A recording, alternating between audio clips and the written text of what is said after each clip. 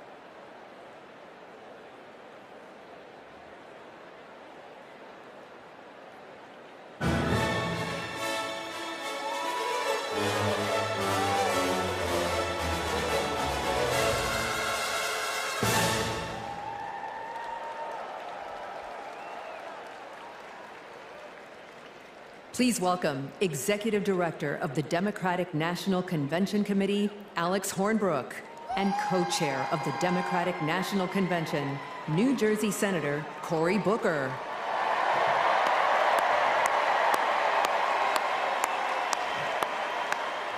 Good evening, everyone. On behalf of Convention Chair Mignon Moore, it is my honor to pass the gavel to Co-Chair Senator Cory Booker. All right, the third session of the 49th Quadrennial National Convention of the Democratic Party will now come to order. Let's party with a purpose.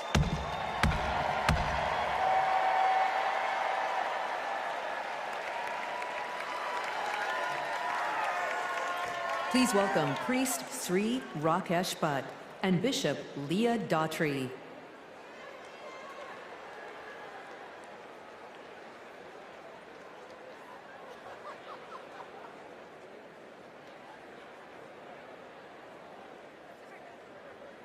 Om samani va akuti samana hridayani vaha samana vastu vo mano yata avassu sahasati. We should be in unison. Let our minds think together. Let our hearts beat as one, all for the betterment of society. May this make us powerful so we can unite and make our nation proud. Paraspara vivadetu vayam panchashatanchate anyai saha vivadetu vayam panchottaram shatam. Even if we have differences, when it comes to the nation, we have to be united, and it moves us towards justice for all. We are one universal family. Vayam sarvepi vasudeva kutumbakaha. Satyameva jayate sarvadahi. Asotoma sadgamaya. Tamasoma jyotirgamaya. Mrutyorma astamgamaya. Truth is our foundation and always prevails. Lead us from unreal to real, from darkness to the light, and from death to immortality. Om Shanti Shanti Shanti.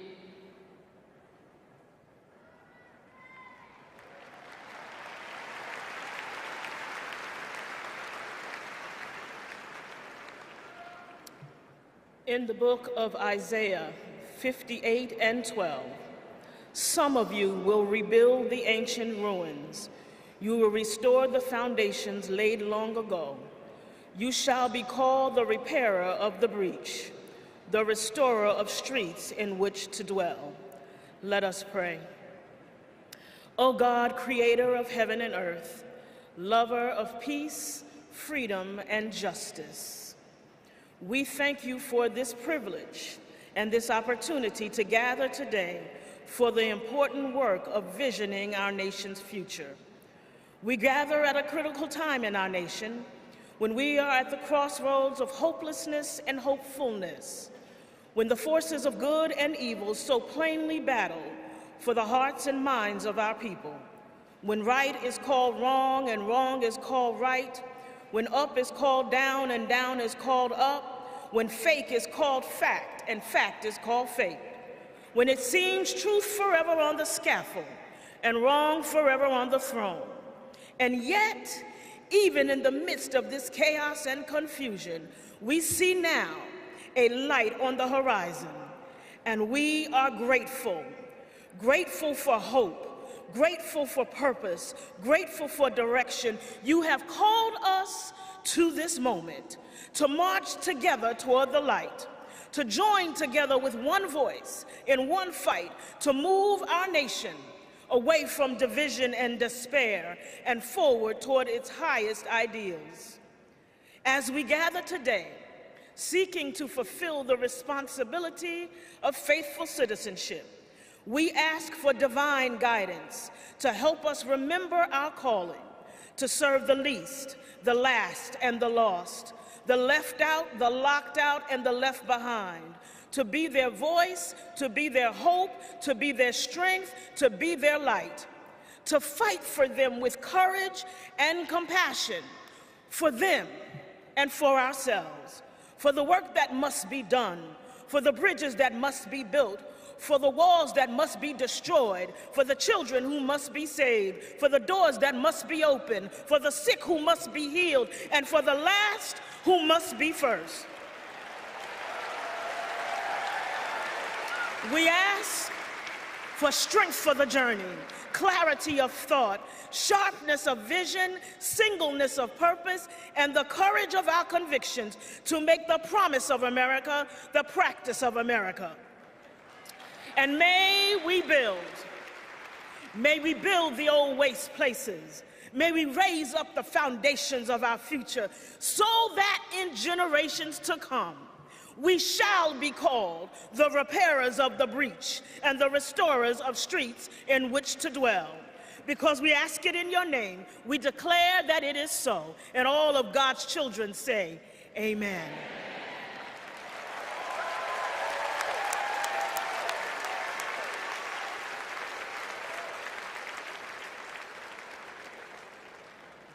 Please welcome Moreland Arts and Health Sciences Magnet School 3rd and 4th graders to lead us in the Pledge of Allegiance. I pledge allegiance to the flag of the United States of America and to the republic for which it stands, one nation, under God, indivisible, with liberty and justice for all.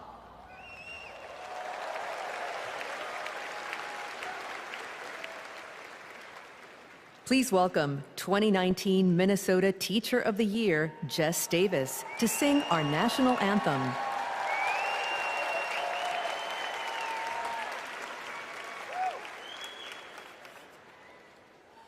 Oh, say, can you see by the dawn's early light what so proudly we hailed at the twilight's last gleaming, whose broad stripes and bright stars through the perilous fight o'er the ramparts we watched were so gallantly streaming, and the rockets red and glare, the bombs bursting in air, gave proof through the night that our flag was still there. Oh, say does that star-spangled banner yet wave o'er the land of the free and the home of the brave?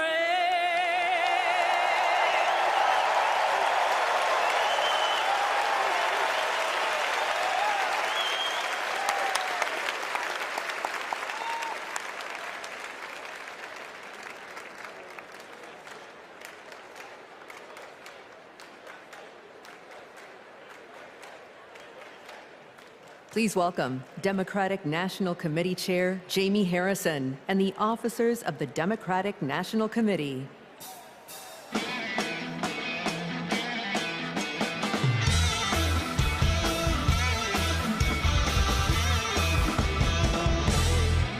Hello, hello. So my friends, for the past 3.5 years, I'm fortunate to have worked with some amazing Democrats to strengthen and rebuild this Democratic Party. Please welcome to the stage several of our DNC officers.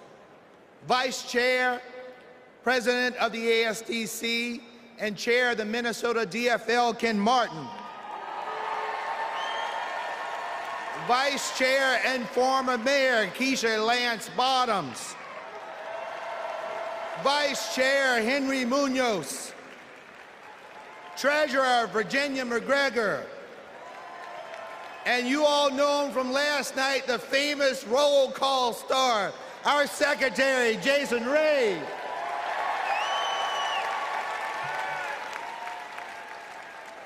Fellow delegates, we now ask that you approve 3 honorary resolutions conveying our appreciation for those in Chicago who have set the stage for this convention's success.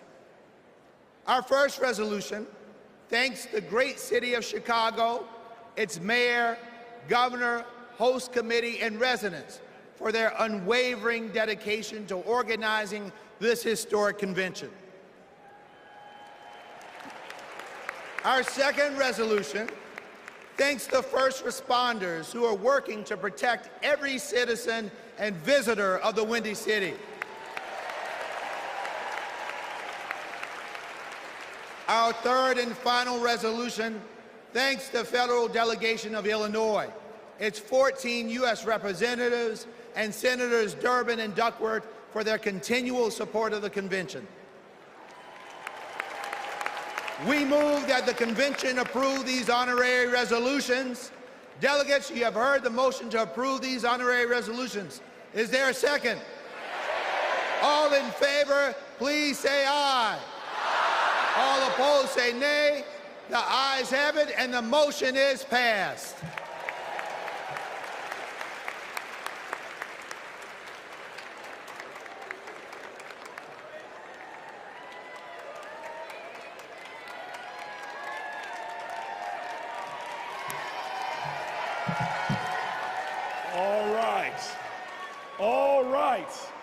All right, y'all, welcome to night 3.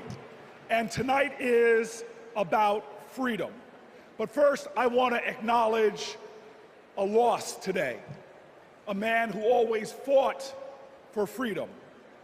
Today, we lost Congressman Bill Pascrell, who passed away early this morning. Now, he's a Jersey legend. He is a powerful pugilist, a Prince of Paterson. He served in our state assembly. He served as our mayor. And for 27 years, he served in Congress. He never forgot where he came from in Paterson. And he never stopped fighting. He could push some pachyderms. He fought for the people.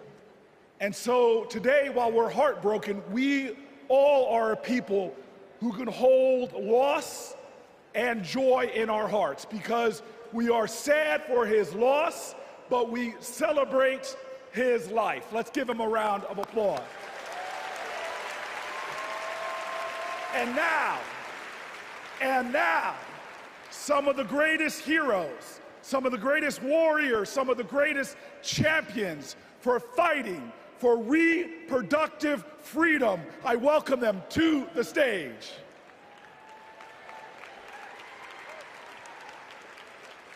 Don't know why, but I feel like In America, women's reproductive rights are in jeopardy. Former President Trump has a record of restricting abortion access and putting women's lives at risk. The government should not have a say on if a woman can choose to have an abortion. As a woman who has personally experienced the life-saving benefits of abortion, I know firsthand how important it is. I want to make sure that access to contraception is not only available, but expanded, and that every person has the right to choose when, where, how, and if they want to start a family. To limit everywhere, it's your body. Don't put someone in office who only wants to control it. This election is about our health care, our rights, and our lives. Let's stand together and vote for a better future. My body, my right. Please vote for Kamala Harris.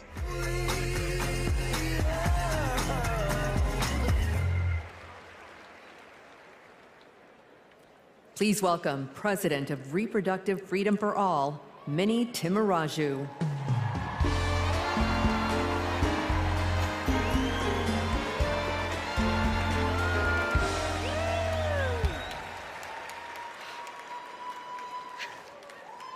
When abortion is on the ballot, we win. In California, Kansas, Kentucky, Michigan, Montana,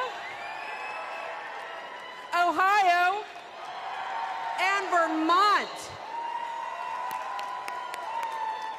Voters sent a message. You come for our rights, we're gonna come roaring back. And it seems like every day another state gets added to the list. So let's hear it for Arizona,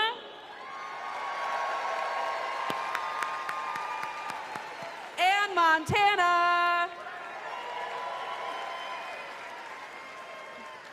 The latest states to announce that the people will get to have their say this November. Because voters who support reproductive freedom, we're not the minority, we're the majority.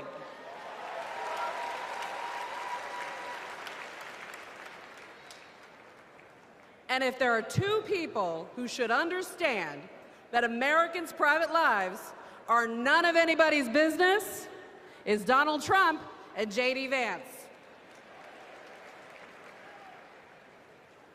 Instead, Trump brags about overturning Roe v. Wade. And if you want to know what he's going to do in office, Google Project 2025.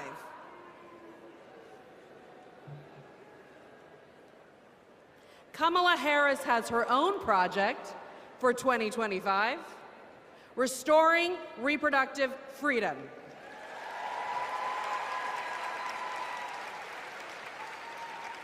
It's simple.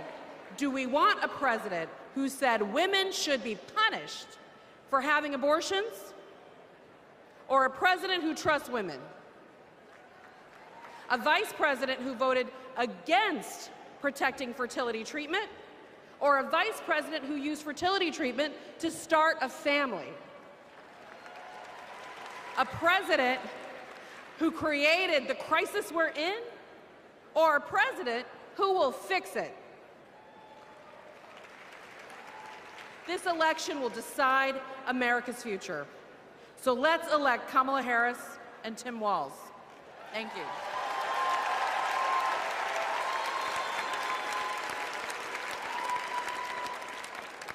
Please welcome President and CEO of Planned Parenthood, Alexis McGill Johnson.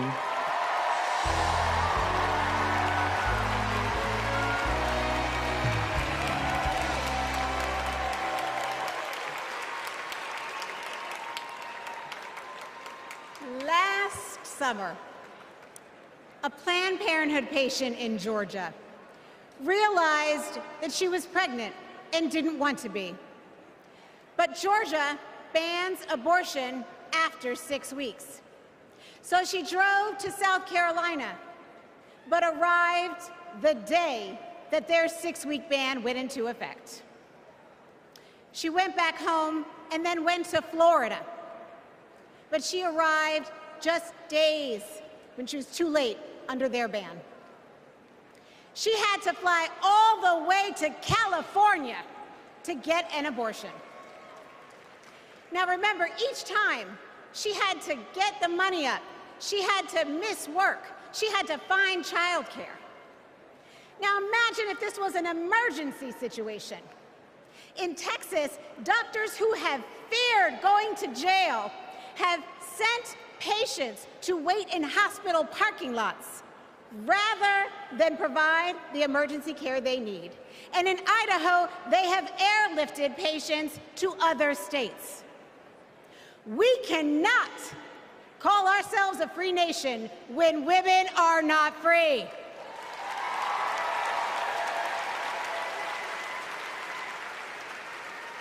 More than 1 in 3 women and nearly half of all Black women live in banned states. Donald Trump wants women to be less free and pregnancy to be more dangerous. But I'm here to tell you, in no way are Donald J. Trump and J.D. Vance more qualified than doctors and women to make these decisions. We decide.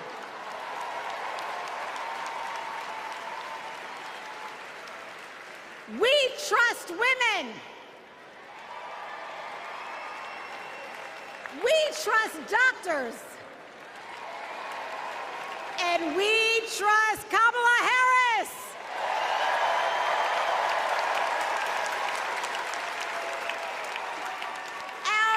Our future is on the ballot. Our bodies are on the ballot. And come November 5th, we will decide this election.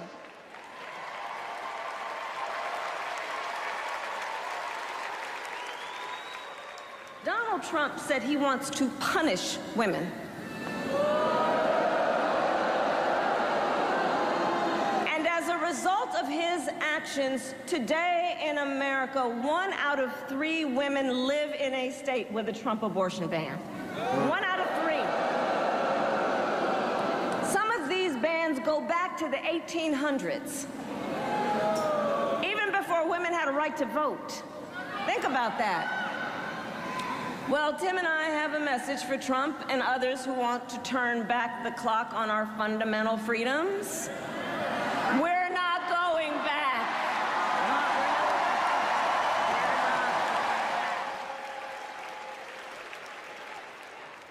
Please welcome former president of Planned Parenthood, Cecile Richards.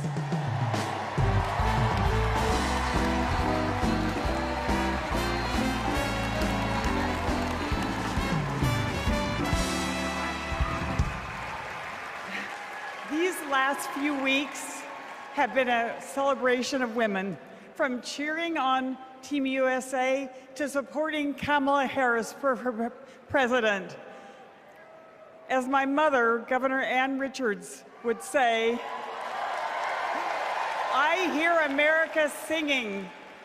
When women are free to make their own decisions about their lives and to follow our dreams, we are unstoppable. But when Roe versus Wade was overturned, a generation of young people lost that freedom. Like Ashley, a 12-year-old rape survivor in Mississippi. Because of her state's abortion ban, she started 7th grade with a newborn. That's the Republican promise of states' rights. Last year, I became a grandmother. And during my daughter's pregnancy, nothing mattered more to me than her health. Politics should never stand in the way of anyone's health care or prevent any family from experiencing the joy my grandson, Teddy, has brought to my life. One day, our children and grandchildren may ask us, when it was all on the line, what did you do? And the only acceptable answer is, everything we could.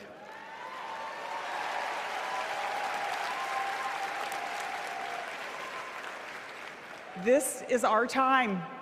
This is our time. So let's go elect Kamala Harris and Tim Walz.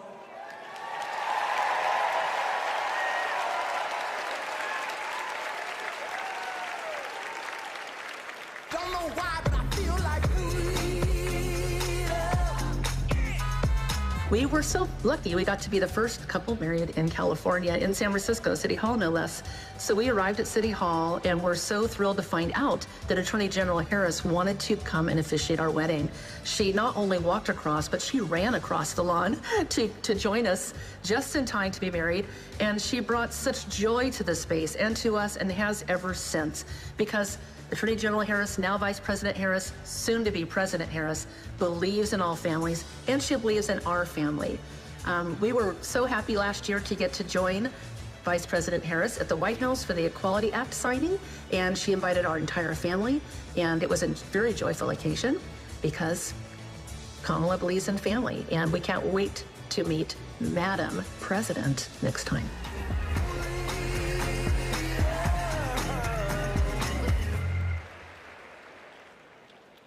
Please welcome President of the Human Rights Campaign, Kelly Robinson.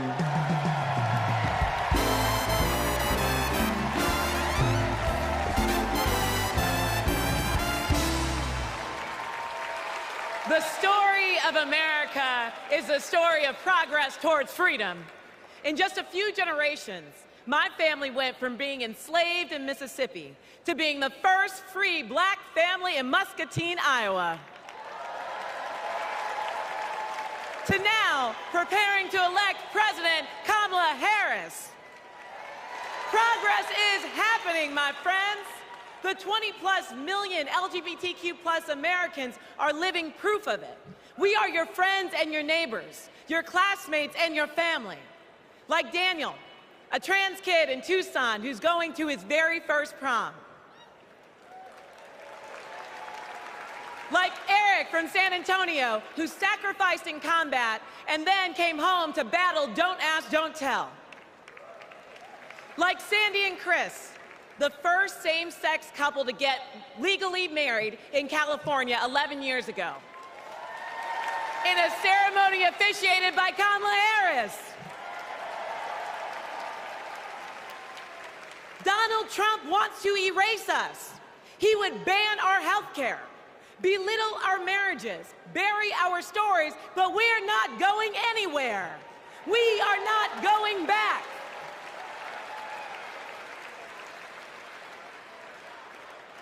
Kamala Harris.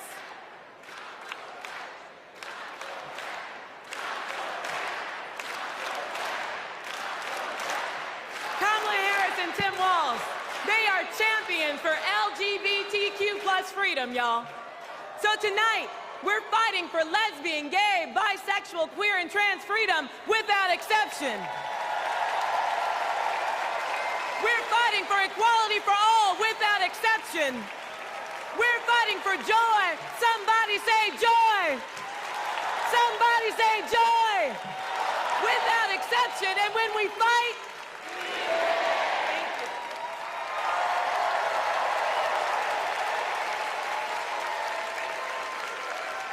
Please welcome President of Emily's List, Jessica Mackler.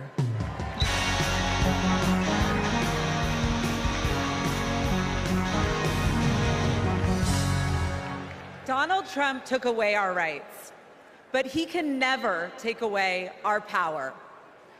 Republican attacks on abortion didn't begin with the end of Roe, and they didn't end there either. Millions of women across this country are living with the devastating consequences of Republican abortion bans. Now comes Project 2025, a blueprint for banning abortion in all 50 states. It would give extremists like Donald Trump and J.D. Vance the power to monitor your pregnancy and even prosecute doctors for mailing abortion medication. Make no mistake, the threat of Project 2025 is very real, but so is our ability to stop it. In 2022, Democrats didn't just run on reproductive freedom, we won on reproductive freedom. And in 2024, we are coming back to the polls to finish the job. In his devastating opinion, Justice Alito wrote that women are not without electoral or political power. And Donald Trump and Republicans are about to find out just how true that is. The opportunity is before us. The power is in our hands, and the time is now.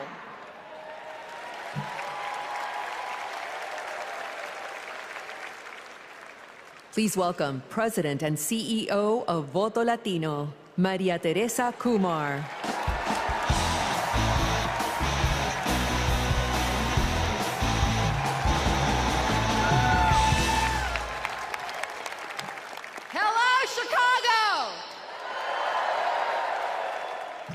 Here's a fact. When Latinos vote, Democrats win. Now, not everyone believes it, so I brought receipts. We flipped Nevada and Colorado in 2008. We delivered in 2020.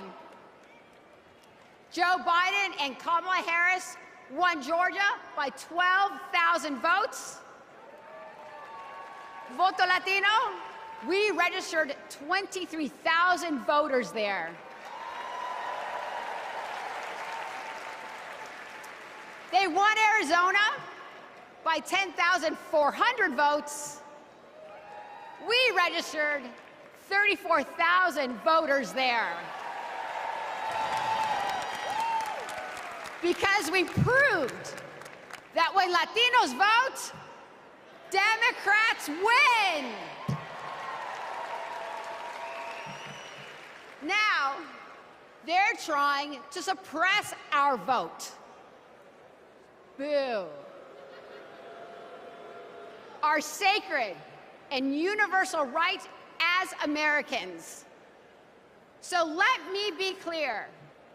Voto Latino has registered 1.5 million voters.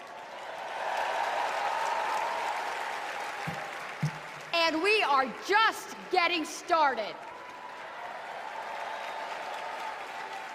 Because since 2020, 4 million young Latinos have become eligible to vote this election. And I couldn't be prouder because we are registering them faster than any time in our history. This year, we will prove it again. When Latinos vote, you guys got the memo.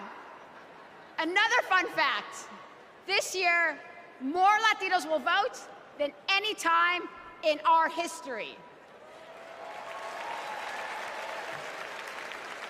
So that means, sí se puede, se está haciendo, sí se puede. So that means that together, we will make history and elect Kamala Harris president. Vota!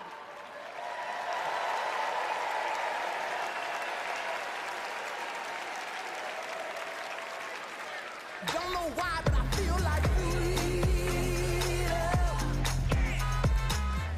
My name is Scott from Tennessee. I'm a former Trump voter. My name is Matthew. I'm from Pennsylvania, and I'm a former Trump voter. My name is Mike. I live in southeastern Pennsylvania, and I am a former Trump voter. The main reasons why I won't support Donald J. Trump for president again starts with his chaotic behavior. He doesn't care about me. He doesn't care about my family. He doesn't care about working people. 34 counts, felony counts that he was found guilty of. That's not who we want running our country. Trump scares the hell out of me. 2024 will be the first time that I have not voted for a Republican. I will be proudly voting for Kamala Harris.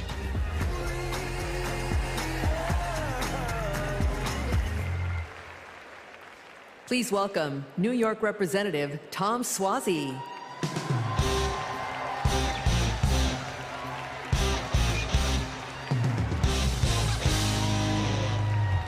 I'm Tom Suozzi, and early this year, I flipped the seat from red to blue.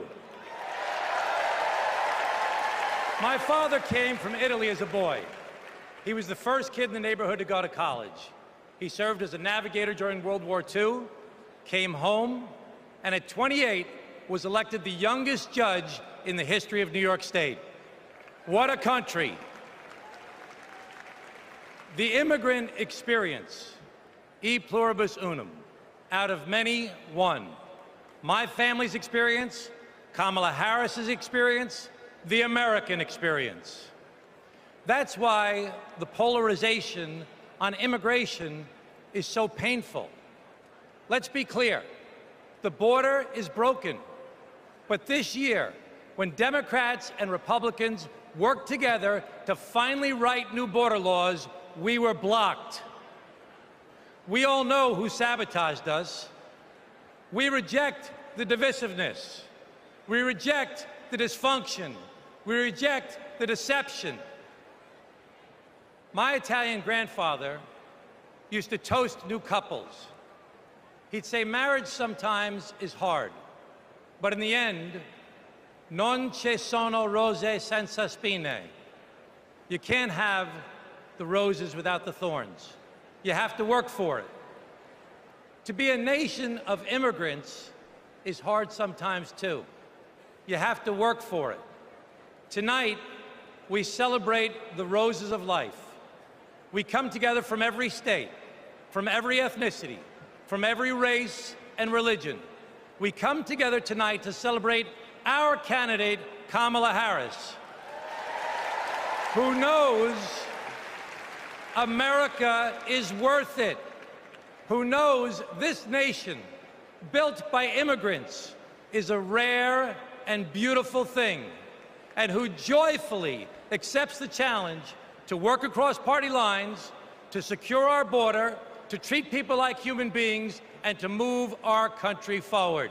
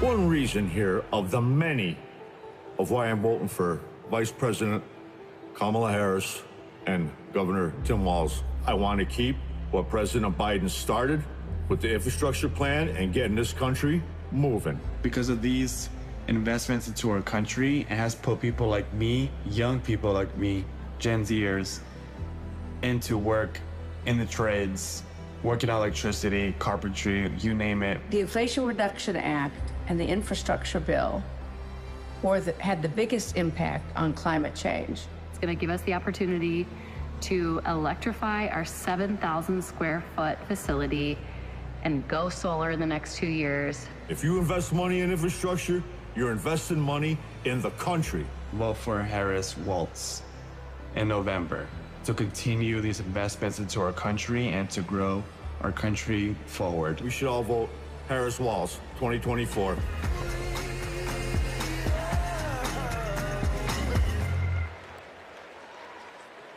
Please welcome Cincinnati Mayor Aftab Pureballs and Milwaukee Mayor Cavalier Johnson.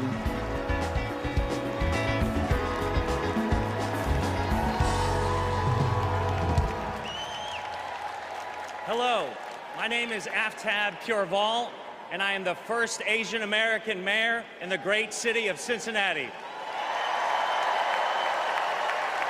As a Tibetan refugee, my mom believed deeply in the promise of America.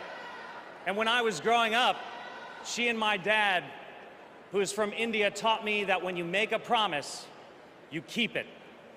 For years, politicians came through my city and promised to fix the Brent Spence Bridge, which connects Ohio to Kentucky. Donald Trump was one of them. He did what they all do, press conference here, photo op there, but nothing changed until Kamala Harris and Joe Biden. Joe Biden told Cincinnatians, we're gonna fix that damn bridge.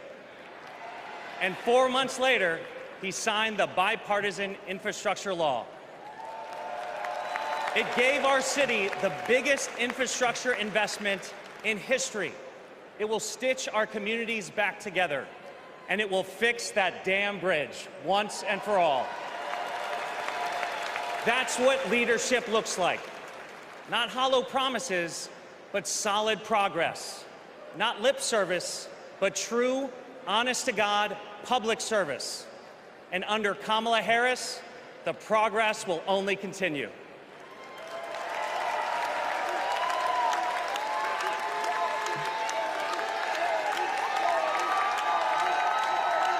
I'm Milwaukee Mayor Cavalier Johnson from the great state of Wisconsin.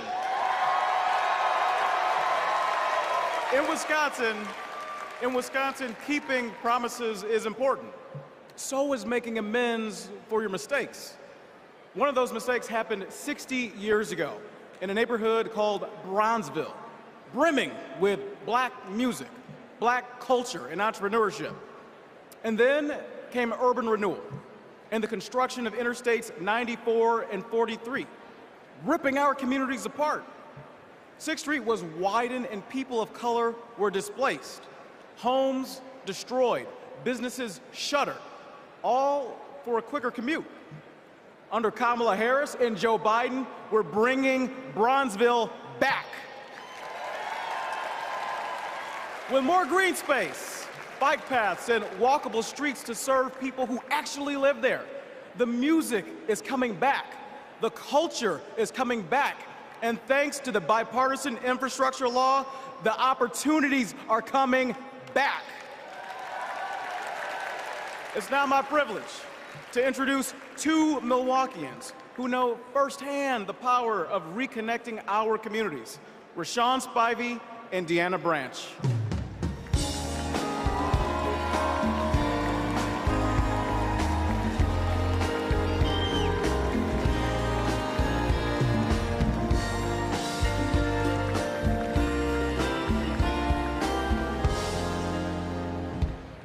My name is Deanna Branch, and I'm an advocate and mom from Milwaukee. When my son, Aiden, was 2, he was hospitalized due to high levels of lead in his blood. Lead was everywhere, in our pipes, in our paint, and in our soil. President Biden and Vice President Harris passed the bipartisan infrastructure law. It's removing lead pipes from communities like ours. As president, Kamala Harris will make sure everyone can drink clean water and be, in Aiden's words, lead-free superheroes.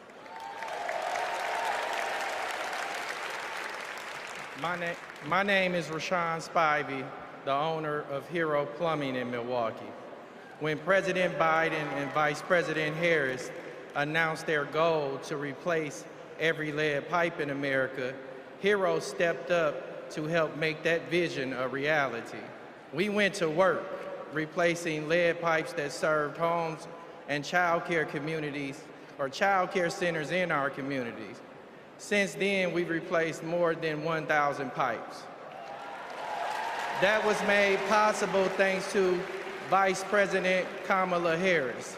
And when she visited Milwaukee 2 years ago, I got to show her our work up close.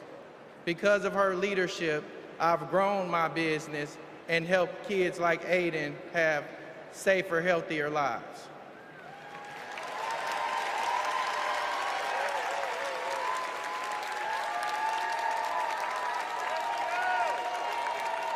Don't know why, but I feel like Vice President Harris came and visited my restaurant. She understands immigrant-owned businesses. She understands women-owned businesses. She understands the important role of small businesses and sees business owners not just as the backbone of our economy, but as community leaders. She has a proven track record of advocating for policies that support small businesses and push for economic equity. The sueño americano está vivo. The American dream is alive. The last 4 years have been positive, and we've experienced growth.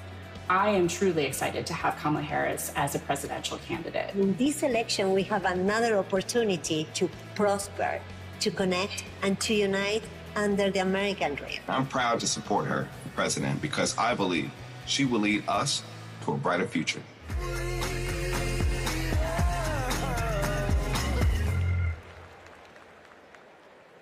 Please welcome Delaware Representative Lisa Blunt Rochester.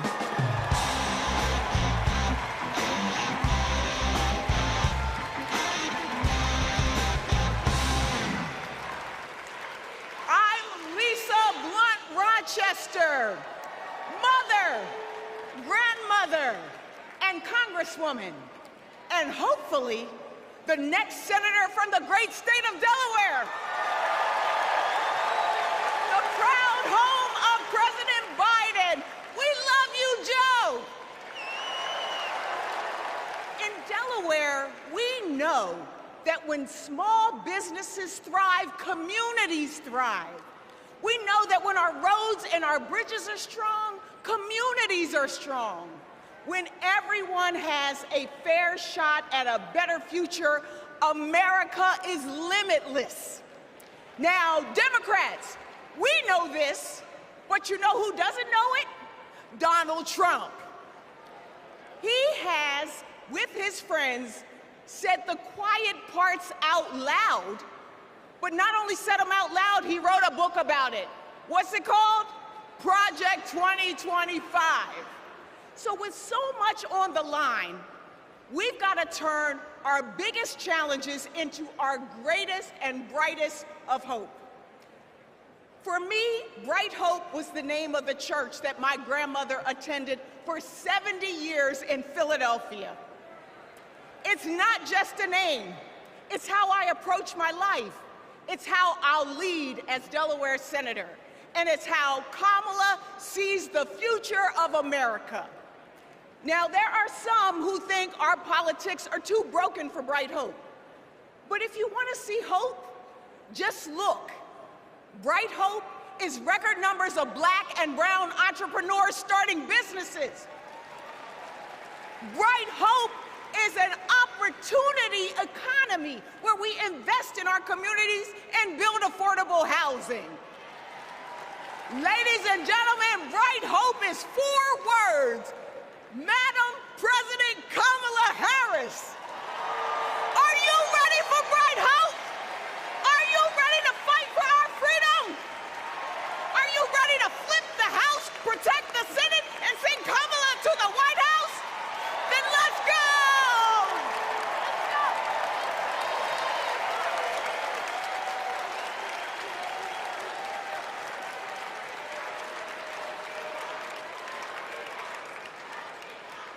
Wow. Wow. Oh my gosh. Lisa Blunt Rochester, know that name. Know that name. My friend, my sister, and soon to be our senator. I can't wait to work with her in the Senate. But next, we're going to hear more about the ongoing fight for reproductive freedom. This is a fight that affects every single American, no matter where you live, so-called blue states or red states. If Donald Trump has his way, he's going to push through their extreme agenda. Project 1825. I'm sorry. I roll that back. I got that wrong. Project 1925. Oh, I'm sorry. Project 2025. That poisonous agenda where every single state will be in a state of crisis. So let's hear more from leaders who are fighting back.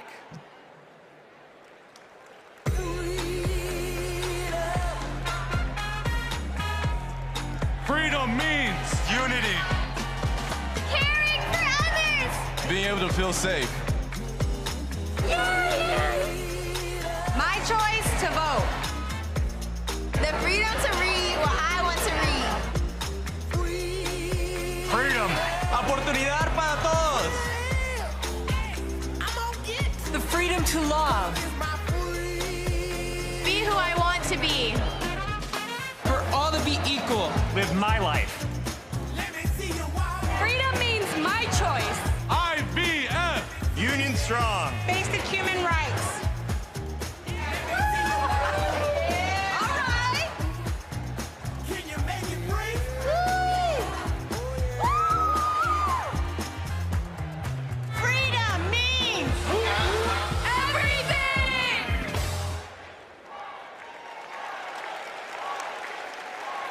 Please welcome New York Representative Grace Meng.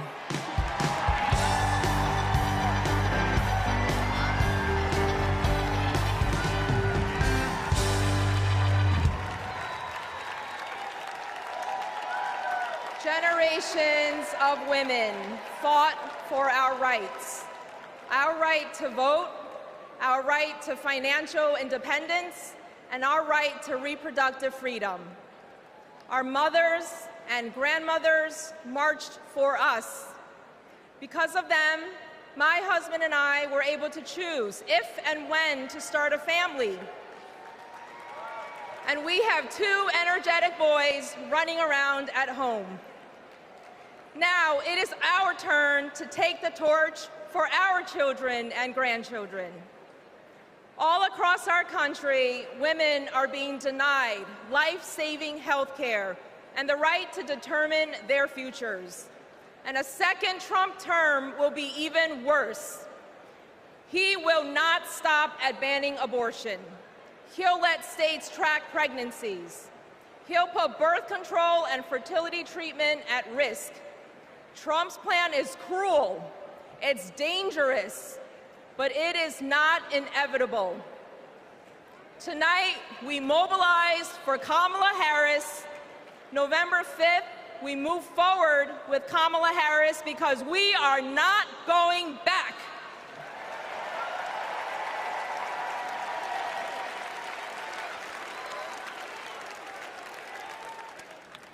Please welcome Colorado Governor Jared Polis.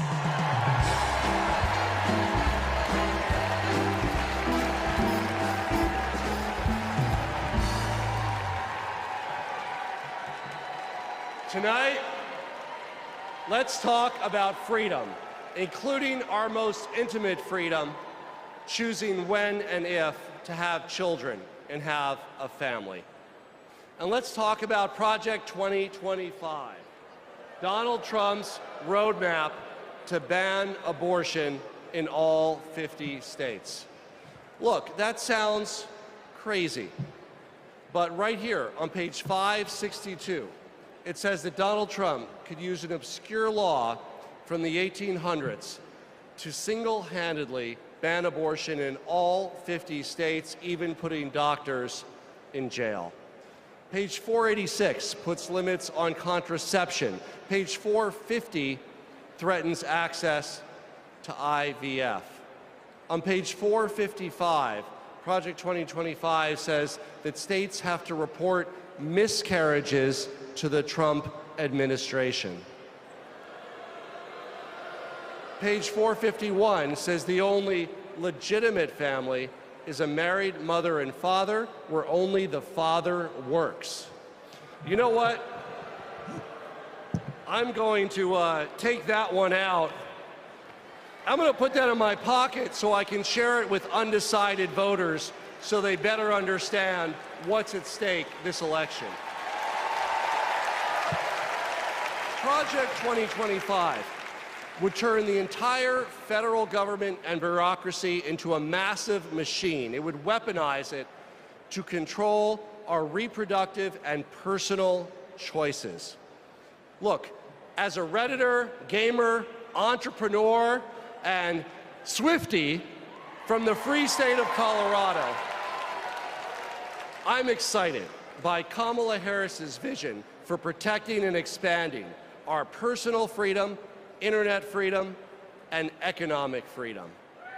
Democrats welcome weird, but we're not weirdos telling families who can and can't have kids who to marry or how to live our lives. These Project 2025 people, like Trump and Vance, are not just weird, they're dangerous. They want to take us backwards, but we aren't going back, like ever, ever, ever.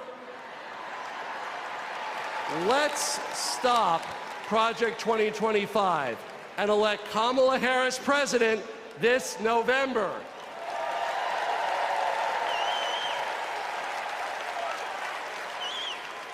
Please welcome Florida Representative Debbie Wasserman Schultz.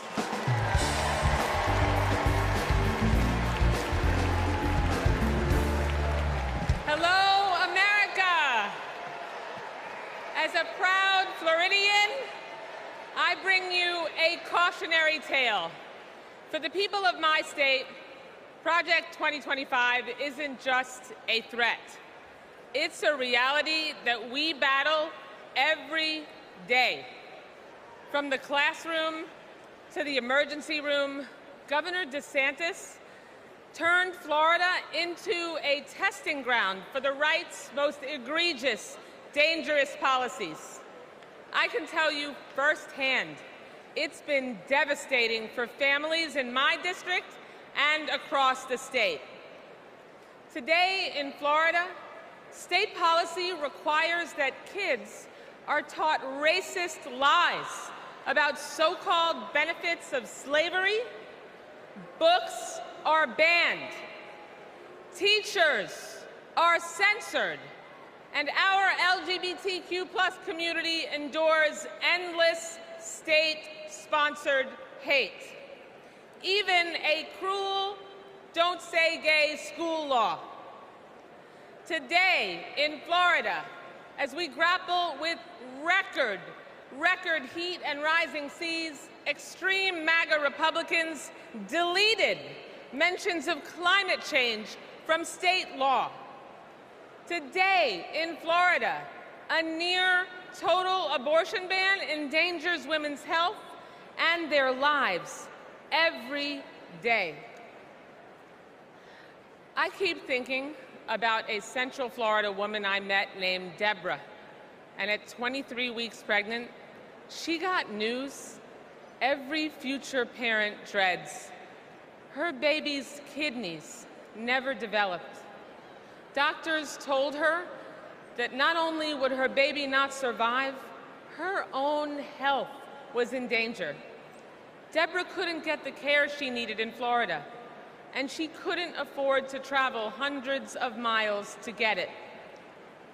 She had no choice but to carry her son Milo to term, only to watch him die in her arms 2 hours later. This is Project 2025 in practice.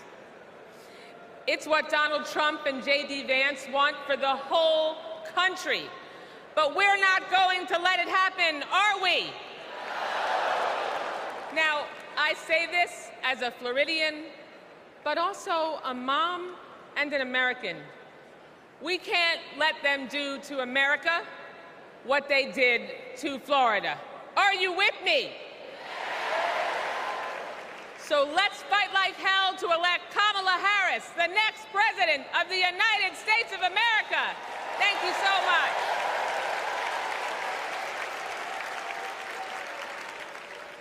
Please welcome Chair of the Democratic Congressional Campaign Committee, Susan DelBene.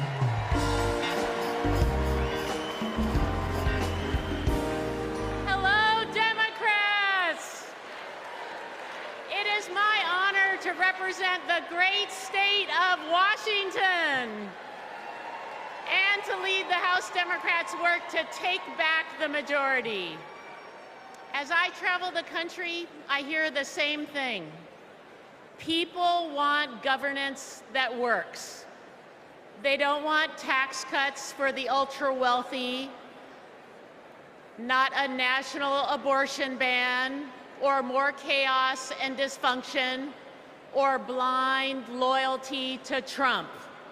In other words, they don't want Republicans in charge. We're here because we need to elect Vice President Harris and Governor Walz. And giving them a Democratic Congress is how we turn promises into progress. A Democratic majority means lowering costs and growing the middle class, expanding the child tax credit and making it permanent, protecting reproductive freedom, and yes, a Democratic House means Speaker Jeffries will certify the 2024 election. We need just 4 more seats to take back the majority. The good news is we have fantastic candidates in winnable districts all across the country. In battleground states like Michigan and Arizona, in blue states like New York and California, and even in states like Iowa and Nebraska. And we're going to make history by picking up a seat in the state where I was born, Alabama. In 2022, we came within 7,000 votes of the majority. So it's within our power to win these critical races. This election is about our rights, our freedoms, our democracy, and our future. So let's get out the vote. Let's take back the House. Let's make Hakeem Jeffries our next speaker. And let's send Kamala Harris and Tim Walz to the White House. Thank you.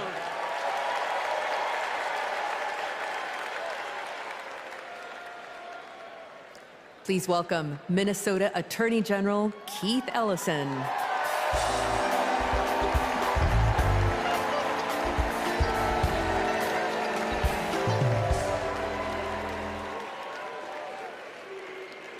Friends, I'll never forget when I first saw the video of the murder of George Floyd. I was heartbroken. I was angry.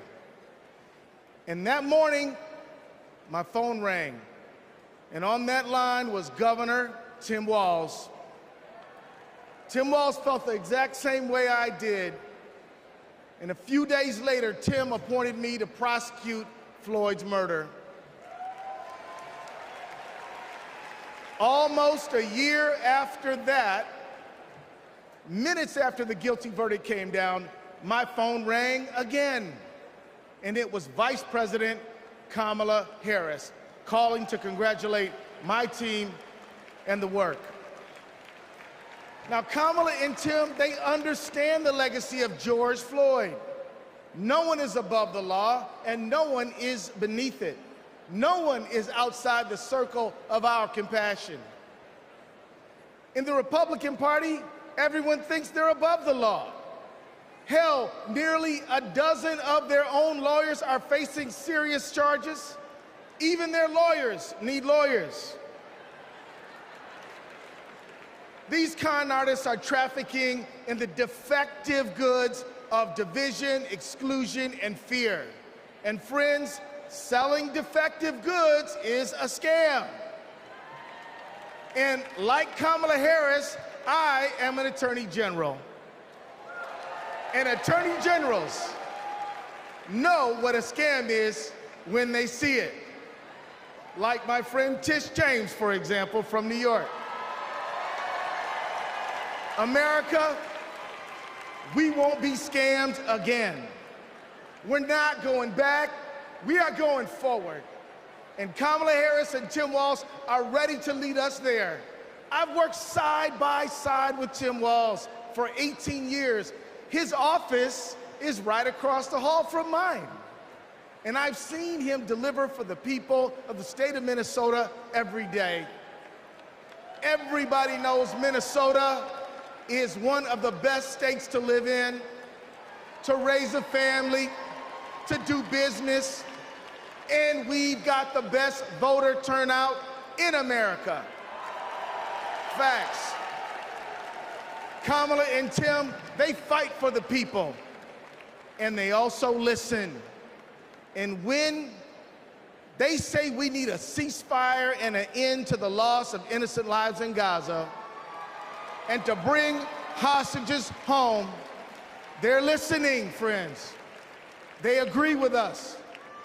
There are people watching tonight, and maybe even here tonight, who aren't sure yet about Kamala Harris and Tim Walz.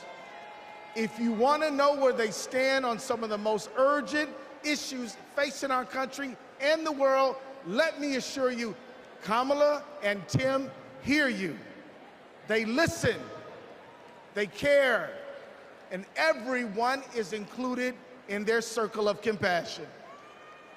They believe that everybody counts and everybody matters. Let's put a stop to the scam of Donald Trump once and for all, and let's put Kamala Harris and Tim Walz in the White House. Let's go win.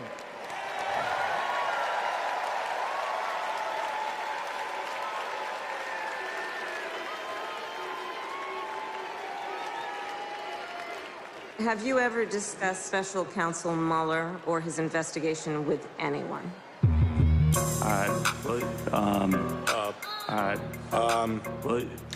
Could you repeat that question? Has the president or anyone at the White House ever asked or suggested that you open an investigation of anyone? Yes or no, please, sir?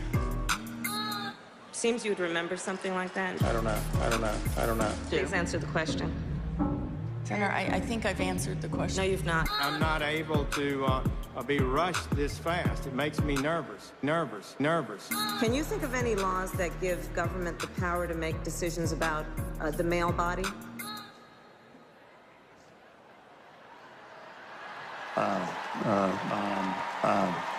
I'm not thinking of any right now.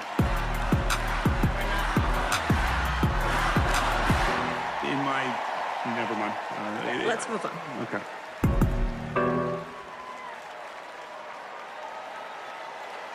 Please welcome Michigan Attorney General Dana Nessel.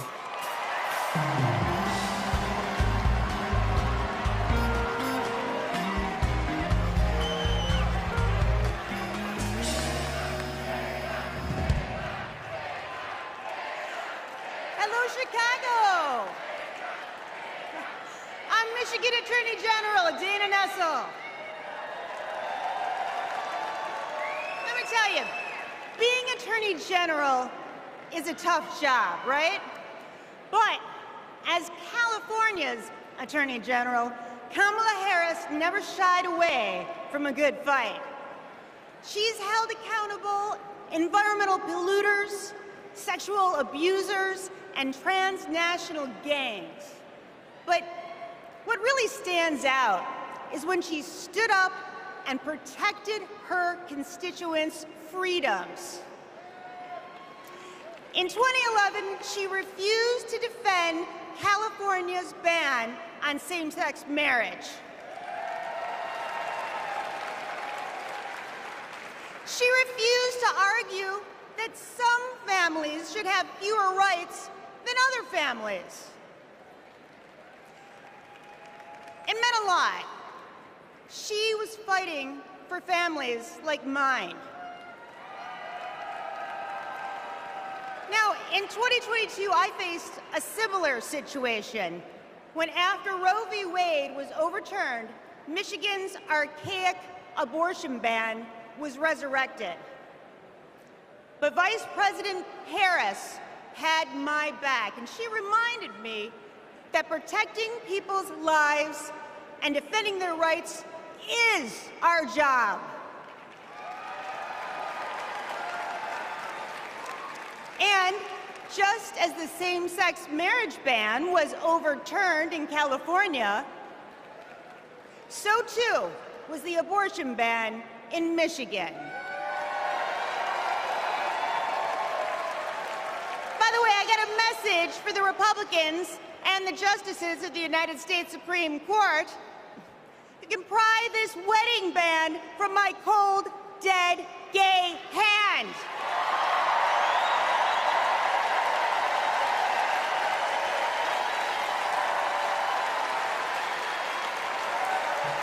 And I'm retaining a lot of water, so good luck with that. Look, I know that whether she's Attorney General or President of the United States, Kamala Harris will always be in our corner. Now, America, you get to be the judge. Do we go back to the corruption, criminality, and chaos of Donald Trump? Or do we move forward with Kamala Harris? We know when she takes an oath to preserve, protect, and defend the Constitution, she's actually read it.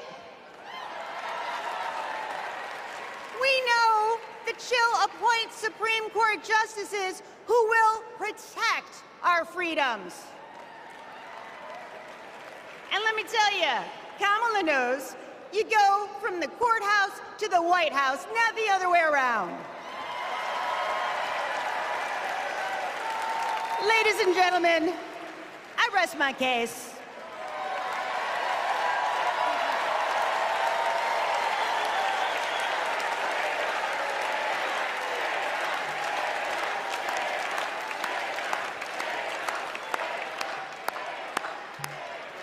Wow. Wow. I just want to say thank you, Attorney General Nessel.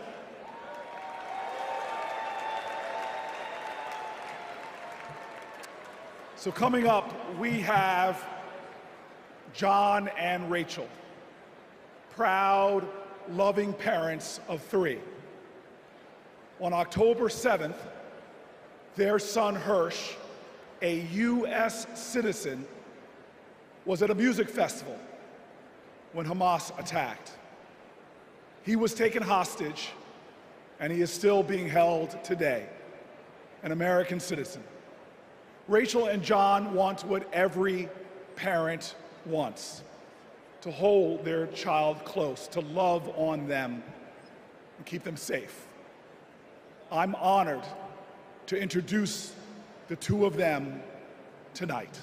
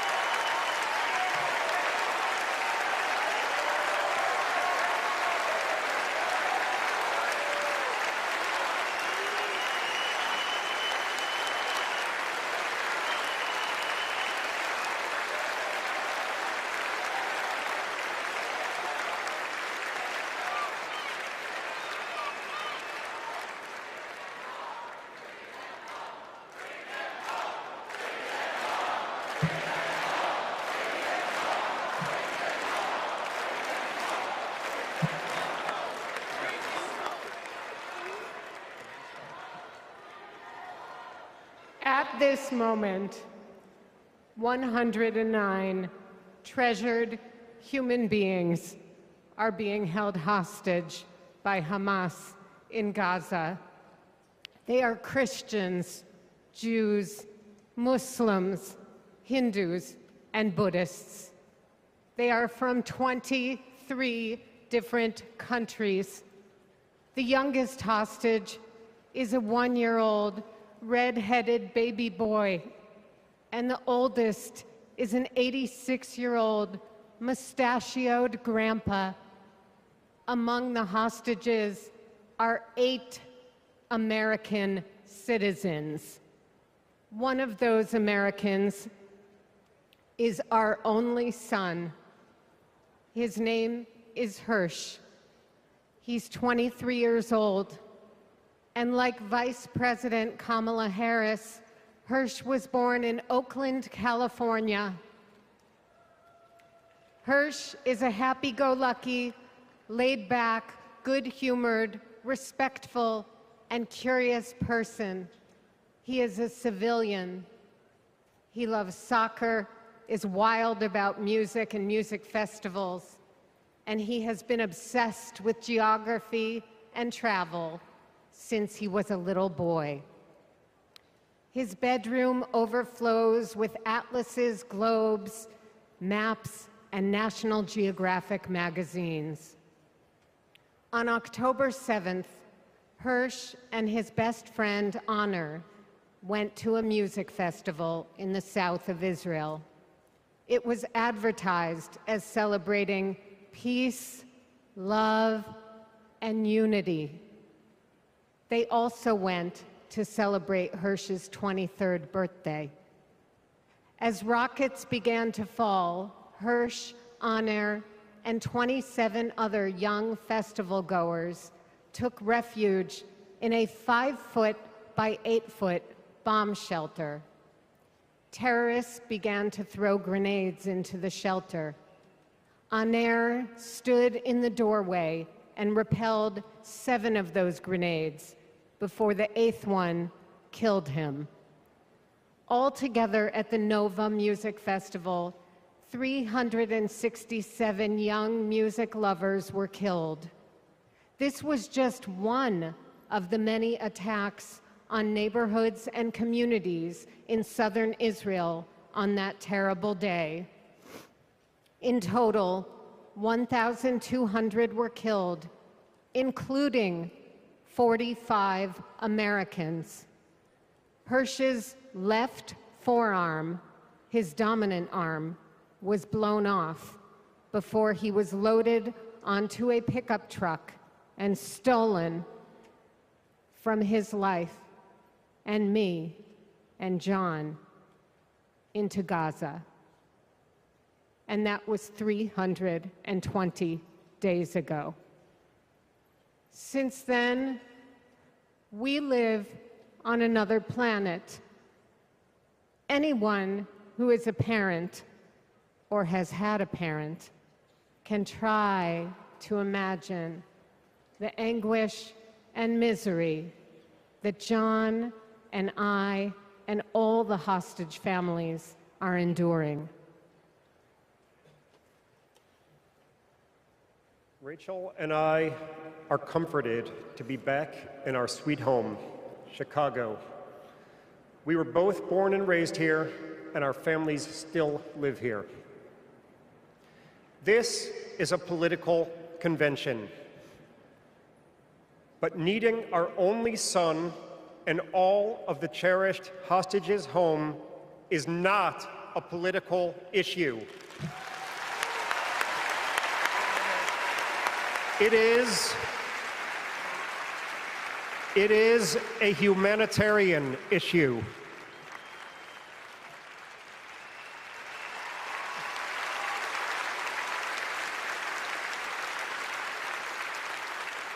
The families of the American 8 hostages meet every few weeks in Washington. We're heartened that both Democratic and Republican leaders demonstrate their bipartisan support for our hostages being released. We've met with President Biden and Vice President Harris numerous times at the White House. They're both working tirelessly for a hostage and ceasefire deal that will bring our precious children, mothers, fathers, spouses, grandparents, and grandchildren home, and will stop the despair in Gaza.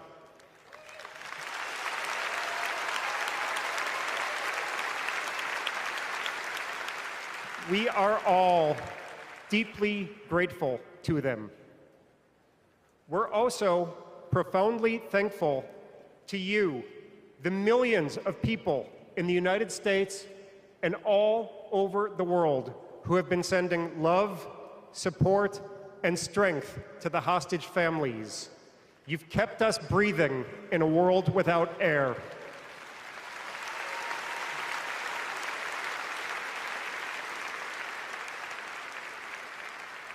There is a surplus of agony on all sides of the tragic conflict in the Middle East. In a competition of pain, there are no winners.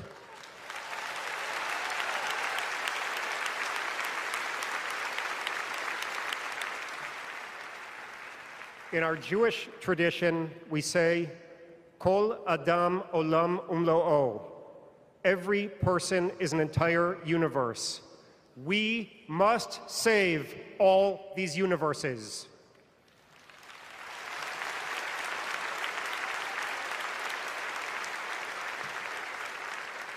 In an inflamed Middle East, we know the one thing that can most immediately release pressure and bring calm to the entire region.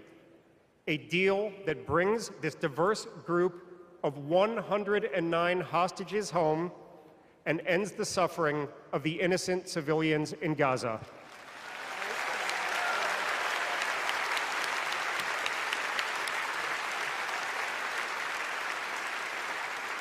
The time is now.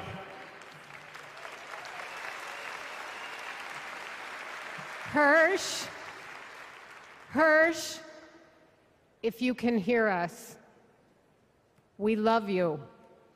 Stay strong. Survive. Bring them home.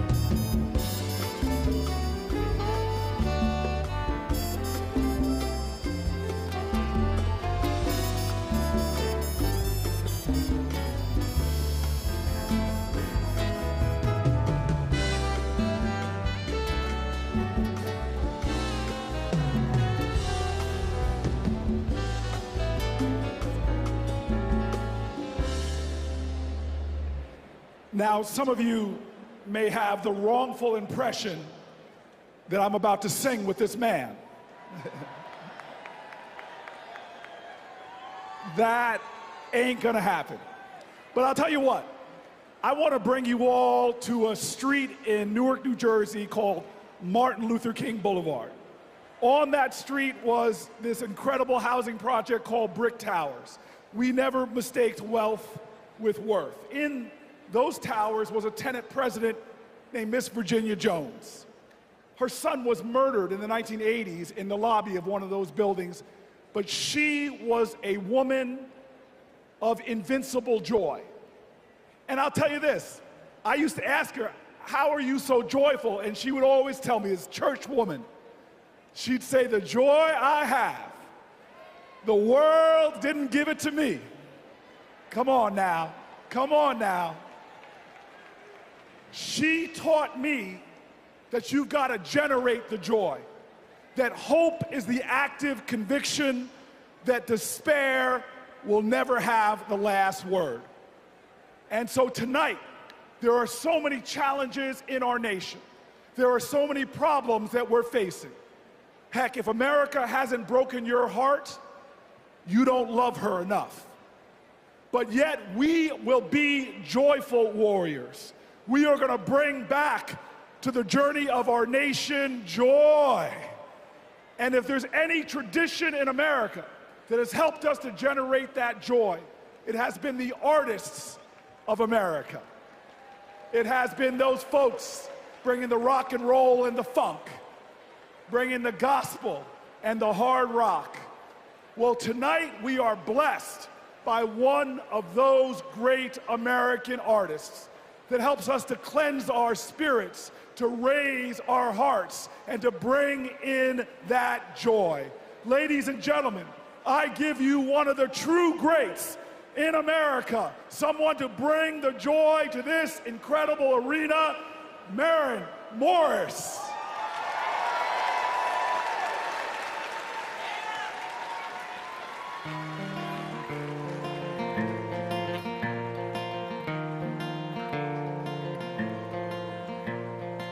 If you don't like it, get the hell out. That's what they yell when I open my mouth. A stick is a stick, a stone is a stone, but who's gonna care if I don't? Who's gonna change if I won't? When time turns this moment to dust, I just hope that I'm proud of the woman I was. When lines of tomorrow are drawn, can I live with the side that I chose to be on? Will we sit on our hands, do nothing about it? Or will we leave this world better than we found it?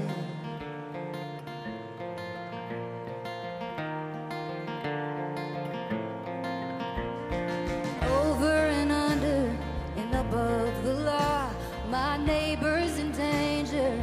Who does he call when the wolf's at the door? What would you do? Shouldn't we try something new? We're over a barrel and at the end of one too. When time turns this moment to dust, I just hope that I'm proud of the woman I was.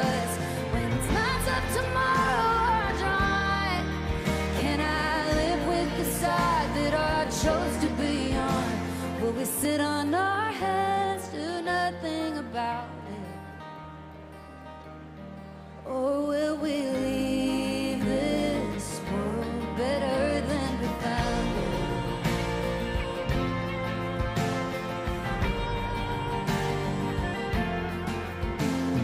America, America, divided we fall. America, America, God save us all from ourselves and the hell that we built for our kids. America, America, we're better than this. When time turns this moment to dust, I just hope my son's proud of the woman I was.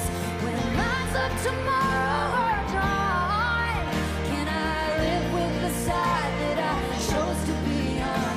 Will we sit on our hands, do nothing about it? Can we leave this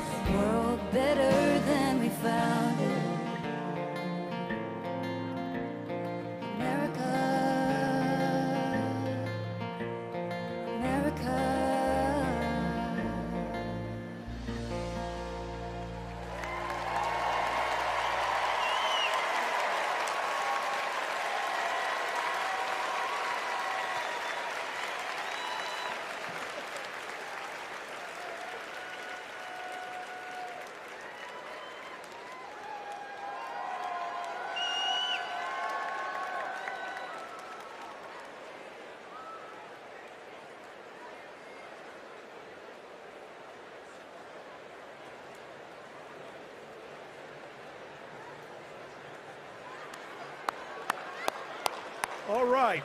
You know what? I'm inspired. Maybe I will sing a song. To Donald Trump, a little B.B. King classic, The Thrill Is Gone.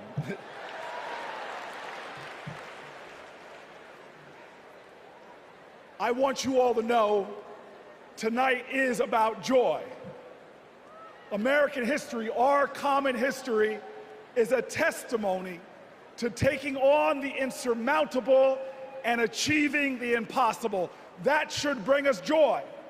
Our progress never ever came easy. But in America, we do hard things. We built labor unions and small businesses. We created great public education and world-changing innovation. We nurtured the best athletes and artists humanity has ever seen, and we kept the promise of Medicare and Social Security for our seniors. Look at who we are. Against bigotry and hate, we advanced equal rights for all Americans. Civil rights, workers' rights, LGBTQ rights, reproductive rights, the right to marry who you love, the right to be free.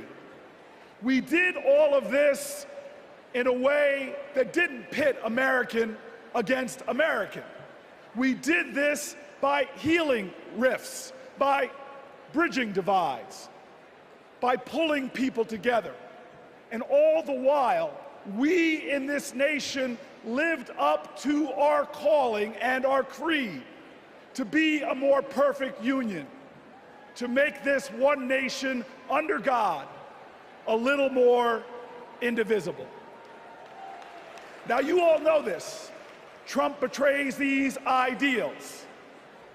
He viciously attacks Democrats and Republicans. His put-downs know no shame. John McCain's military service, Nikki Haley's heritage, women, people with disabilities, trans people, our veterans. He is indiscriminate in his put-downs. His is the politics of smear and fear, not inspiration and elevation. Donald Trump speaks more of American carnage than American compassion. But in America, you can't lead the people if you don't love the people. All the people. Now, our nominees, Kamala Harris and Tim Walz, they bring the joy. Think about it. They're descendants of immigrants, shopkeepers, slaves, educators, people who faced pain with perseverance, people who met hate with love. They are the living dreams of their ancestors. But look in this arena, look around you right now.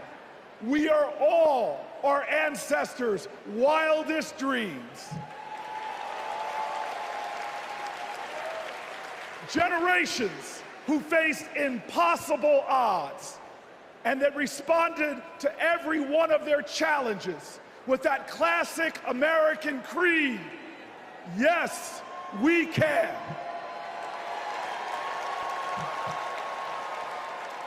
So there are doubters out there.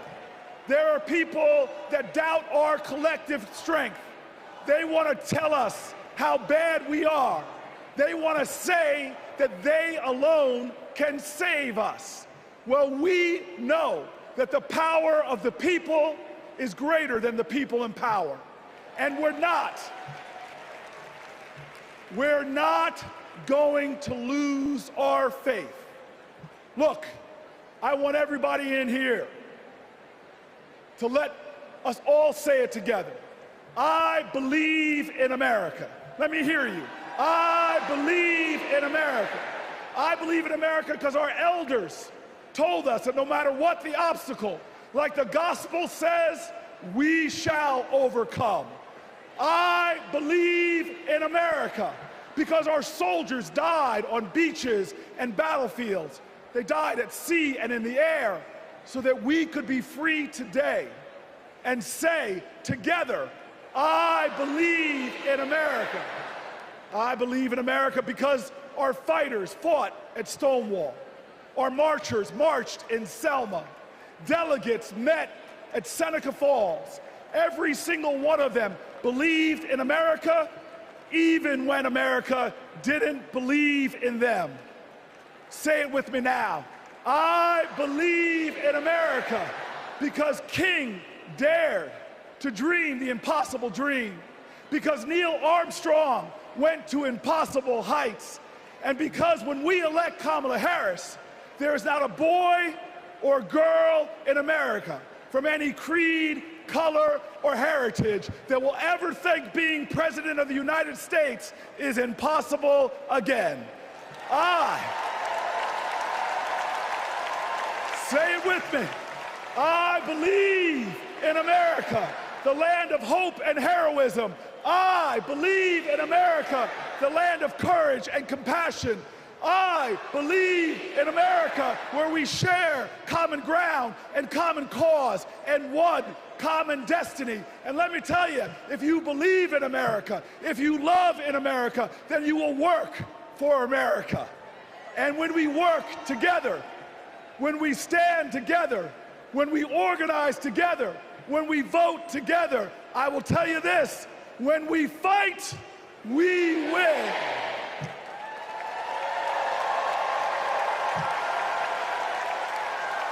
Ladies and gentlemen, Veronica Escobar.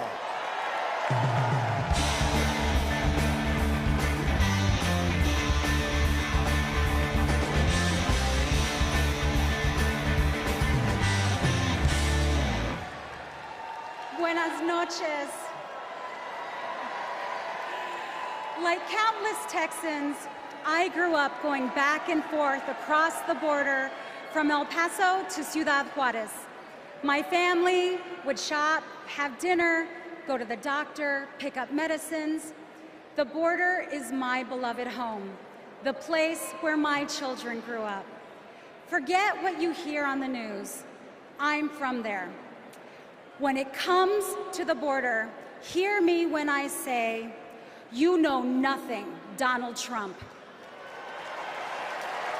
He and his Republican imitators see the border and immigration as a political opportunity to exploit instead of an issue to address. Congress hasn't passed comprehensive immigration reform in nearly 4 decades. The 3 times they tried, Republicans blocked legislation that would have funded border security and created a more humane immigration system. They are not serious people. You know who is serious? Kamala Harris. I met the Vice President when she visited El Paso. I saw firsthand how she engaged with law enforcement, migrants, and human rights advocates. She was curious, she asked questions, she listened, and she didn't care if the cameras were on. Most of all, she recognized that the situation at the border is complicated, as filled with opportunities as it is with challenges. All Republicans have to offer is demonization and bluster. Democrats have solutions. With Kamala Harris as president, we can live up to the promise of America. We can strengthen legal pathways to immigration. We can secure our borders, and we can treat with dignity those who seek a better future within them.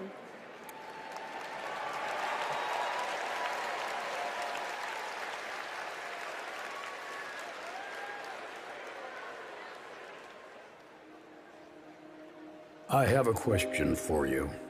Who really wants a solution at our border? Our administration worked on the most significant border security bill in decades. Some of the most conservative Republicans in Washington, D.C. supported the bill. Even the Border Patrol endorsed it. And that bill included thousands of new border agents and personnel, new technology that can detect and stop fentanyl, more judges, and faster asylum processing. For the first time in decades, a chance at a real bipartisan solution. But at the last minute, Trump directed his allies in the Senate to vote it down. They're blaming it on me. I said, that's okay, please blame it on me, please.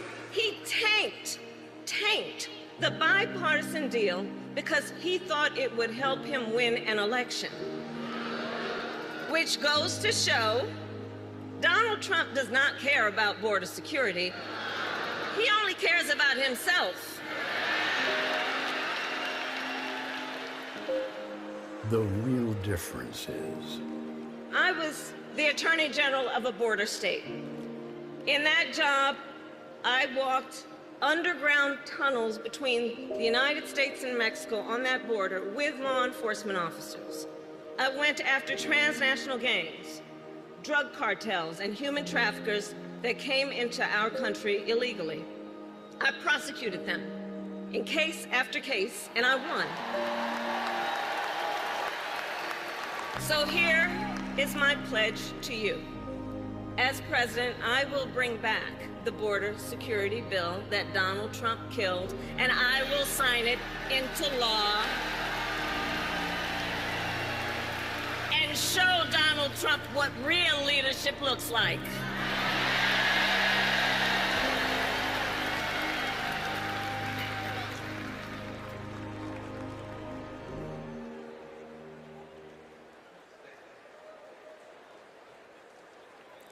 Please welcome Connecticut Senator Chris Murphy.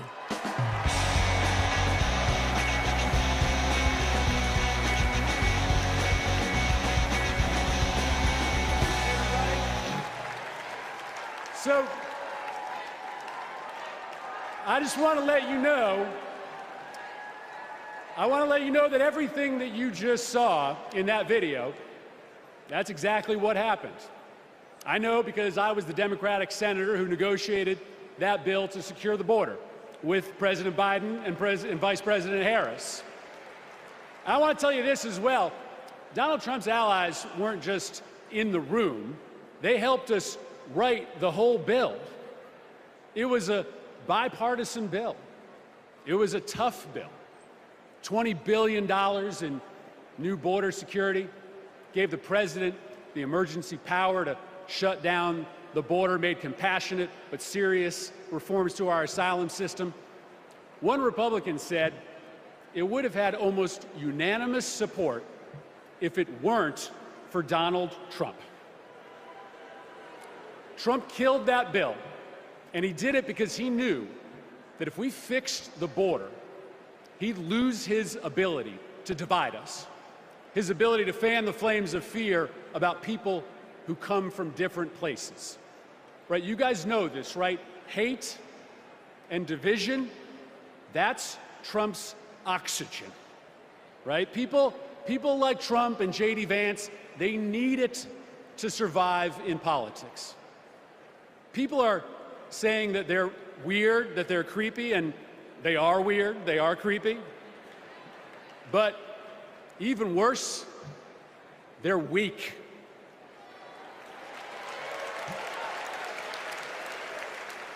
Kamala Harris is not weak.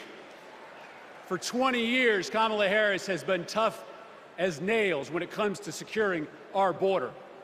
When she was a California prosecutor, she went after drug smugglers, human traffickers. She put 100 gang members away in a single sweep.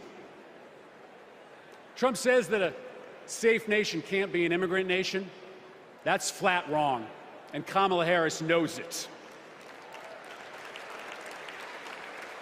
She knows this too. Engraved on the Statue of Liberty is a poem. The last line reads, "I lift my lamp beside the golden door." For generations, that lamp has called people to start a brave new life in America. My ancestors, your ancestors, and the parents of the next President of the United States of America. Kamala Harris knows that we can be a nation of proud immigrants and a nation of strong immigration laws. That's why when she's president, she will bring that border bill back, and Kamala Harris is going to pass it.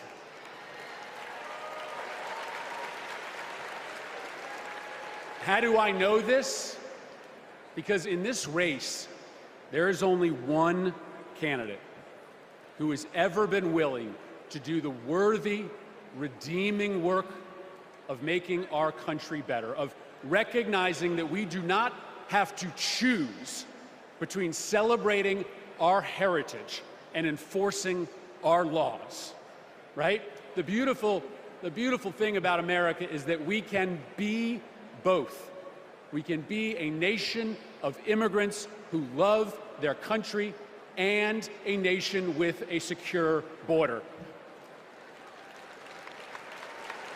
And there is only one candidate who can deliver that vision of America, and it's Kamala Harris. Thank you very much, Democrats.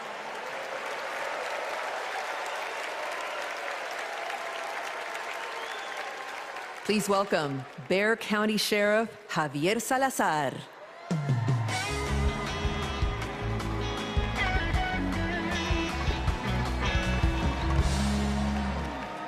On the other side of the border, the traffickers, they pack migrants into 18-wheelers like cattle, 50, 100 at a time.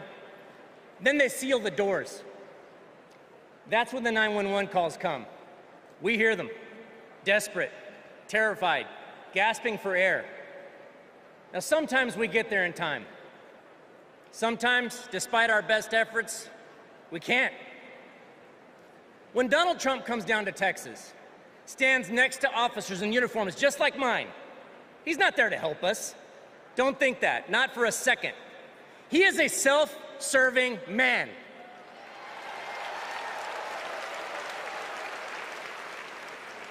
I mean, look, just like when he killed the border bill, he just made our jobs harder. Now, Kamala, on the other hand, has been fighting border crime for years. She's gone down to Mexico and worked to stop the traffickers. And when the traffickers didn't stop, she put them in jail. Now, down in my neck of the woods, we call that fooling around and finding out. I may be paraphrasing a bit. We protect them. Now, the border sheriffs that I know, right, and we're like Kamala. We protect and serve. We enforce the law. We show compassion. And we fight like hell to protect our border. Because as we've always known in Texas, cuando luchamos, ganamos. When we fight, we win.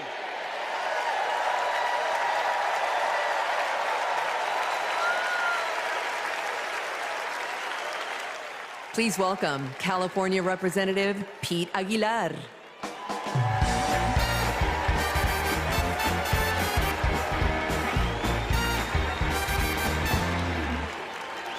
I'm Pete Aguilar, chair of the Democratic Caucus.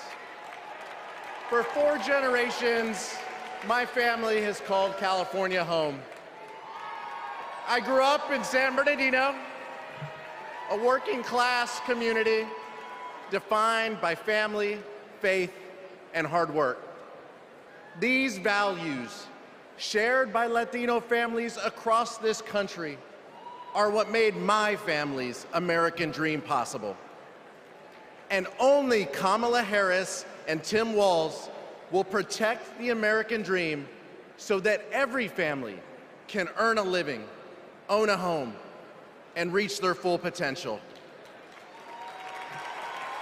This is a vision for America that Donald Trump will never understand.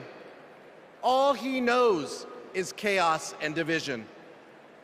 He talks about tearing American families apart, pitting neighbor against neighbor, community against community. Compare that to what Kamala Harris has done as vice president. Almost 500,000 people who live here and are married to a U.S. citizen can now apply for lawful permanent residents. DACA recipients who graduated college have easier access to work visas. And we would have much more security at the border if Donald Trump hadn't tanked the bipartisan bill. Folks, we don't have to choose between a secure border and building an America for all.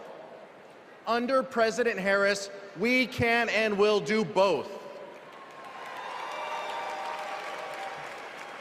As a prosecutor, she took on transnational gangs and cartels. As president, she will fight for pathways to citizenship. And I can tell you, as the highest-ranking Latino in Congress, our community understands the stakes in this election because we believe in the promise of this country. We believe our nation is stronger when we keep families together.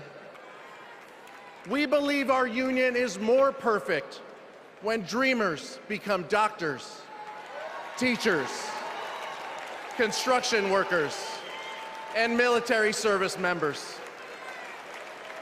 Latinos believe in that American dream and a brighter future.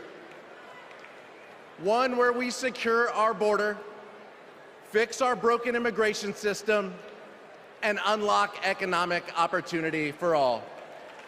And together, we will win. Thank you.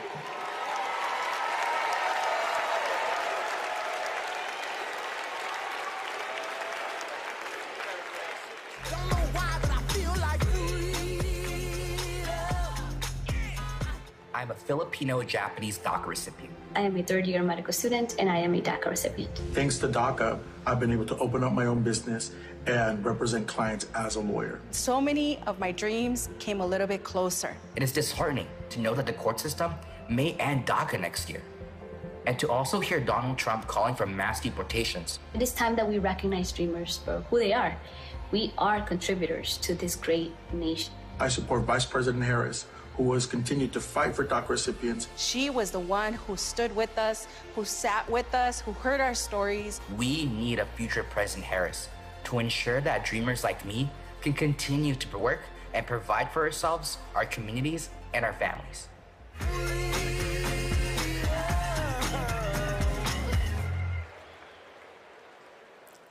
Please welcome United States Marine Corps veteran Carlos Eduardo Espina.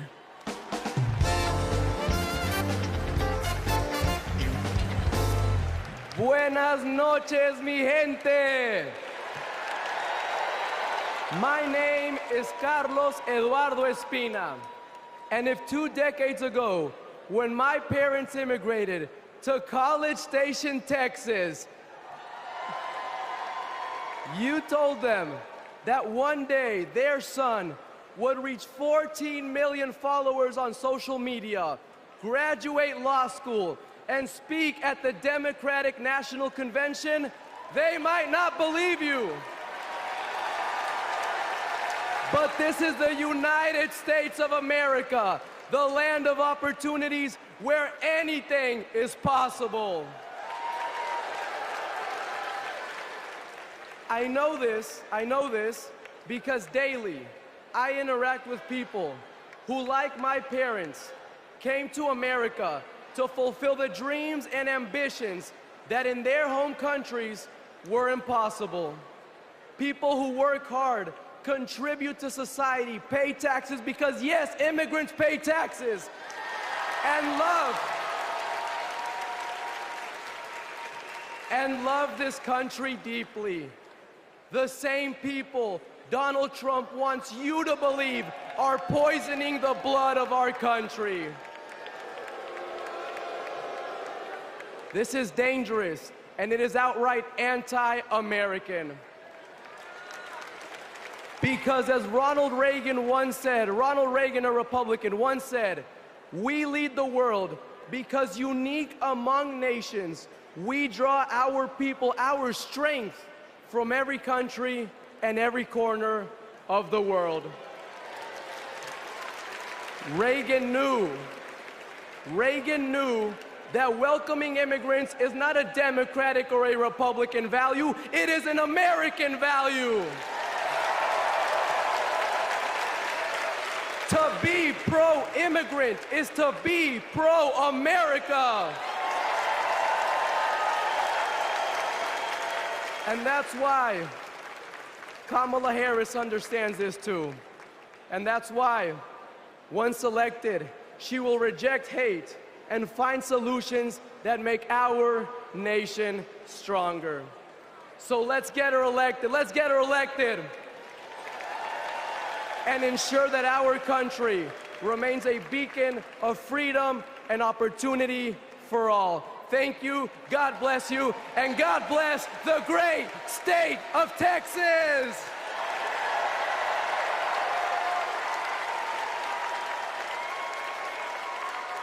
Please welcome former Homeland Security and Counterterrorism Advisor to Vice President Pence, Olivia Troy.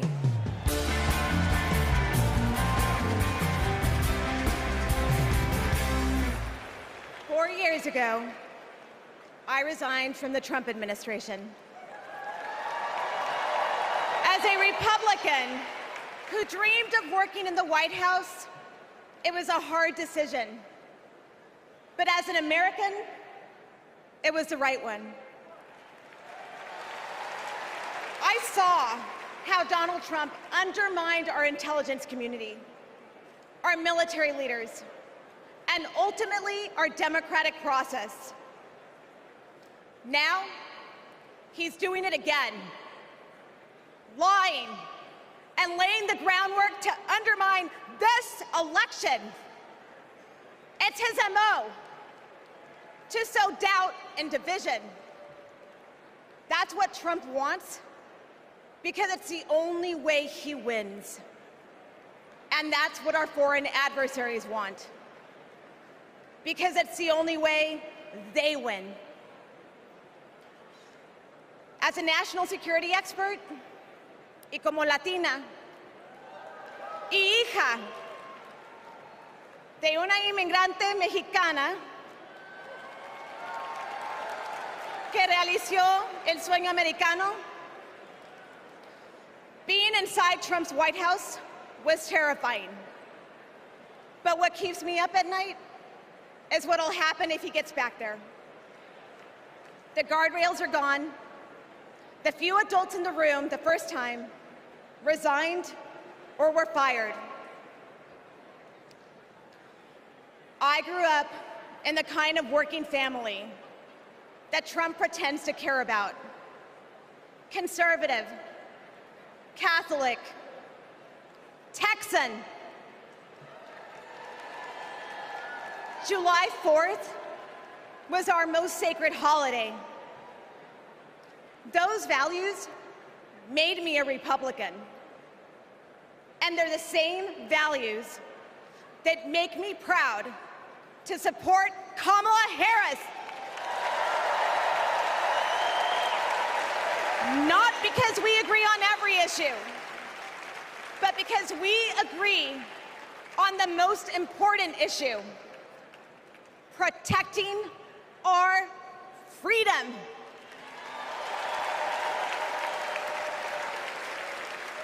So to my fellow Republicans, you aren't voting for a Democrat.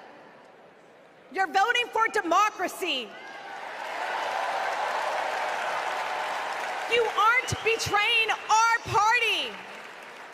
You're standing up for our country. Thank you. Gracias.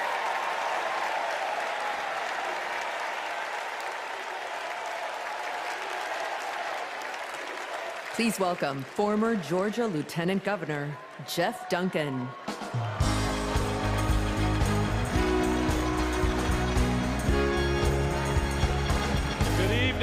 Good evening. I bring greetings from the great state of Georgia. So let's get the hard part out of the way. I am a Republican. But tonight, I stand here as an American.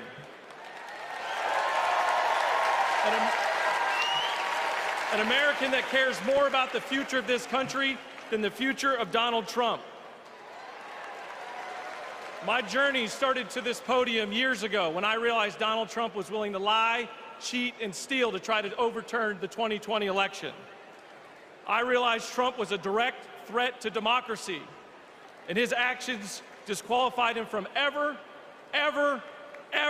stepping foot into the Oval Office again.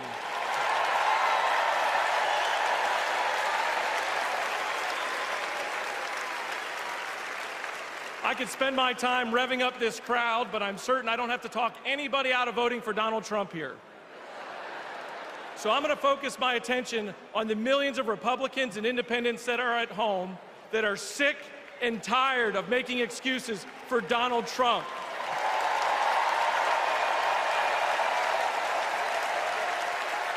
If Republicans are being intellectually honest with ourselves, our party is not civil or conservative. It's chaotic and crazy, and the only thing left to do is dump Trump.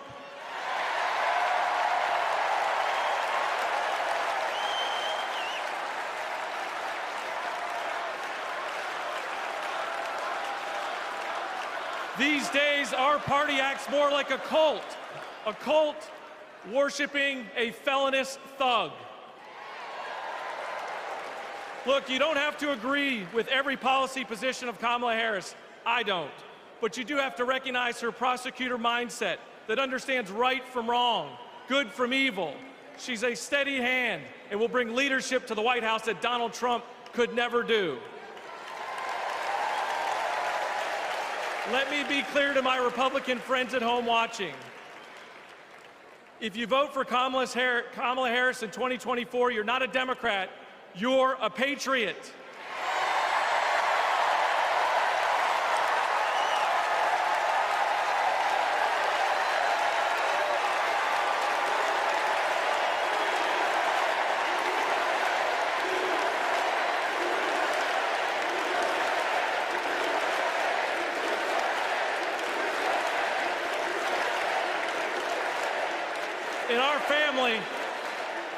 In our family, my wife Brooke and I are raising 3 boys, and we have a family motto.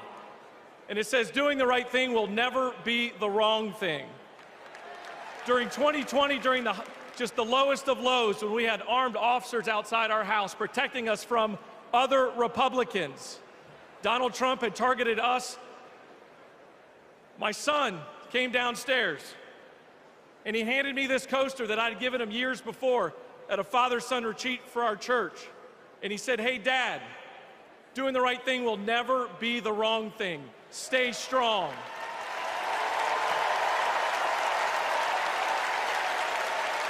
To my fellow Republicans at home that want to pivot back towards policy, empathy, and tone, you know the right thing to do. Now let's have the courage to do it in November. Thank you, and God bless you.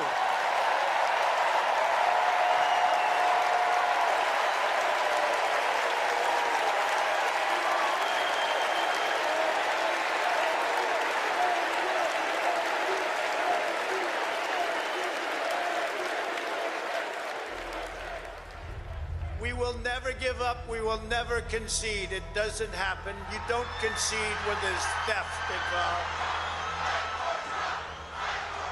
And after this, we're going to walk down, and I'll be there with you. We're going to walk down to the Capitol, because you'll never take back our country with weakness. You have to show strength, and you have to be strong. 350, it does look like we're going to have an ad hoc march stepping off here. There's a crowd surge heading east. Mike Pence, I hope you're going to stand up for the good of our Constitution and for the good of our country. And if you're not, I'm going to be very disappointed in you. I will tell you right now.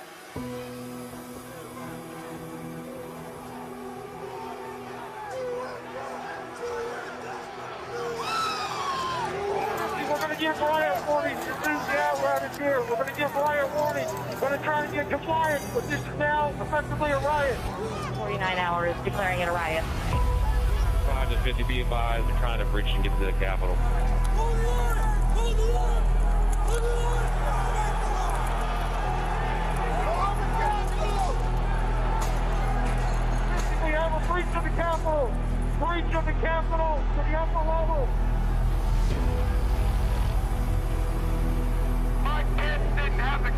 to do what should have been done to protect our country and our Constitution. Bring out Pence. Bring out Pence. Bring out Pence.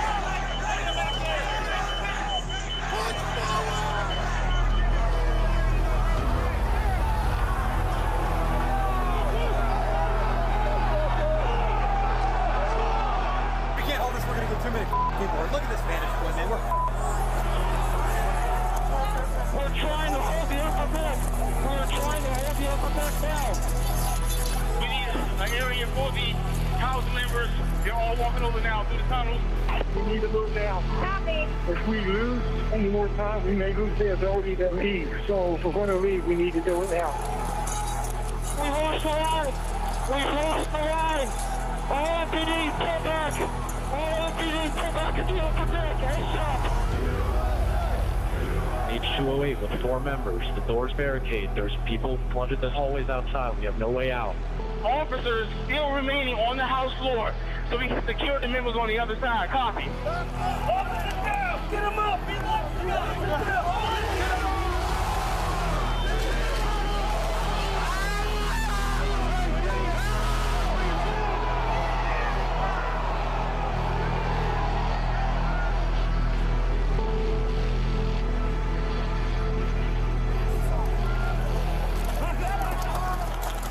And if I win, I will be looking very, very strongly about pardons. And I mean full pardons with an apology to the many, an apology.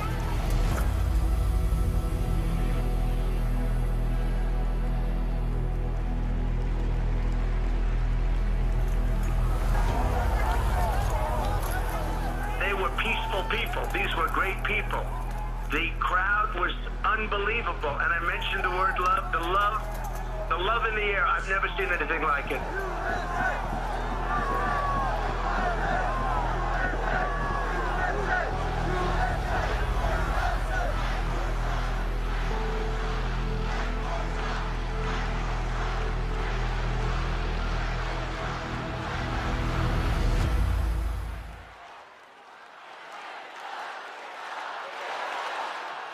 Please welcome Mississippi Representative Benny Thompson.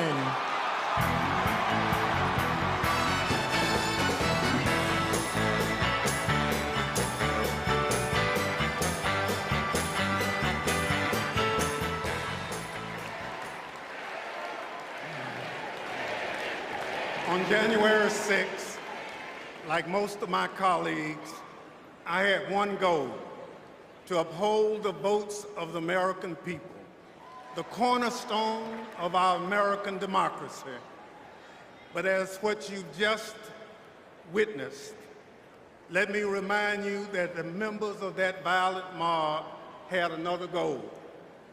They wanted to stop the peaceful transfer of power for the first time in American democracy. Thank God they failed. Because in this country, we settle our differences at the ballot box, not through violence. It took a long time to get here, and we are not going back. Because I remember that dark history. It's my own history.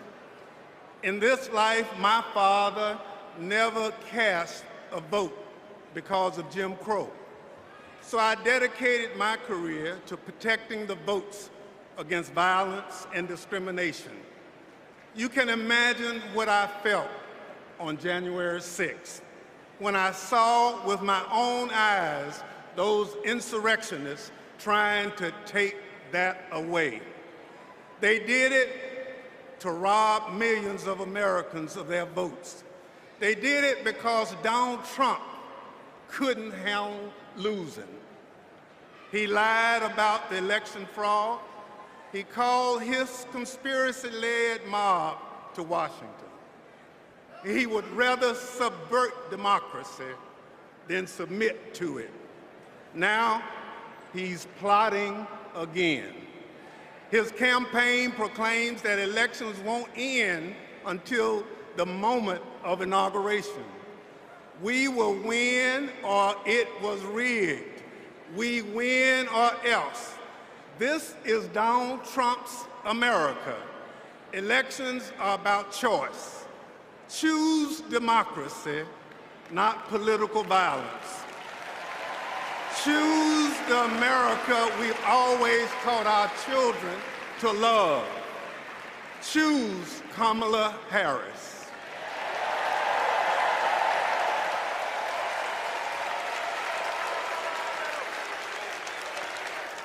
Please welcome former United States Capitol Police Sergeant Aquilino Gonell.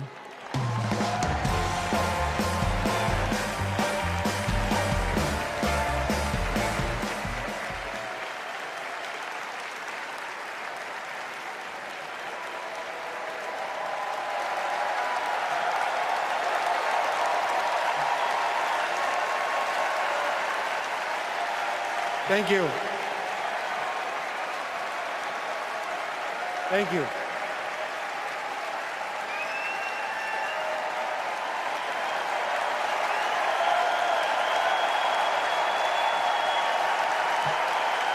Thank you. Before I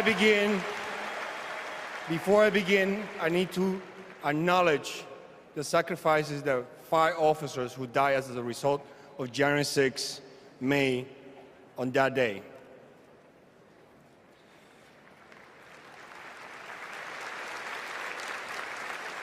My name is Aquilino Gonell.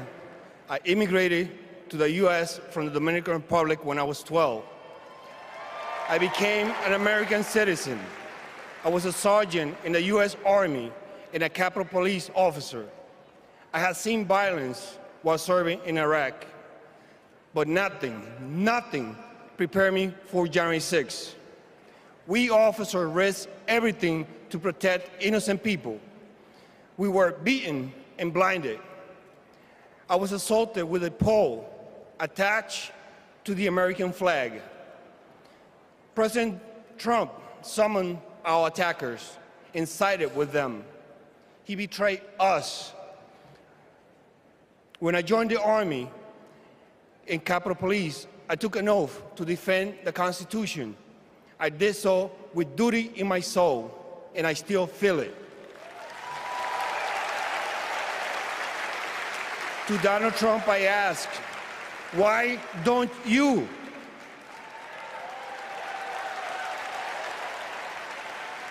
On January 6, I nearly died protecting the Capitol, and I will do it again for our democracy. The way to preserve it is to elect Kamala Harris, our first female commander-in-chief.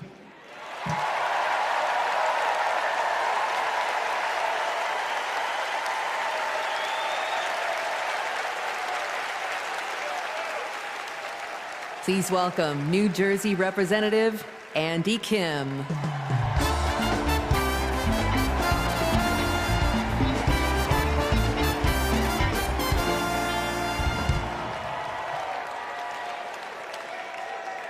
When I was a kid, my parents brought me to the Capitol.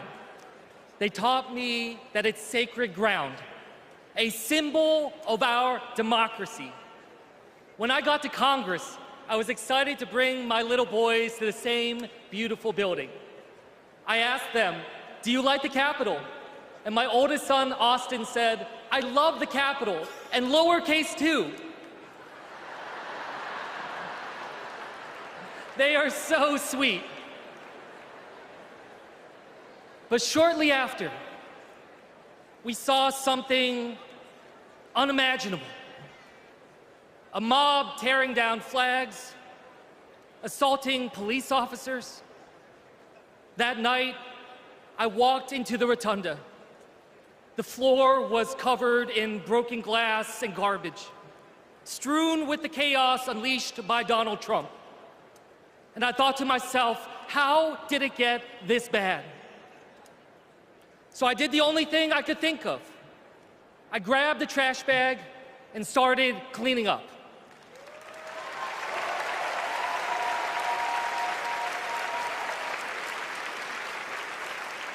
What I learned on January 6th is that all of us are caretakers for our great republic. We can heal this country, but only if we try. Many of you are doing your part through your voices and your votes. Always remember, this chaos that we see, it doesn't have to be this way. As a father, I refuse to believe that our kids are doomed to grow up in a broken America. There is a hunger right now in this country for a new generation of leadership to step up. Let's choose Kamala Harris and Tim Walz. Let's do this for our kids and our grandkids. Thank you.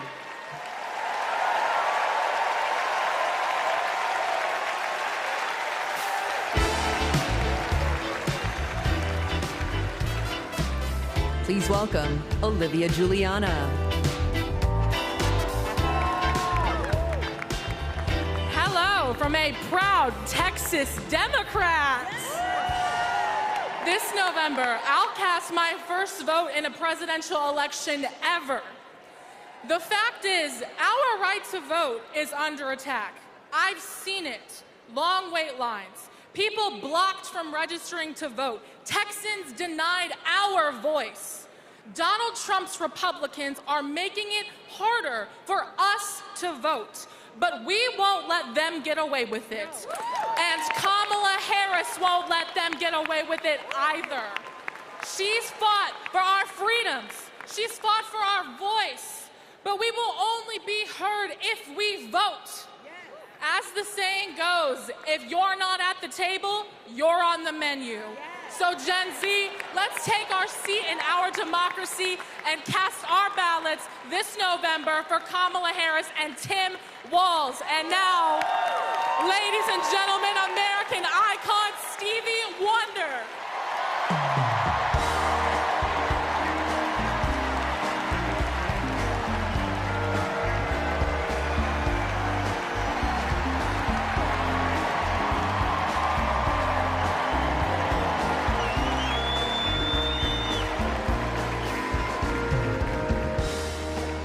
I love you.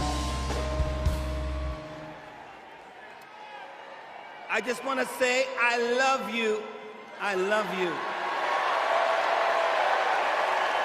And every song that I've sang, every song that I've written, it's because of my love for you right here. But this year I've prayed very hard for peace to come to our world's nations, but also to each one of our hearts.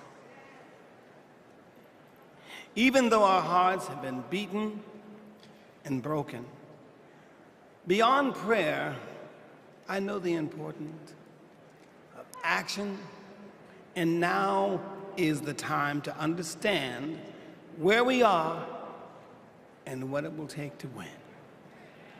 Win the broken hearts, win the disenchanted, win the angry spirits.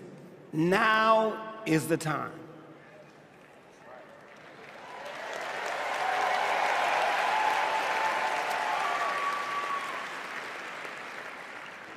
This is the moment to remember when you tell your children where you were and what you did. As we stand between history's pain and tomorrow's promises, we must choose courage over complacency.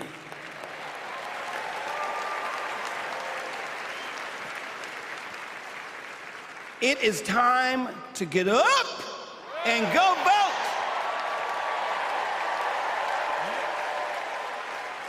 Listen, the choice is clear, clearer than anyone else is saying. Did you hear me? Clearer than anyone else is saying. You feel me?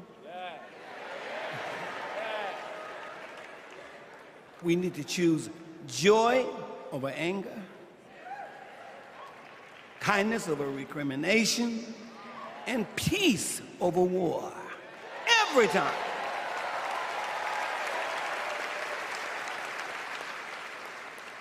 We must choose to be above the ugly words, the hateful anger, and the division those words and anger create.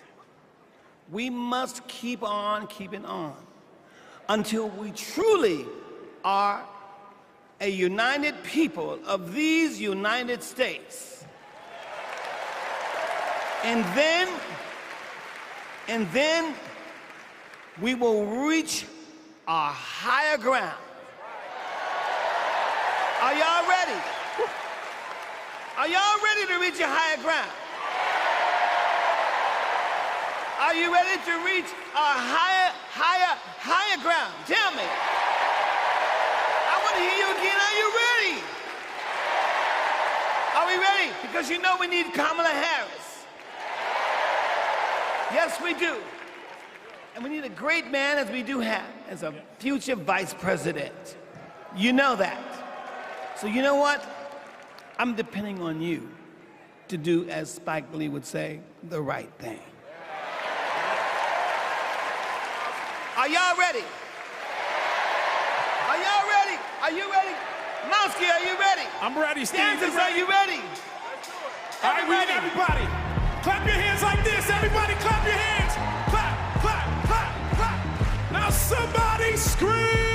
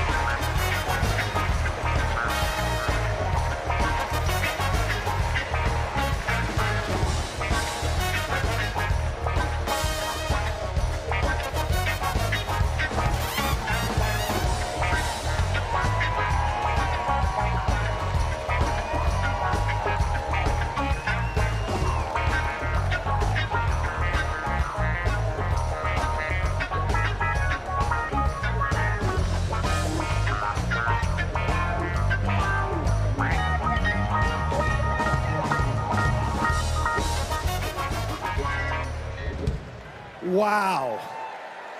Wow. Wow. I couldn't see the rest of y'all, but from back, Nebraska was getting down. Stevie's song is powerful, but so was his words. He said courage over complacency. He gave us a call in his remarks. But now I gotta tell you, the party is gonna keep going. We're just getting started, y'all. And this is a segment that I am very, very excited about, because it might be Wednesday night and we might be in Chicago, but it's starting to feel like something I've wanted to say my whole life. Live from New York, it's Saturday night. Please welcome Kenan Thompson.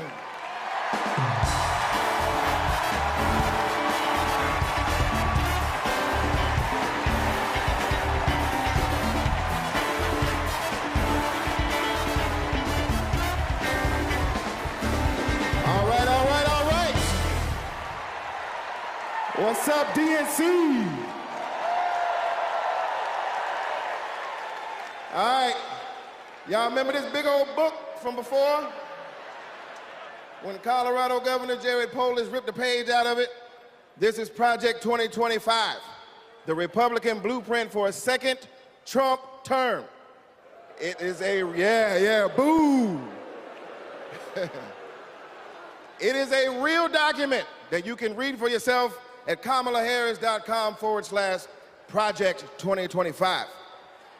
You ever seen a document that could kill a small animal and democracy at the same time? Here it is. You know how when you download an app and there are hundreds of pages there that you don't read, it's just the terms and conditions, and you just click agree, right? Well, these are the terms and conditions of a second Trump presidency. You vote for him, you vote for all of this. Let's take a look. All right, do we got Matt here with us tonight? Is Matt here? Hey, there he is. Matt, how are you, sir? All right, Matt. Now, Matt, I understand that you work as an AV tech in Nevada, and you make a decent hourly wage, is that right? Oh, I don't know if we can hear Matt. Can we hear Matt? So who's gonna fix it? Keep speaking, Matt, till we can hear you. Okay, that's good. I guess we're gonna move on from Matt.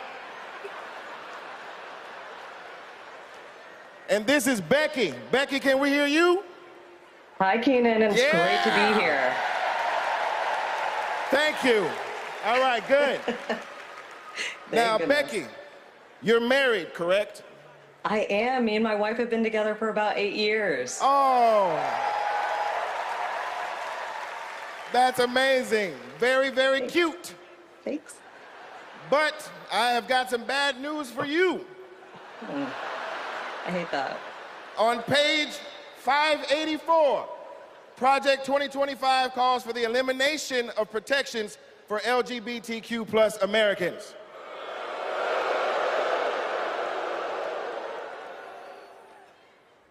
So yeah, right back to the Stone Age. I'm afraid so. Right back to the Stone Age. That's terrible. Yeah, it is. Thank you, Becky, for being here and making that wonderful point. All right, next up, we have Nirvana. Nirvana, are you with us? And your people are with us as well? All right, good. Now, Nirvana, I understand that you are on insulin to manage your diabetes, yes? Yes, and thanks to President Biden and Vice President Harris, I only pay $35 a month for my insulin. That is great. That is great. But on page 465, Project 2025 calls for millions of people like yourself to pay more for prescription drugs like insulin.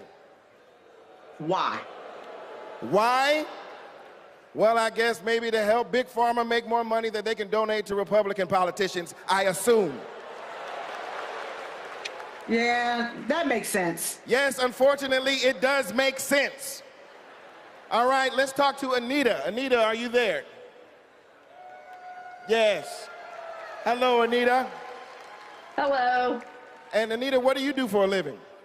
I'm an OBGYN who delivers babies and does surgery. An OBGYN. She is an OBGYN that delivers babies. Uh-oh. Uh-oh, yeah. It's bad news, isn't it? It sure is. On page 459, Project 2025 resurrects a law from the 1800s called the Comstock Act to ban abortion nationwide and throw healthcare providers in jail. Oh my God, that is awful. Yes, it is awful. All right, let's do one more. Is Sharia with us? Sharia, are you there? Hey, Keenan, I'm here. Yes, Sharia, I love it. All right, let's talk to you. I understand that you work for the federal government? Yes, sir. I'm in the United States Department of Education. I'm a proud civil servant and a proud union president. She works for the Department of Education and she's a proud civil servant. Well, unfortunately for you, on page 78, Project 2025 calls for President Trump to purge the civil service of everyone who isn't a MAGA loyalist. Are you a MAGA loyalist? Now, Keenan, absolutely not. I'm just asking. I mean, you might as well be, because also page 319 calls for the complete elimination of the Department of Education. Yeah, there's a bunch of stuff in here, but that's all we have time for at the moment. Just remember, everything that we just talked about is very real. It is in this book. You can read it online at kamalaharris.com/Project 2025. And most importantly, you can stop it from ever happening by electing Kamala Harris as the next president of the United States.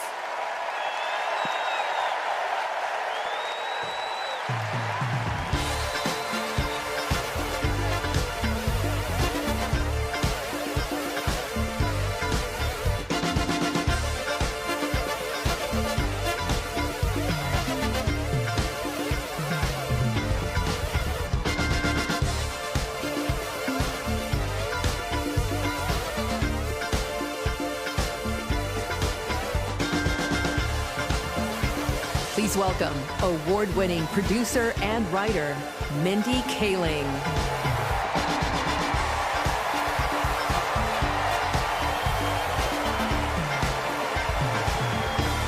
Good evening, everyone. Hello. Hello and welcome. Welcome to the third night of the Democratic National Convention. My name is Mindy Kaling. Thank you.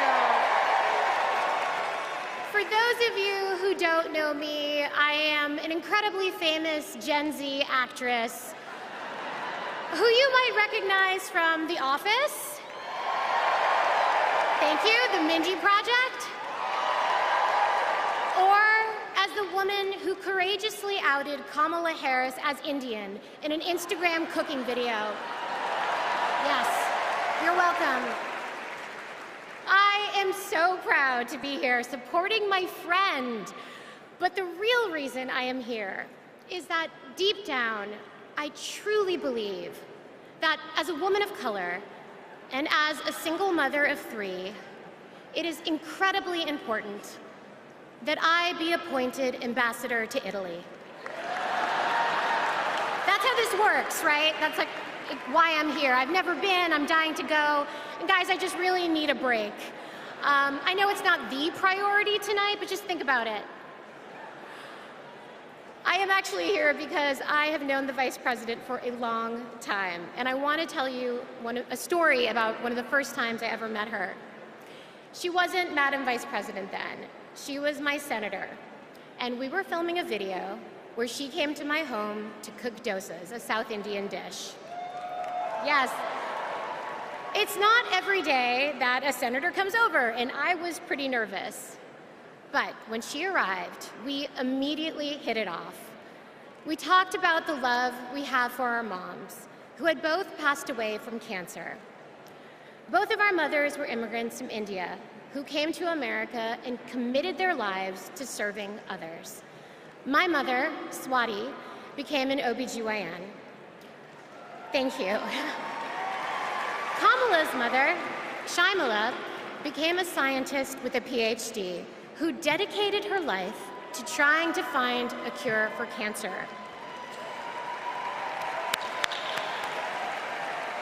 And after speaking to Kamala, it was clear to me that Shaimala had passed down the same optimism and fearlessness to her daughter. But the thing I remember the most about the vice president is that Kamala Harris can cook. Guys, she was so much better than me. But she also knew that my family was watching. So, as she gently corrected my sloppy dosa making, she was complimenting me every step of the way, making sure that my daughter, Kit, heard how good of a cook I am. She had no desire to be seen as better than anyone else. She just wanted my kid to be impressed with her mom. And when she finally bit into my dosa, she looked at me and said, really good, and then never took another bite again. Yes, but it is that warmth, that generosity of spirit that I know she will bring to the White House as our next president. Kamala Harris cares deeply about other people. She will fight to protect our freedoms because those are the values that her mother passed down to her. But in order to protect those freedoms, Democrats also need to win the House. So we have a lot to do, and please welcome to the stage your next Speaker of the House, Hakeem Jeffries.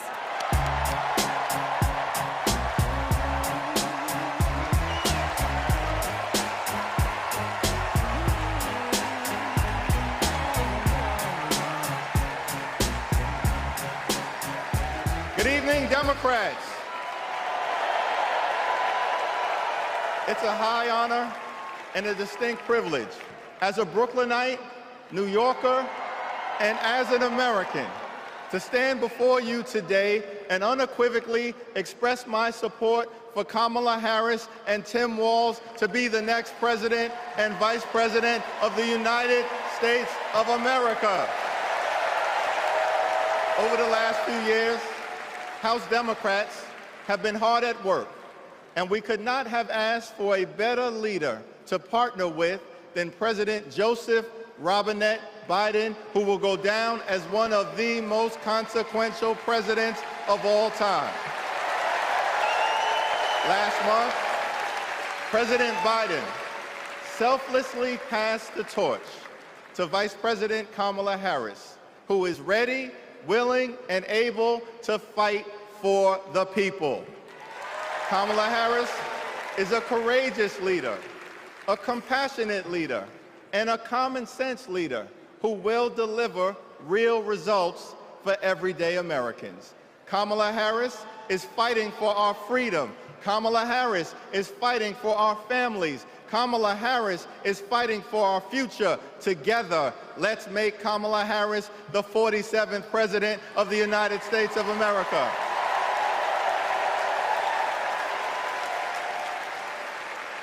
In our great country, when you work hard and play by the rules, you deserve to earn a living wage. You deserve to have an affordable place to call home. You deserve to educate your children in a great public school that is free from gun violence. And you deserve high-quality, affordable health care, and you deserve the chance to one day retire with grace and with dignity. But for far too many people in our great country, they are struggling to live paycheck to paycheck. And as a result, the American dream is out of reach. Here's the thing. Extreme MAGA Republicans don't care about everyday Americans. They only care about themselves. Our approach, led by Kamala Harris and Coach Walz, is very different.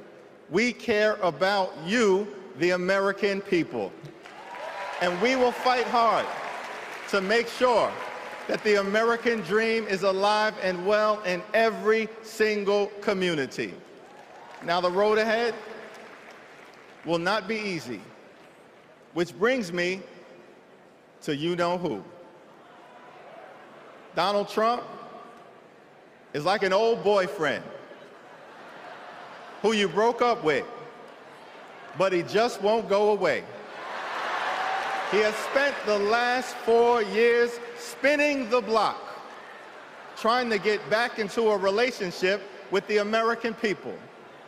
Bro, we broke up with you for a reason.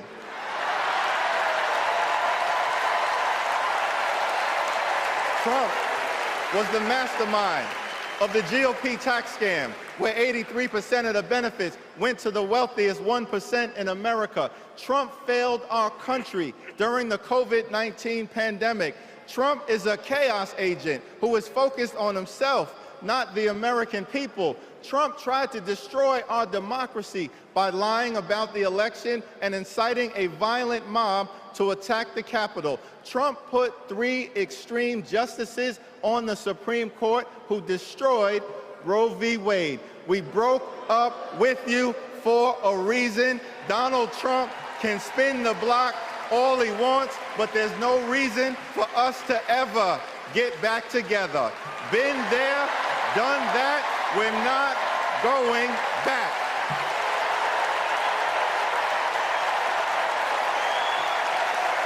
Kamala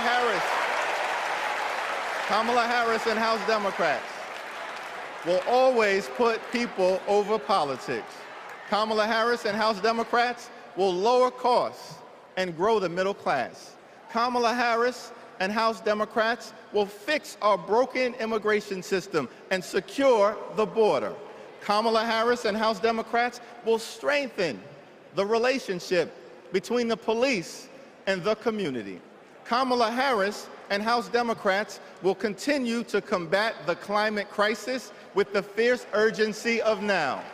Kamala Harris and House Democrats will protect Social Security, protect Medicare, protect Medicaid, protect the Affordable Care Act, protect working families, protect small businesses, protect the middle class, protect free enterprise, protect our children, protect our seniors, protect our veterans, protect our unions, protect our dreamers, and always protect a woman's freedom to make her own reproductive health care decisions.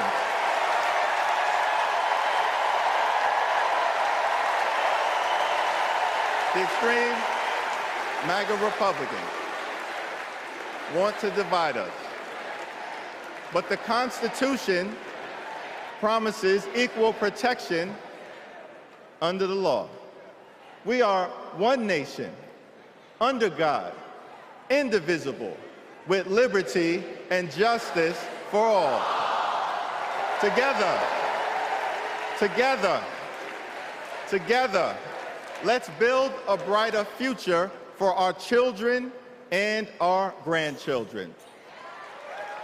In the Old Testament, book of Psalms, the scripture tells us that weeping may endure during the long night, but joy will come in the morning.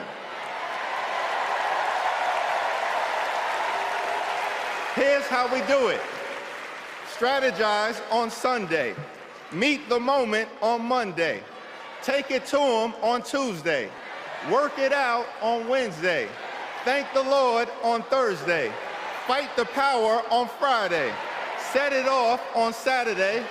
Get a few hours of sleep, wake up the next day, and do it all over again until joy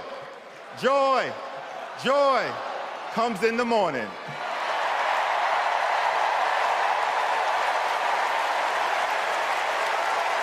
Now, there's only 76 days left. There are only 76 days left. We must continue to speak up. We must continue to show up. We must continue to stand up, not as Democrats or Republicans, but as Americans. And when we do, nothing can stop Kamala Harris from becoming the 47th President of the United States of America. Nothing can stop House Democrats from taking back the majority. Nothing can stop the American people from continuing our march toward a more perfect union. Nothing can stop us. We're all the way up. God bless you. God bless Kamala Harris. May God bless the United States of America.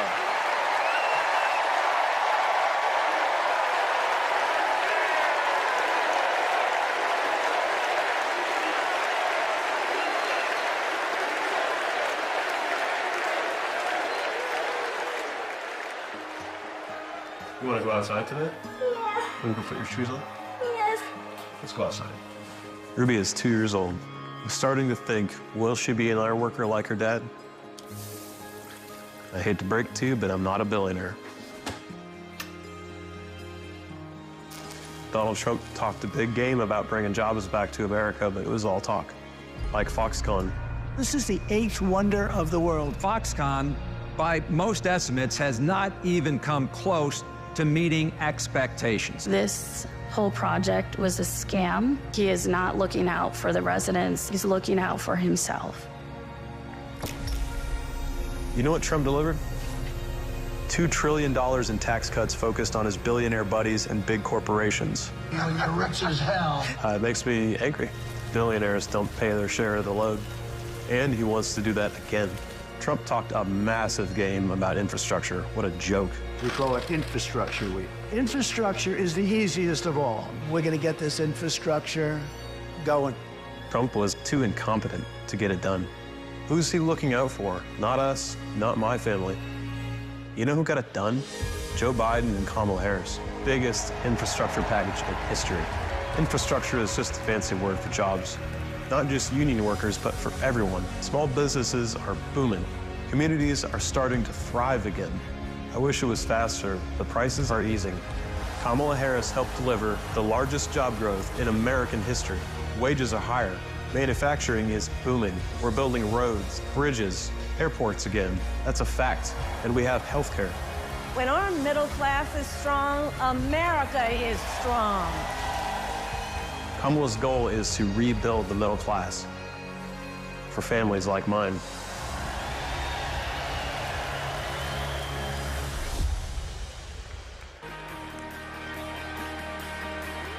Please welcome the 42nd President of the United States, Bill Clinton.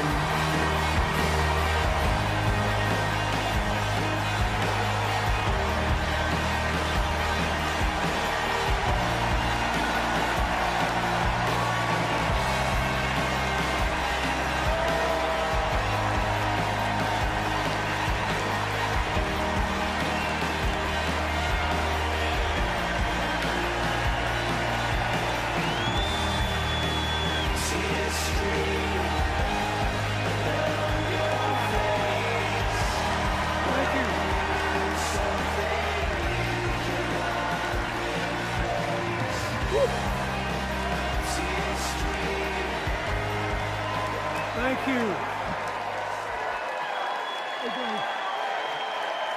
Thank you. Whoa.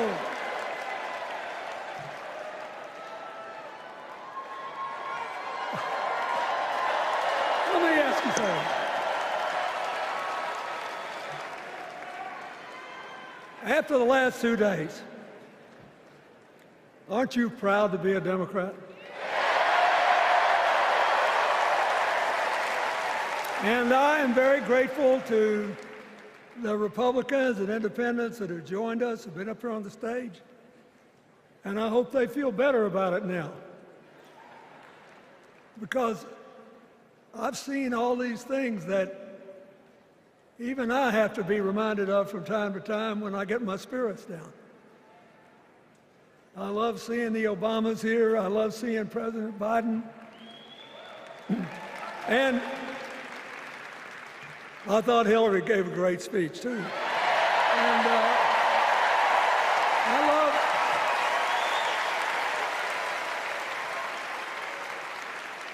But I love seeing all these young leaders. A bunch of them are coming up after me. They look better, they sound better, and they'll be exciting. I do want to say one word about President Biden. Remember, he had an improbable turn that made him president. And we were in the middle of a pandemic and an economic crash. He healed our sick and put the rest of us back to work. And he strengthened our alliances for peace and security. He stood up for Ukraine. He's trying desperately to get a ceasefire in the Middle East.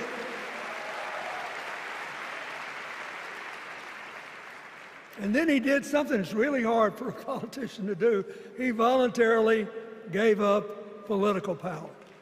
And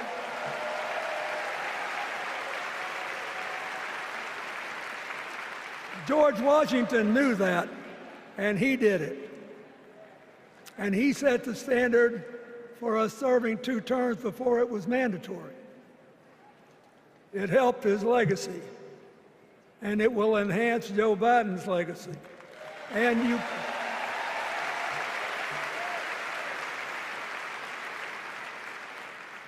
it's a stark contrast to what goes on in the other party. So I want to thank him for his courage, compassion, his class, his service, his sacrifice.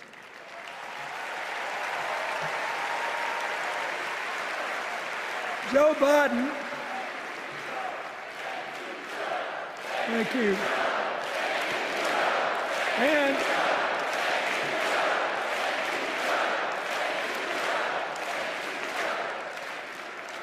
he kept the faith, and he's infected a lot of the rest of us. Now let's cut to the chase. I am too old to gild the lily. 2 days ago, I turned 78, the oldest man in my family of 4 generations. And the only personal vanity I want to assert is I'm still younger than Donald Trump.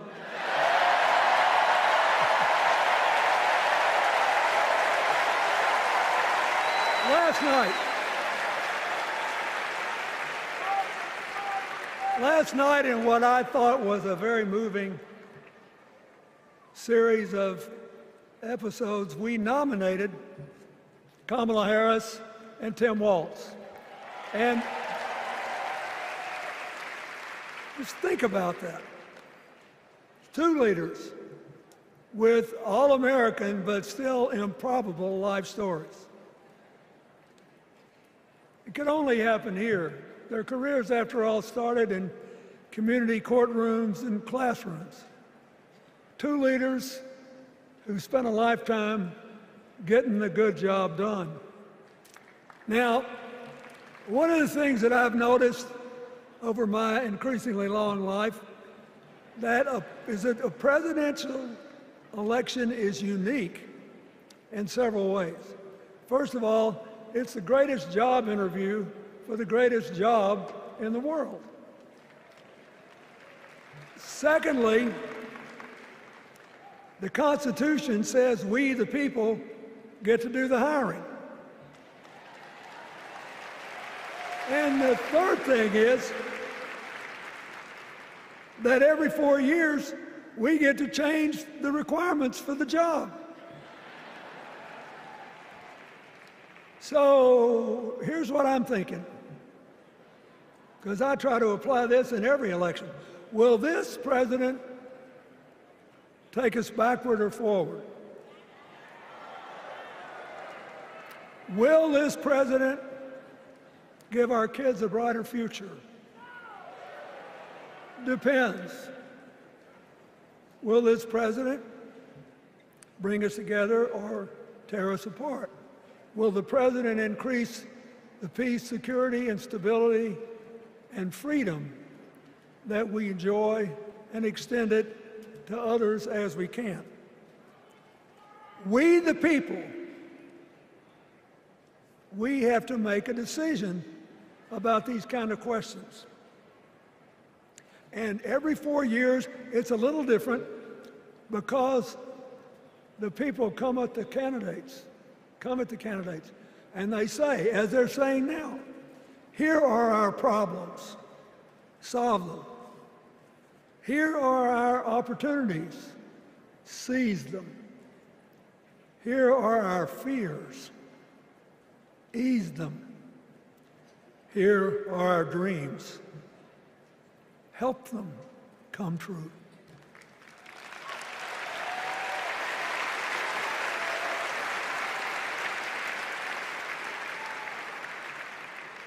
A president can answer that call by saying, I'll do my part, but you have to help me. We have to work together. Or you can dodge what needs to be done by dividing, distracting, and diverting us. So in 2024, we got a pretty clear choice, it seems to me. Kamala Harris for the people,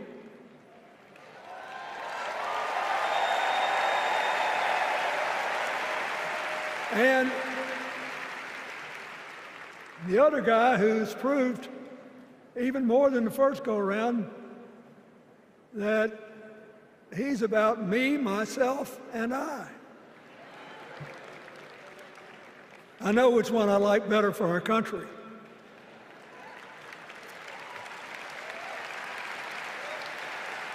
Kamala Harris will work to solve our problems, seize our opportunities, ease our fears, and make sure every single American, however they vote, has a chance to chase their dreams. You know, when she was young, she worked at McDonald's. And she greeted every person with that 1,000-watt smile and said, how can I help you? Now she's at the pinnacle of power and she's still asking, how can I help you? I'll be so happy when she actually enters the White House as president, because she will break my record as the president who spent the most time at McDonald's.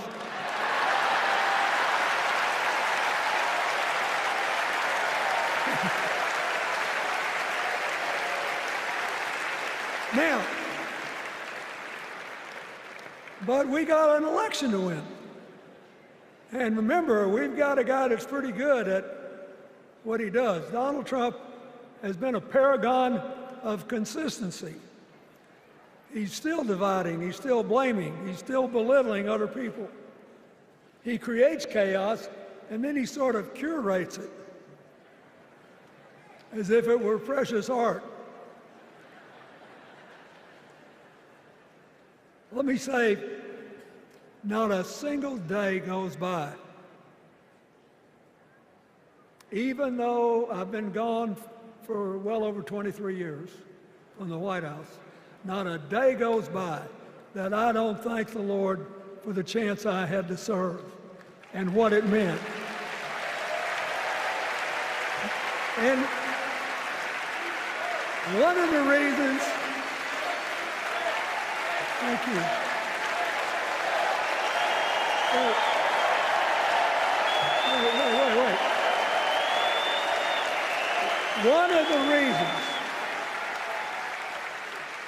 One of the reasons I love the job so much is that in the toughest times, even on the darkest days, if you tried hard enough, there was always something good you could do for somebody else. Now, some days that's not easy to do. You've got to deal with all these emergencies, or there's something going on here, there, or yonder. But Kamala Harris is the only candidate in this race who has the vision, the experience, the temperament, the will, and yes, the sheer joy to get something done.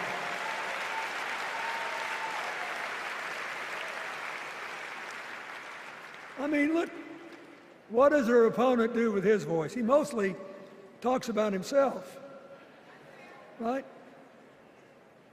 So the next time you hear him, don't count the lies. Count the eyes.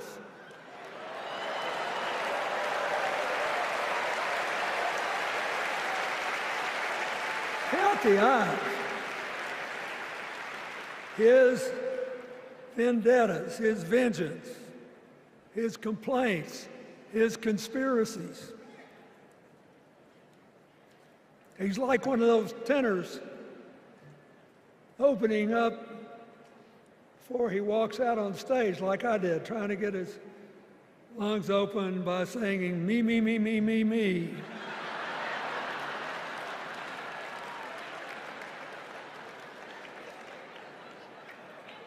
When Kamala Harris is president, every day will begin with you, you, you, you.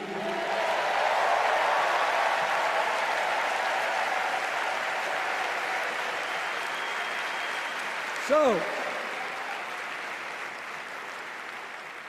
we got to ask ourselves the questions if we're going to hire a president. Do you want to build a strong economy from the bottom up and the middle out? Or do you want to spend the next 4 years talking about crowd size?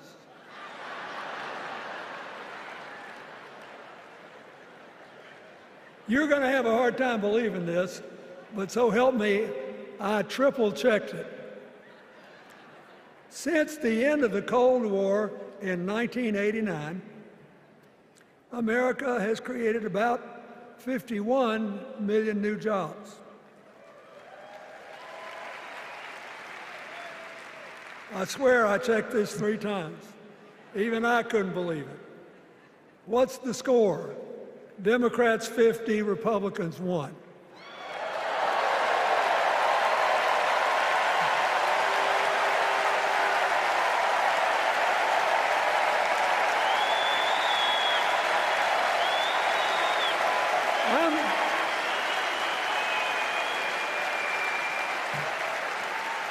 I'm glad that we've got a championship-winning coach on our team.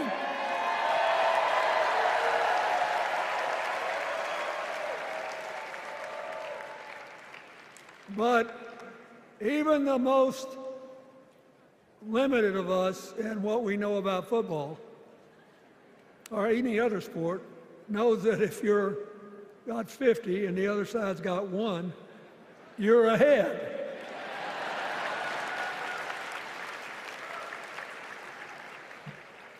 What about affordable housing? It's a terrible problem in America now. We need more. And affordable health care. That's why the Democrats put a limit on monthly payments for insulin and a $2,000 a year out-of-pocket limit, and are trying to cover more drugs by bargaining for prices. We need more financing for small businesses. We need still to strengthen our alliances. I almost croaked in the first debate of this election season when President Trump said nobody respected America anymore like they did when he was president. Wait. And with a straight face. Look, you got to give him, he's a good actor. With a straight face, he cited as evidence of the respect that existed for us when he was there the presidents of North Korea and Russia.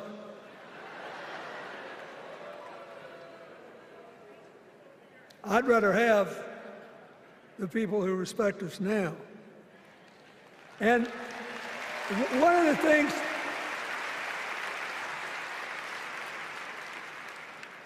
is when you send a signal to the other countries, you want them to know, whether they agree with you or not, at least that you're on the level, that here's where you are and what you believe.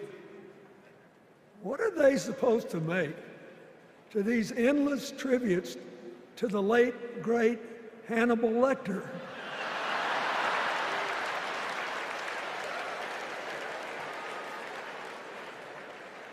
I mean, President Obama once gave me the great honor of saying I was the explainer-in-chief.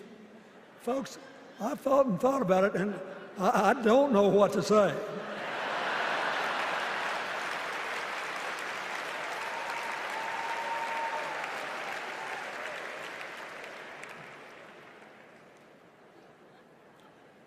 Like Hakeem Jeffries, I too want an America that's more joyful, more inclusive, more future-focused. Just think what a burden it's been on us to get up day after day after day after day, buried in meaningless hot rhetoric, when there's so many opportunities out there, so many problems that need to be solved. I want that. And that's the America Kamala Harris will lead. And she's already made her first presidential decision, and she knocked it out of the park when she asked Governor Tim Walz to be her nominee for vice president.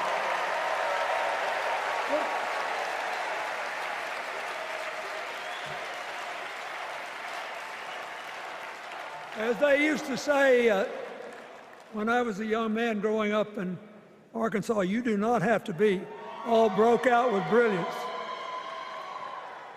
You just look at Tim Walz, listen to him, follow his record as a teacher, as a coach in the National Guard,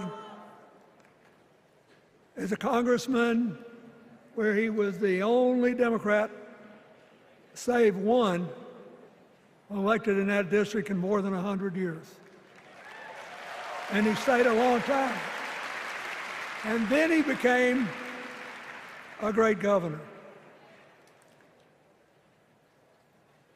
And by all accounts, he was a crack shot who had the courage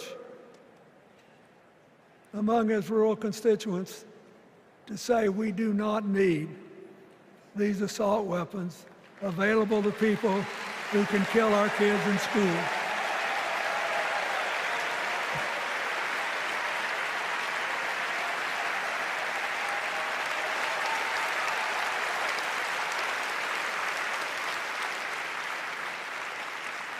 So, armed with her first decision, Kamala Harris confronts an interesting dilemma. We're going to walk out of here feeling pretty good, I think. We've got energy, we are happy, we feel like a load's off our shoulders. And we know we're just being asked to fight the same fight that the forces of progress have had to fight for 250 years.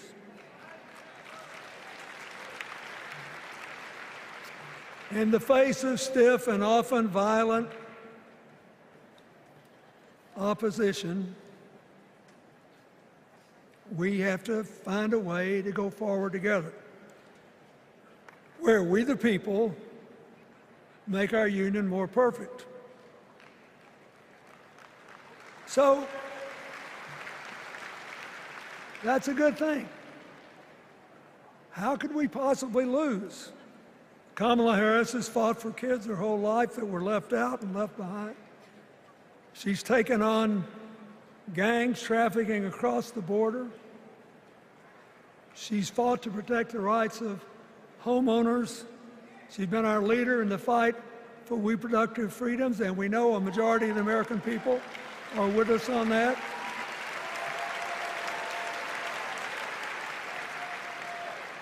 And she's gained an invaluable amount of experience as vice president, advancing our values and interests around the world. She's already said she's going to work really hard to make sure that no American working full-time lives in poverty or has to worry about their children living in poverty. She says that we got to make home ownership an achievable dream for everyone, not just a privilege. She said that and this meant a lot to me, that she would protect everybody's right to vote, whether or not they voted for her. They were citizens and they deserved the right to vote.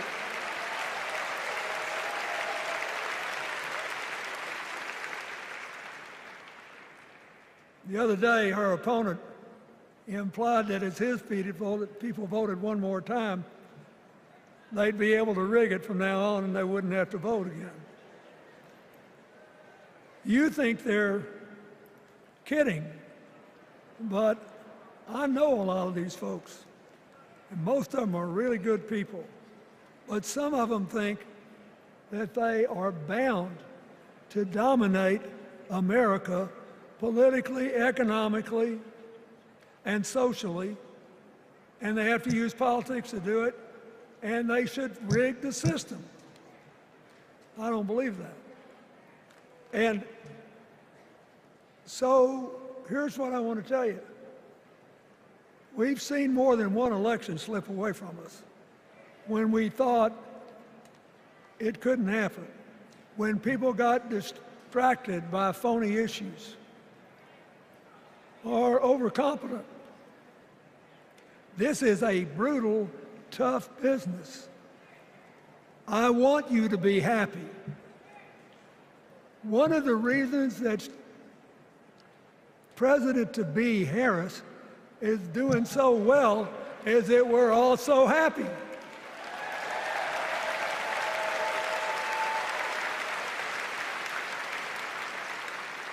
But you should never underestimate your adversary. And these people are really good at distracting us, at triggering doubt, at triggering buyer's remorse. As the Obama said so eloquently last night, they are human, you know. They're bound to make a mistake now and then. We got to be tough. And so, as somebody who spends a lot of time in small towns and rural areas in New York and Arkansas and other places, I urge you to talk to all your neighbors. I urge you to meet people where they are. I urge you not to demean them, but not to pretend you don't disagree with them if you do. Treat them with respect, just the way you'd like them to treat you.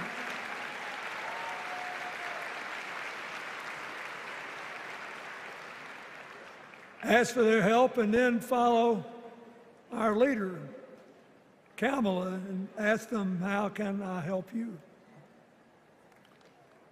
We Democrats right now have a lot of hay in the barn. We've got massive achievements, massive advances, but there's still a lot of slips between today and Election Day that we have to navigate. And so I want to say this from the bottom of my heart. I have no idea how many more of these I'll be able to come to. I started in '76, and I've been to every one since. But no, 72.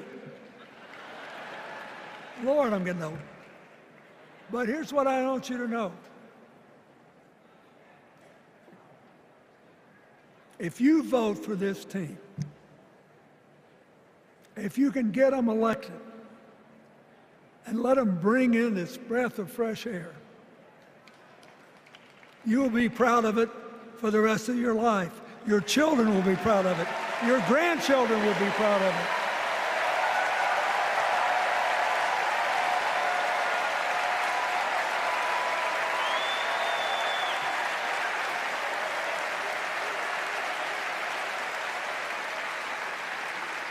Take it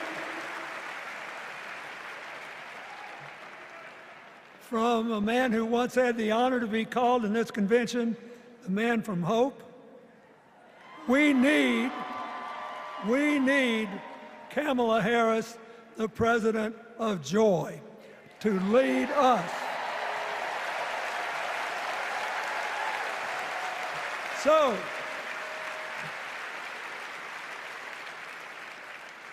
I'll be doing my part, you do yours. I'll see you when we're making a real joyful noise when the votes are counted. God bless you, and God bless America.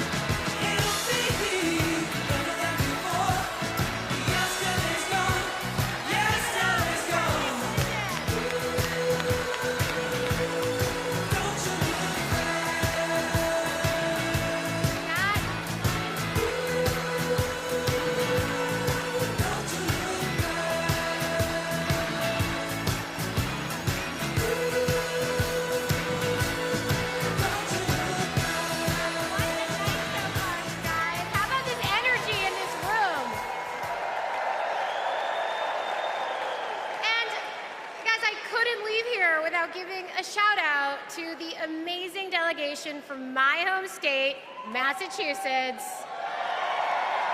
I love you, Massachusetts.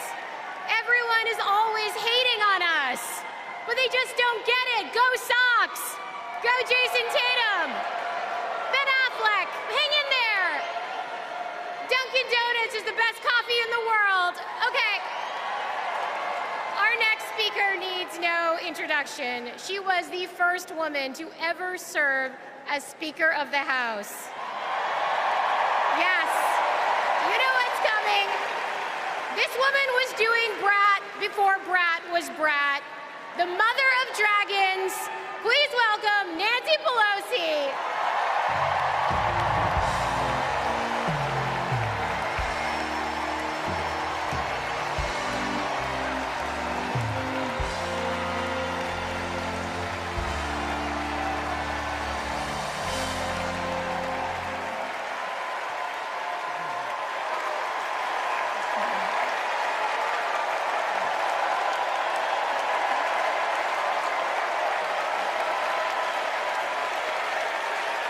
Hello, California. Hello, Maryland. Hello, Democrats.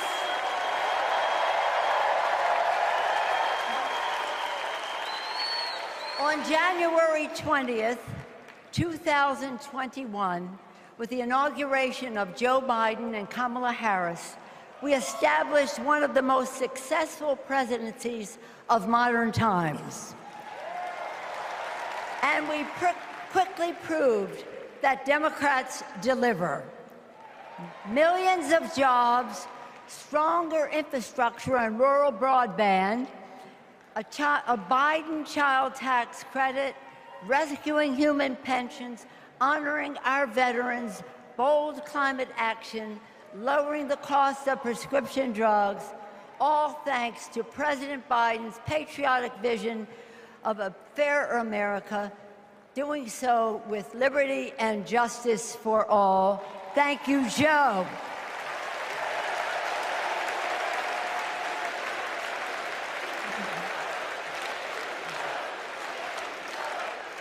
And I know that Vice President Harris is ready to take us to new heights. I've known Kamala Harris for decades. Personally, I know her a person of deep faith, which is reflected in her community care and service. Officially, she is a leader of strength and wisdom and eloquence on policy, most recently demonstrated fighting for women's right to choose. Politically, she is astute and strategic in winning difficult elections, quickly securing the nomination with dignity and grace, and choosing Tim Walz as our vice president. I had the honor of serving with Tim for 12 years in the Congress. He united Democrats, Republicans, and independents to turn a red district blue. He showed courage when he came to Congress in voting for the Affordable Care Act, meeting the needs of his constituents despite Republicans' lies and misrepresentation. When he went home, won the election, he returned to Congress, he fought for our Americans' heroes as the Democratic leader of the Veterans Affairs Committee. Thank you, Tim.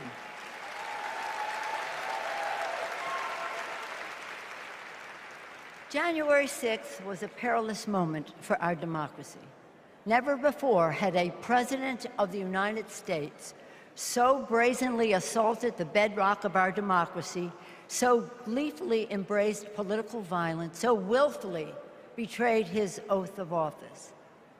Let us not forget who assaulted democracy on January 6th. He did. But let us not forget who saved democracy that day. We did. And thank God we had a Democratic House of Representatives then. We returned to the Capitol that very same night. We insisted on certifying the election results on the floors of the House and the Senate. And we demonstrated to America and to the world that American democracy prevailed.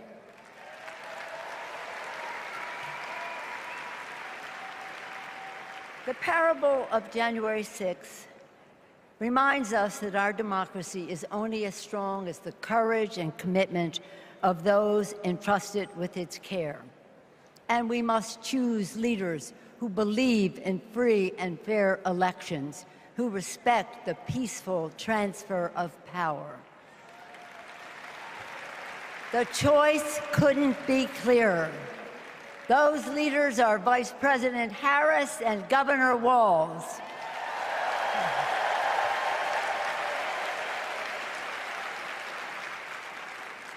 When the sun rose on January 7th, as our national anthem declares, we gave proof through the night that our flag was still there.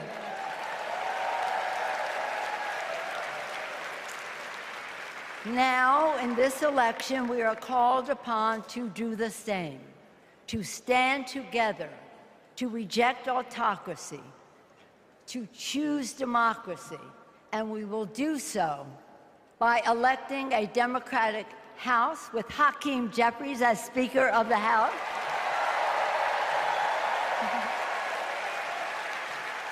electing a Democratic Senate, electing Tim Walz as Vice President of the United States, and electing Kamala Harris as the President of the United States. Onward to victory!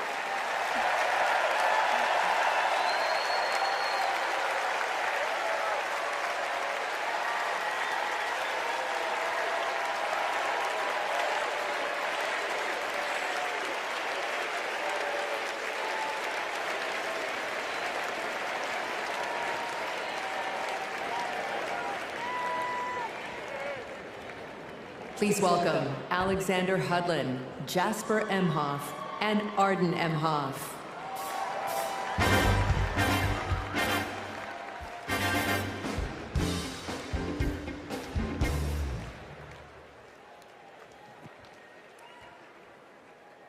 Kamala Harris is our auntie.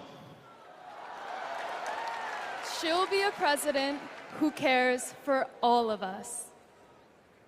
She'll lift us up. In 2016, we celebrated Auntie's Senate win. We saw Trump winning. I was only 9, but I knew enough to be concerned. Auntie said, "Do you know what superheroes do? They fight back. And we will too." She will make time for what matters. You know, no one is busier than my auntie, but she always makes time for family. From moments as simple as cooking and sharing a meal, to exchanging stories and jokes. Auntie taught me about being present in what's important, and I know that's how she'll lead. She'll treat everyone with respect. Even as a kid, Auntie made me feel that I was seen, that my words are important, that I am important and loved. I know she'll value others' perspectives, no matter their age or their background. Auntie, we love you. We're so proud of you. And most importantly, you're a baller. And as you'd say, let's win this thing. Let's win this thing.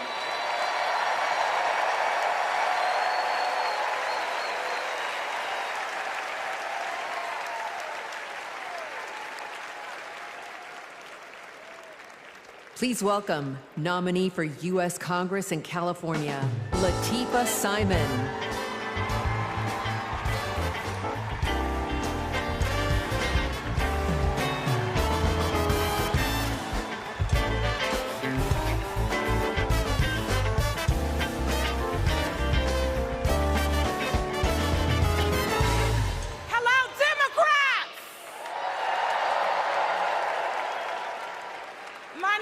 Lateefah Simon, and I am running for Congress.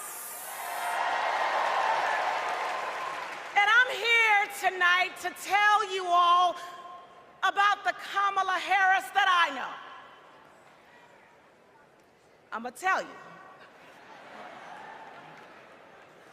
When Kamala Harris was the district attorney in San Francisco, California,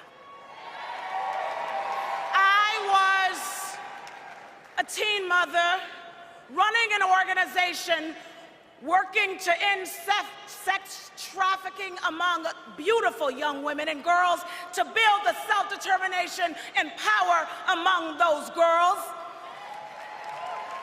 And Kamala learned about the work that I was doing, and she asked me to join her team. And I joined her team. She saw my potential, my commitment, and the good work that we could do together.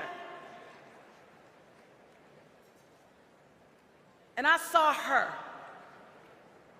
I saw Kamala Harris holding the hands of sexual assault survivors. I saw scores of mothers who lost their babies to gun violence, lining up day after day at the courthouse, waiting only to speak to Kamala because they knew that she would hear them, that she would truly see them, because there's something about Kamala Harris. For those who know her, you know.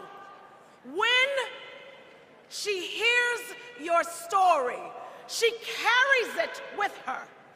When she sees you, she truly sees you. She truly sees you. She is the best among us. After working with Kamala Harris day in and day out for 5 years to create programs that supported young people to get out of the criminal justice system once and for all, with good jobs, with opportunity. She wanted to get to the root cause of a broken criminal justice system. I saw her chip away. She came early and she left late every single day because, you know, like those mothers, like those sexual assault survivors, when she goes into that Oval Office, when she goes into that Oval Office, I guarantee you she will take all of us with her. All of us. The single mothers, the disabled veterans, the low-income folks who are dying to survive, the immigrants who are trying to work towards the promise of America. She will take us all. The farm workers, she will take us all with her. All of us. That is the Kamala Harris that I know so deeply. That is the Kamala Harris that I love. A woman of the people. A woman, a fierce woman for the people. Good night, Democrats.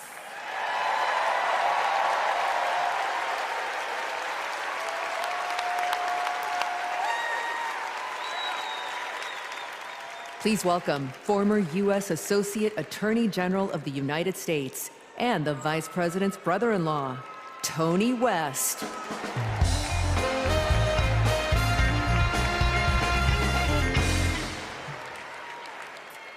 "35 years ago, in my first week at law school, I met a new classmate, Maya Harris.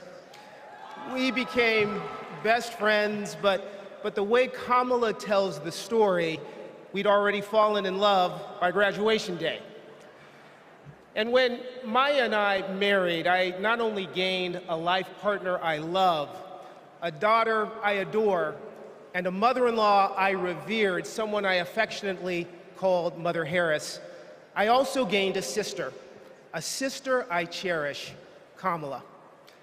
Now, Maya, Kamala, and I each pursued different legal careers, but we were motivated by the same values: a belief in equal opportunity, a yearning for fairness, a passion for justice. Values Mother Harris taught those two little girls, values that powered Kamala's public service from the very beginning.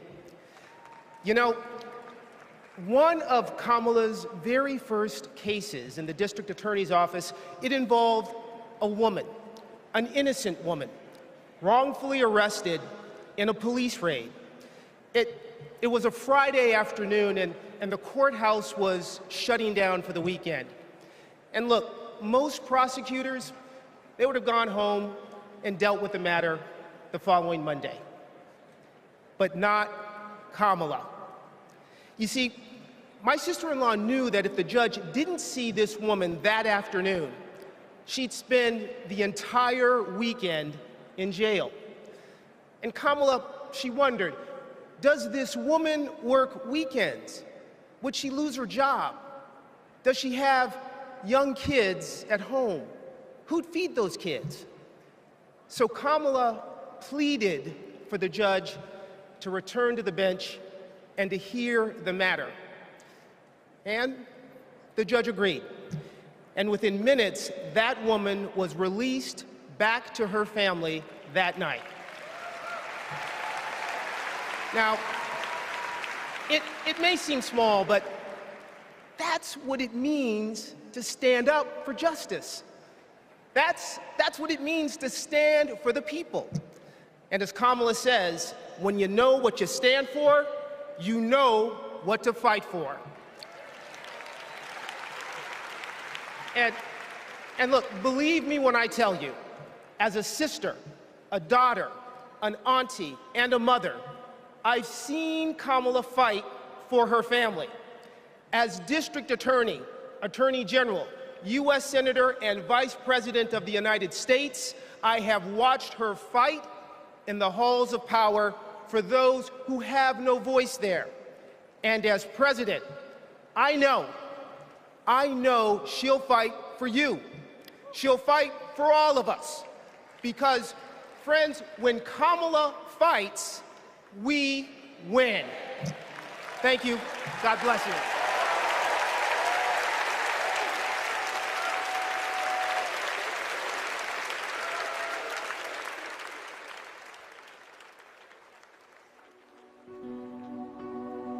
A crime against any one of us is a crime against all of us.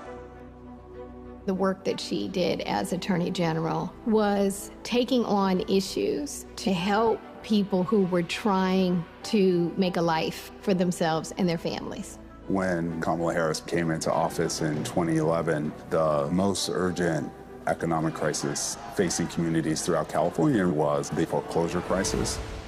For too many Californians, hopes for lasting homeownership have been dashed. Victims have fallen prey to a series of mortgage scams, fraud, and unfair business practices. In order to get meaningful relief, we had to sue the banks and see through a lengthy litigation process.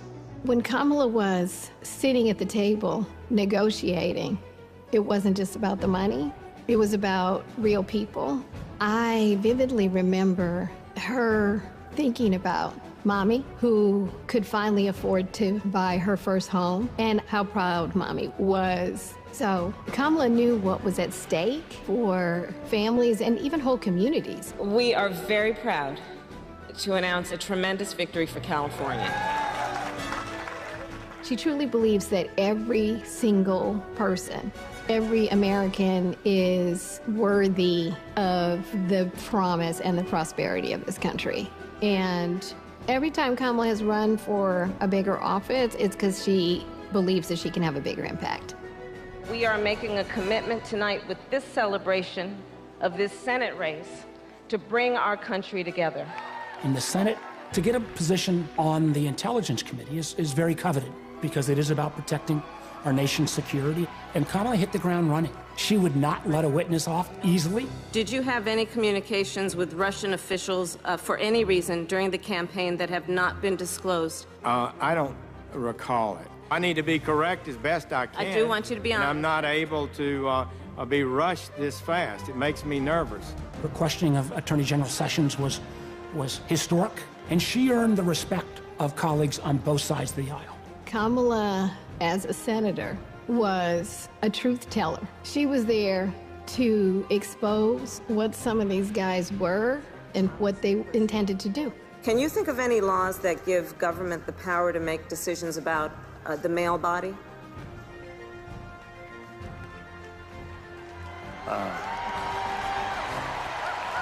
I'm not thinking of any right now, Senator. They didn't know what hit them.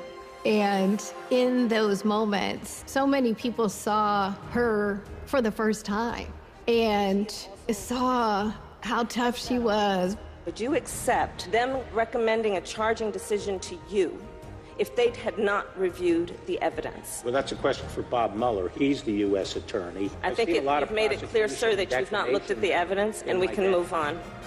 When she's on a mission, she is determined and relentless. When our fundamental values are being attacked, do we retreat or do we fight? I say we fight.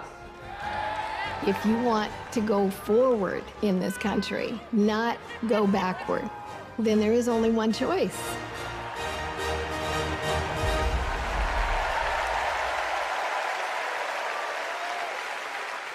Please welcome Nevada Senator Catherine Cortez Masto.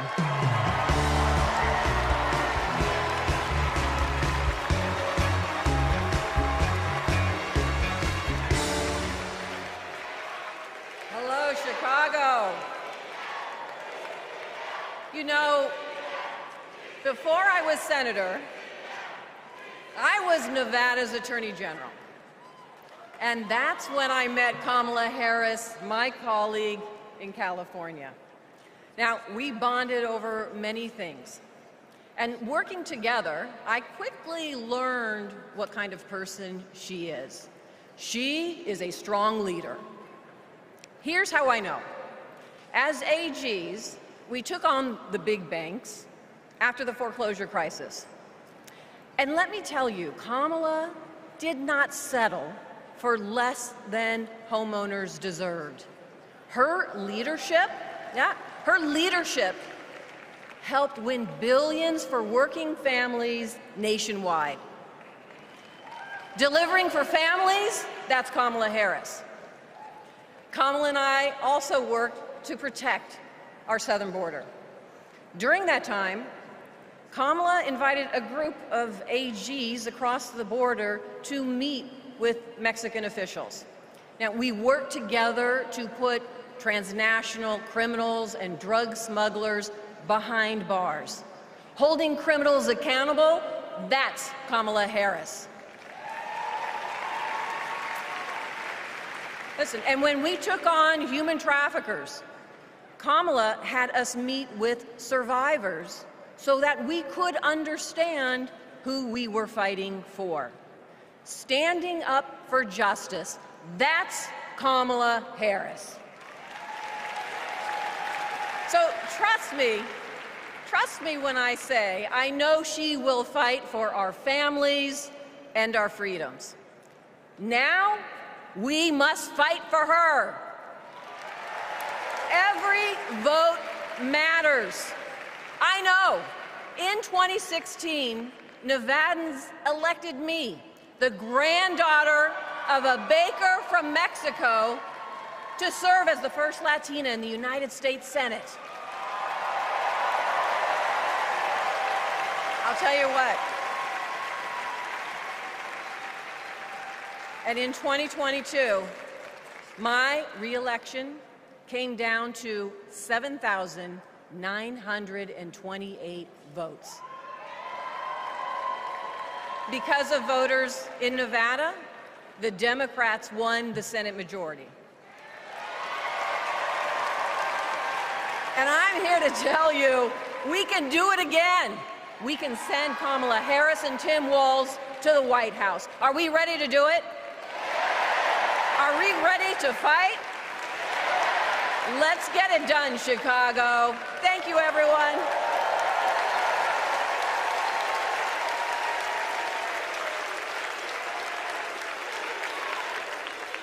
Please welcome Pennsylvania Governor Josh Shapiro.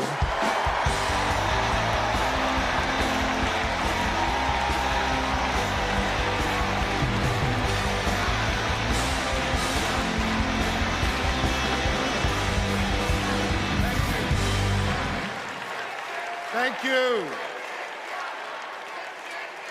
2.5 centuries ago in Philadelphia, a band of patriots declared their independence from a king and set ourselves on a path of self-determination. Generation after generation has embraced that responsibility. Ordinary Americans rising up, demanding more, seeking justice. And in every chapter of our American story, we've made progress and advanced the cause of freedom. Today we find ourselves writing that next chapter. Will we be a nation defined by chaos and extremism? Or will we choose a path of decency, honor, and continued progress?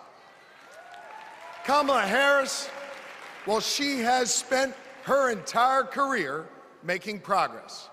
Donald Trump, a man with no guardrails, wants to take away our rights and our freedoms.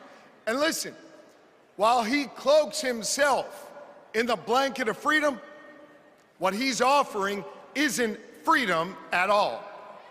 Because hear me on this, it's not freedom to tell our children what books they're allowed to read.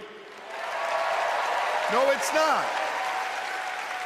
And it's not freedom to tell women what they can do with their bodies.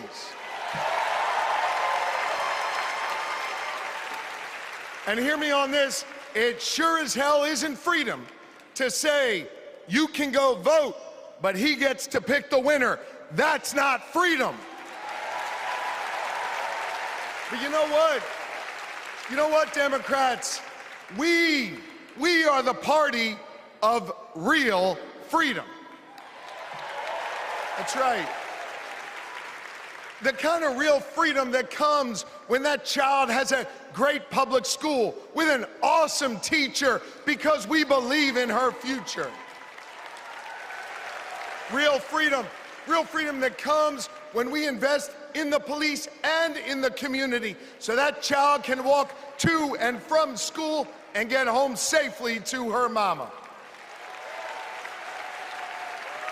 Real freedom that comes when she can join a union, marry who she loves, start a family on her own terms, breathe clean air, drink pure water, worship how she wants, and live a life of purpose where she is respected for who she is.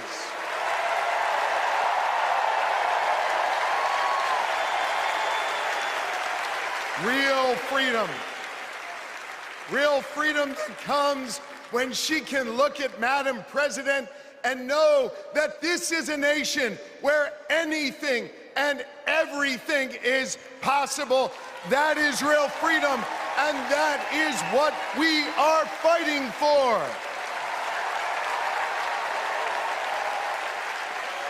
You know, Kamala and Tim's names may be on the ballot, but it's your rights. It's our rights. It's our future and freedoms that are on the line. And you have the power to shape the future of this country. Just like our ancestors who fought for freedom on the battlefield and sat in at lunch counters so our kids could stand up. Now it's on us. It's on us, my friends, to organize in our communities and on our For You pages around three basic American principles. We value our freedom, we cherish our democracy, and we love this country. And listen,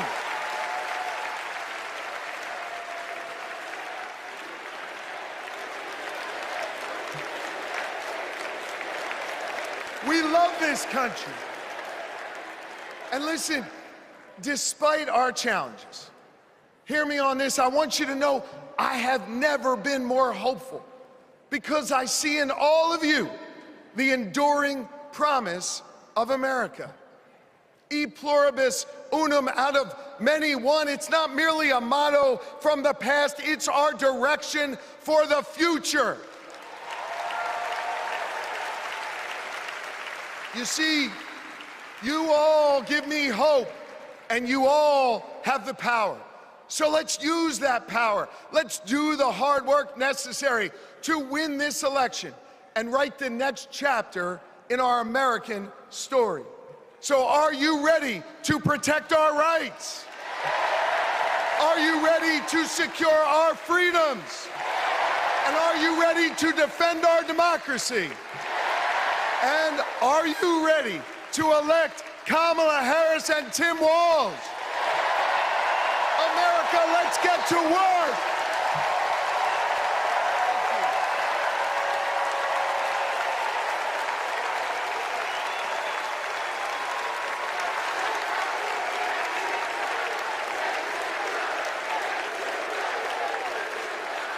Please welcome author, activist, and youngest presidential inaugural poet in American history, Amanda Gorman.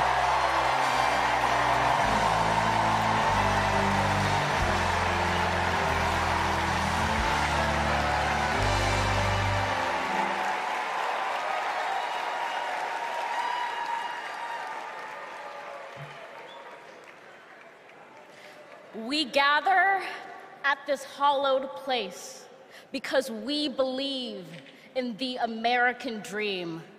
We face a race that tests if this country we cherish shall perish from the earth, and if our earth shall perish from this country.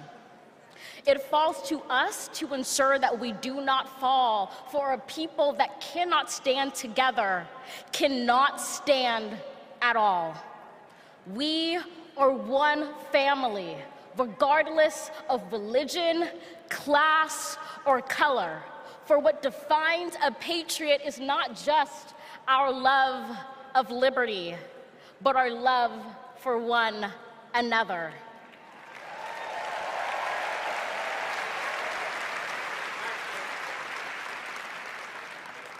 This is loud in our country's call, because while we all love freedom, it is love that frees us all.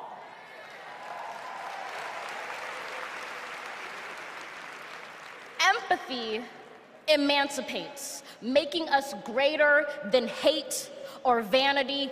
That is the American promise, powerful and pure. Divided we cannot endure, but united we can endeavor to humanize our democracy and endear democracy to humanity.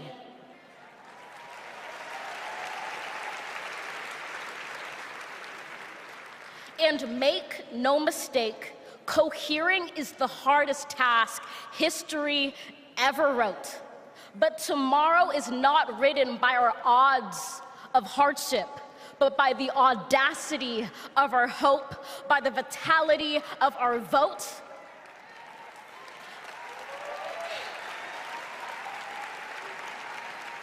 Only now, approaching this rare air, are we aware that perhaps the American dream is no dream at all, but instead a dare to dream together.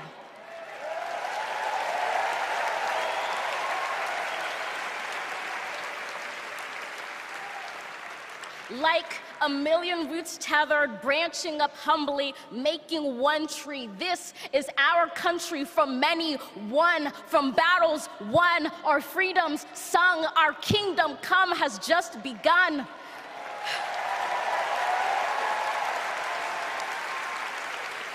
We redeem this sacred scene, ready for our journey from it. Together, we must birth this early republic and achieve an unearthly summit. Let us not just believe in the American dream, let us be worthy of it. Thank you.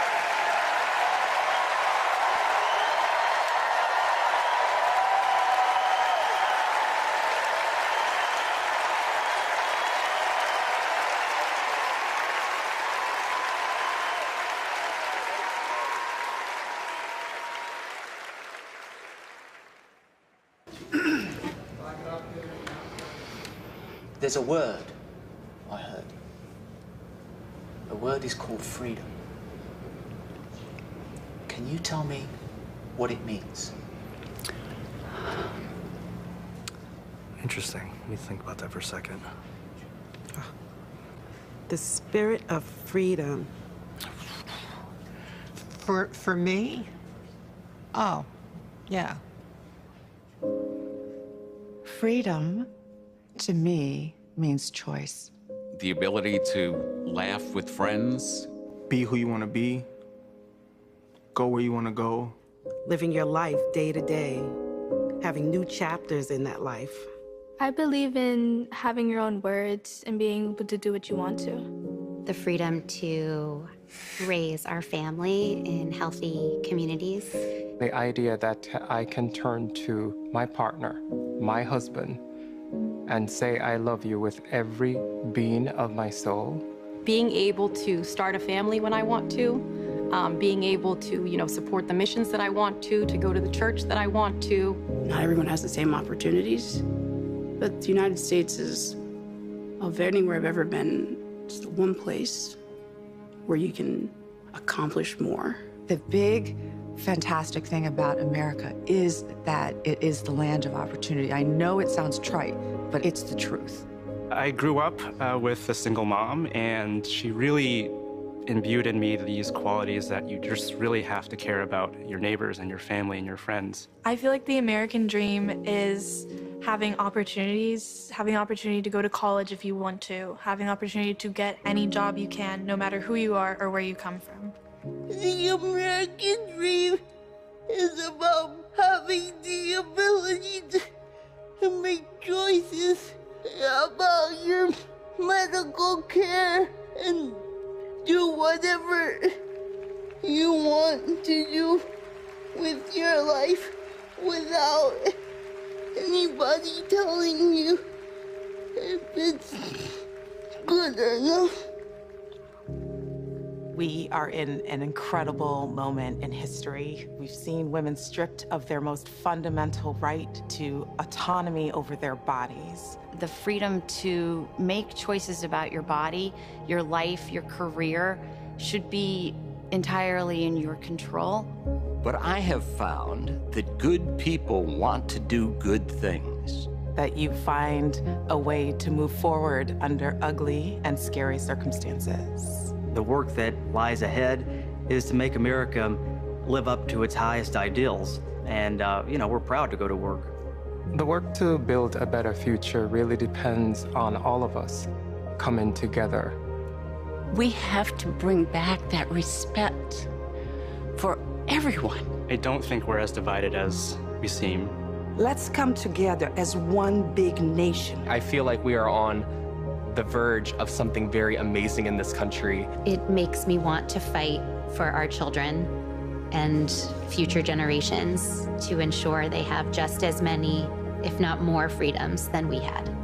I believe in a future where my mom can feel safe no matter where she is in the country. A future that is filled with a healthy and vibrant planet, where families are not separated by fences or jail bars. A future in which we all get what we need. I want to say that for people who are younger than me.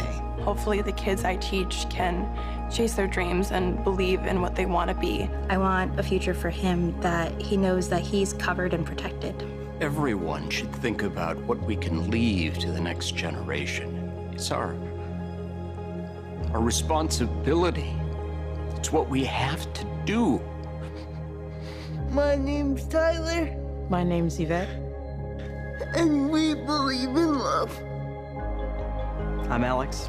I'm Kiara. My name is Steven. My name is Charlie. I'm a proud 7th-generation Texan. I am from Waterford, Michigan, just north of Detroit. I'm from East Tennessee.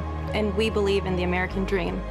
We believe in a better world for our child, and we believe in this country. My name is Karen, and I believe in justice. My name is Nancy. My name is Thoreau. My name is Jennings. My name is Dana. My name is Todd. And we believe in freedom. My name is Gina, and I believe in freedom. My name is Pat, and I believe in the freedom to work together.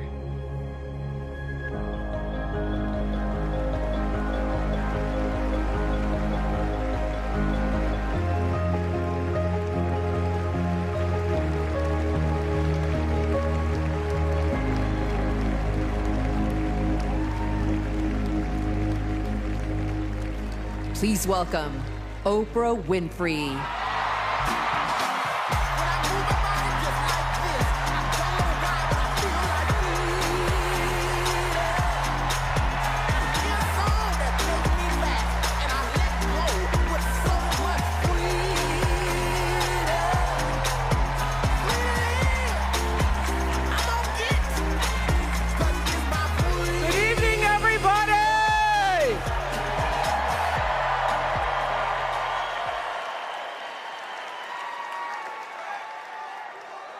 Who says you can't go home again?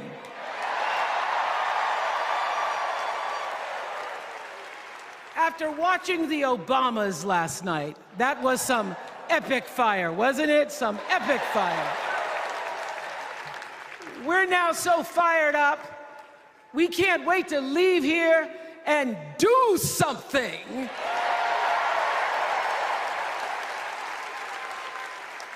And what we're gonna do is elect Kamala Harris as the next president of the United States.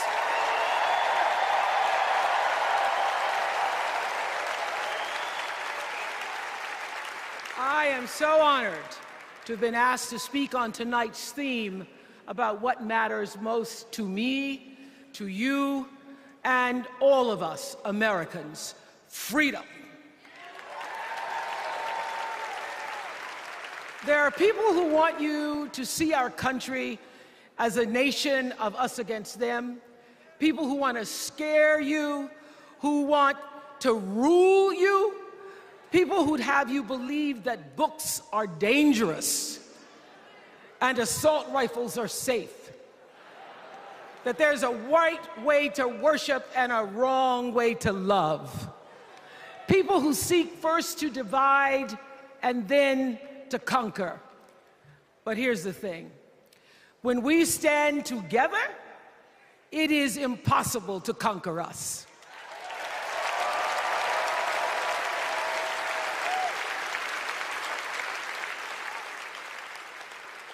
In the words of an extraordinary American, the late Congressman John Lewis,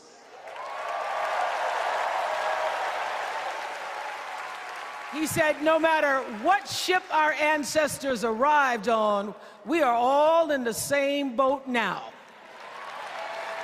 Congressman Lewis knew very well how far this country has come because he was one of the brilliant Americans who helped to get us where we are. But he also knew that the work is not done. The work will never be done because freedom isn't free. America is an ongoing project. It requires commitment. It requires being open to the hard work and the heart work of democracy. And every now and then, it requires standing up to life's bullies.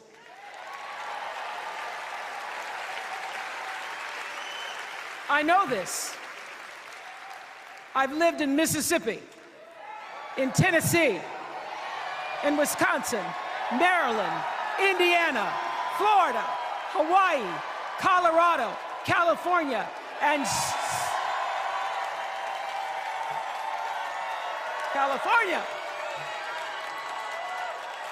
and sweet home Chicago, Illinois.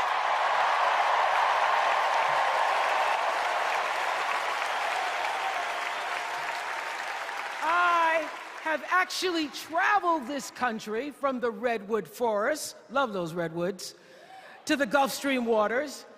I've seen racism and sexism and income inequality and division. I've not only seen it, at times I've been on the receiving end of it.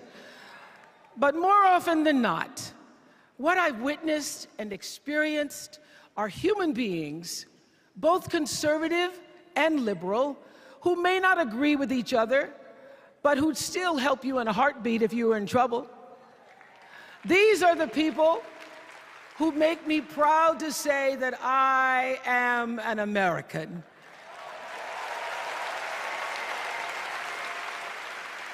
They are the best of America. And despite what some would have you think, we are not so different from our neighbors. When a house is on fire, we don't ask about the homeowner's race or religion. We don't wonder who their partner is or how they voted. No. We just try to do the best we can to save them. And if the place happens to belong to a childless cat lady,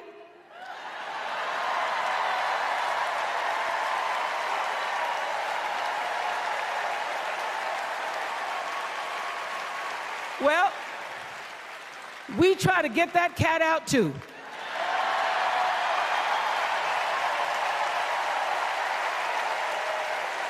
Because we are a country of people who work hard for the money. We wish our brothers and sisters well, and we pray for peace.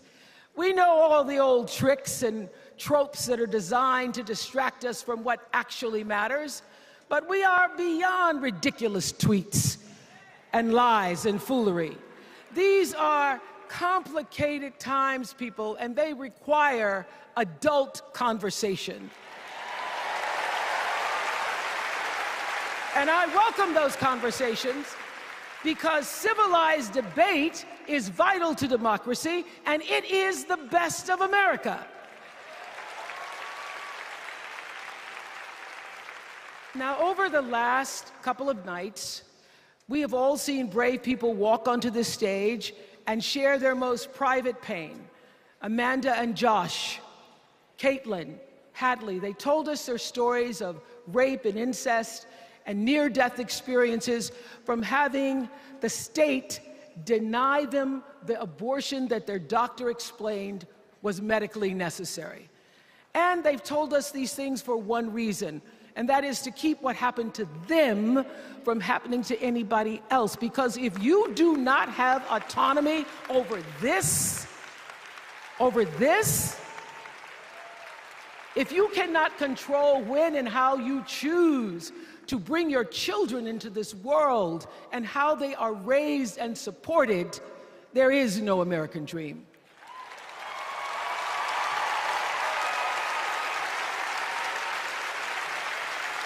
The women and men who are battling to keep us from going back to a time of desperation and shame and stone-cold fear, they are the new freedom fighters. And make no mistake, they are the best of America.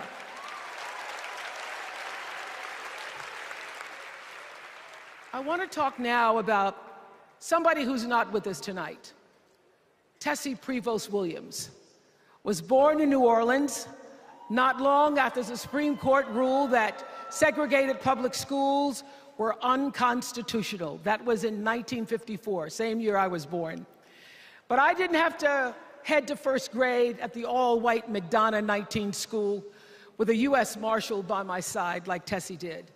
And when I got to school, the building wasn't empty like it was for Tessie. You see, rather than allowing McDonough to be integrated, parents pulled their kids out of the school, leaving only Tessie and two other little black girls, Gail Etienne and Leona Tate, to sit in a classroom with the windows papered over to block snipers from attacking their 6-year-old bodies. Tessie passed away 6 weeks ago. And I tell this story to honor her tonight because she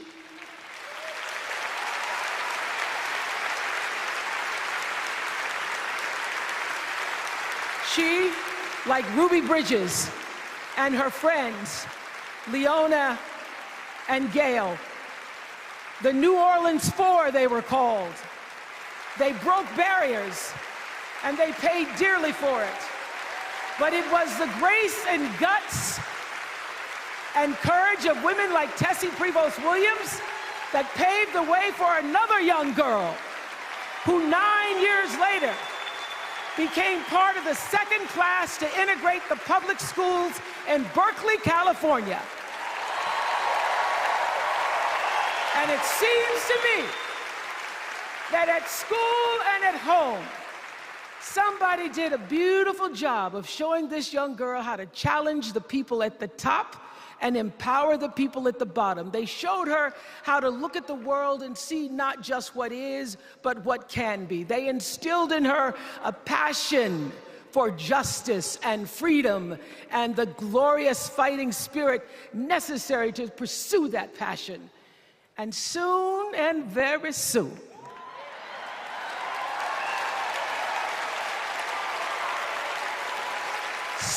very soon, we're going to be teaching our daughters and sons about how this child of an Indian mother and a Jamaican father, two idealistic, energetic immigrants,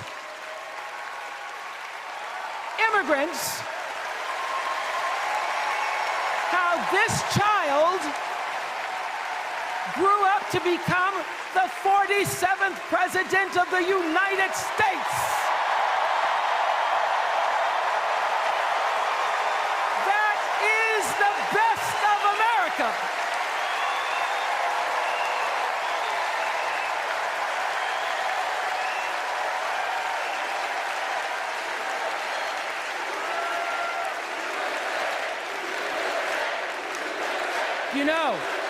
You know, let me tell you this. This election isn't about us and them. It's about you and me. and what we want our futures to look like. There are choices to be made when we cast our ballot. Now, there's a certain candidate that says if we just go to the polls this one time, that we'll never have to do it again. Well, you know what? You're looking at a registered independent who's proud to vote again and again and again because I'm an American and that's what Americans do. Voting is the best of America. And I have always, since I was eligible to vote, I've always voted my values. And that is what is needed in this election now more than ever. So I'm calling on all you independents and all you undecideds.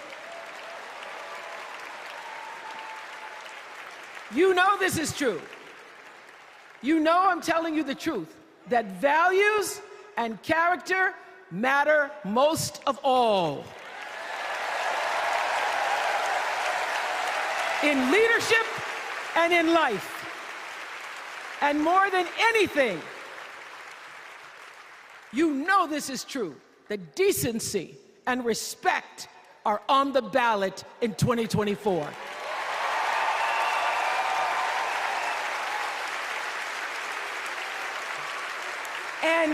And just plain common sense. Common sense tells you that Kamala Harris and Tim Walz can give us decency and respect. They're the ones that give it to us. So, we are Americans. We are Americans. Let us choose loyalty to the Constitution over loyalty to any individual. Because that's the best of America. And let us choose optimism over cynicism, because that's the best of America. And let us choose inclusion over retribution. Let us choose common sense over nonsense.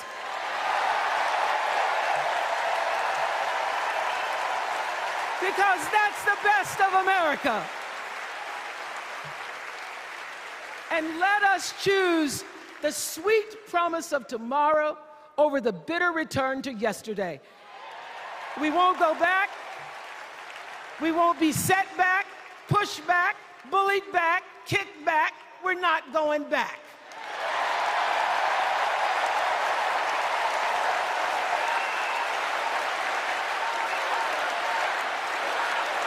Not going back. We're not going back. So, let us choose. Let us choose truth. Let us choose honor. And let us choose joy.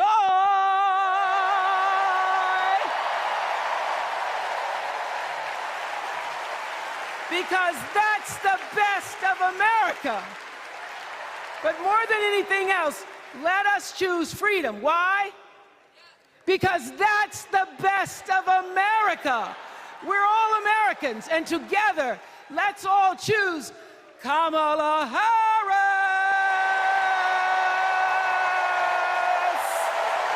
Thank you, Chicago. Thank you, America.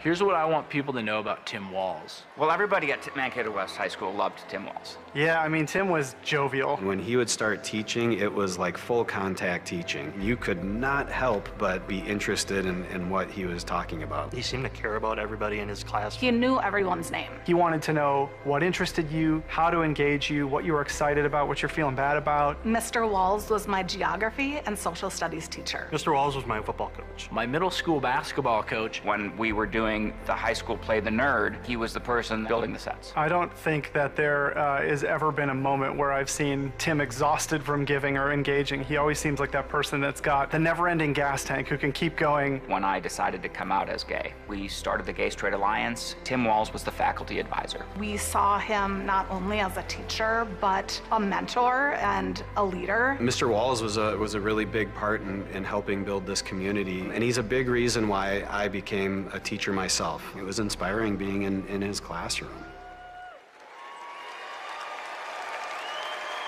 Please welcome Maryland Governor Wes Moore.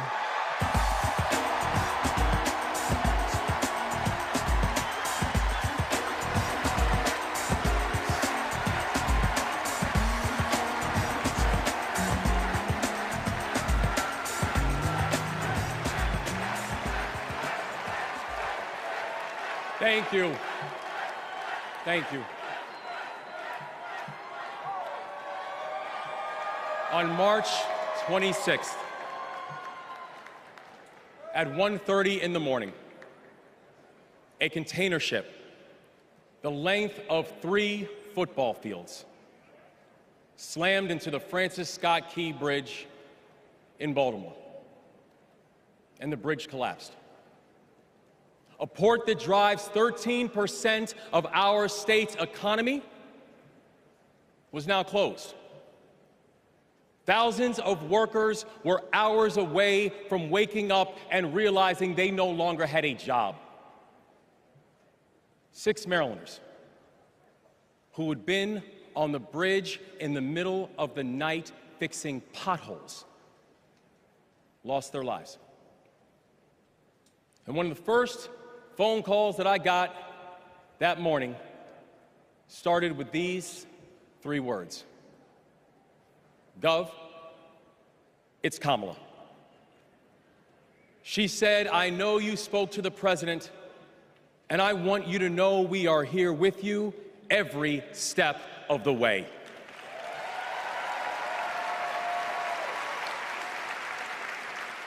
Now, I joined the Army when I was 17. In fact, I was too young to sign the paperwork. I had to ask my mom to sign the paperwork for me because I don't have bone spurs.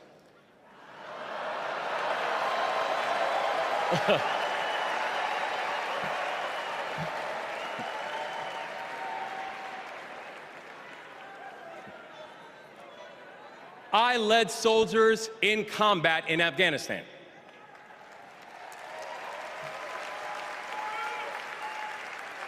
And my training taught me that you never learn anything about anybody when times are easy.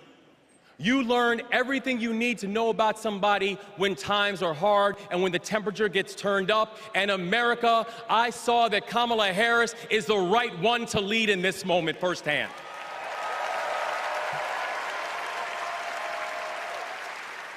And united with the Almighty God's grace, we brought closure to the families of the 6 victims. And while many said it could take 11 months to reopen the port of Baltimore, we got it done in 11 weeks.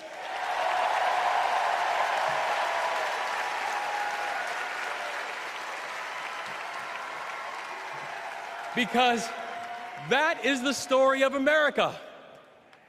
We are a nation of patriots who serve when the mission is hard and who serve when the destination is uncertain. And I know our history is imperfect. The unevenness of the American journey has made some skeptical. But I'm not asking you to give up your skepticism. I just want that skepticism to be your companion and not your captor. And I'm asking that you join us in the work. Because making America great doesn't mean telling people you're not wanted. And loving your country does not mean lying about its history.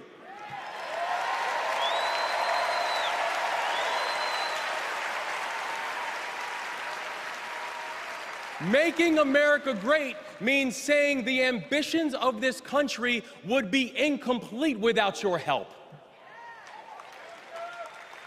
It's the legacy of those 6 workers who fixed potholes on a bridge while we slept, who were born in a different country, but who knew that America was big enough for them too.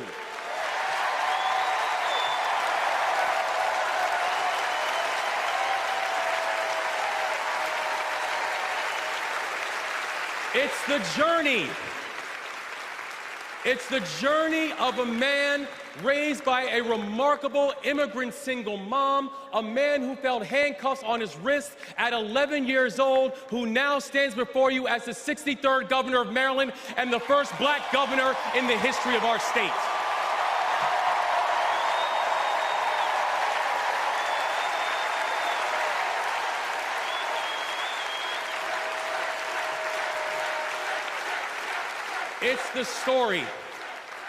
It's the story of a prosecutor who defended our freedoms and had Maryland's back when we needed it most. And now, MVP, we've got your back as well.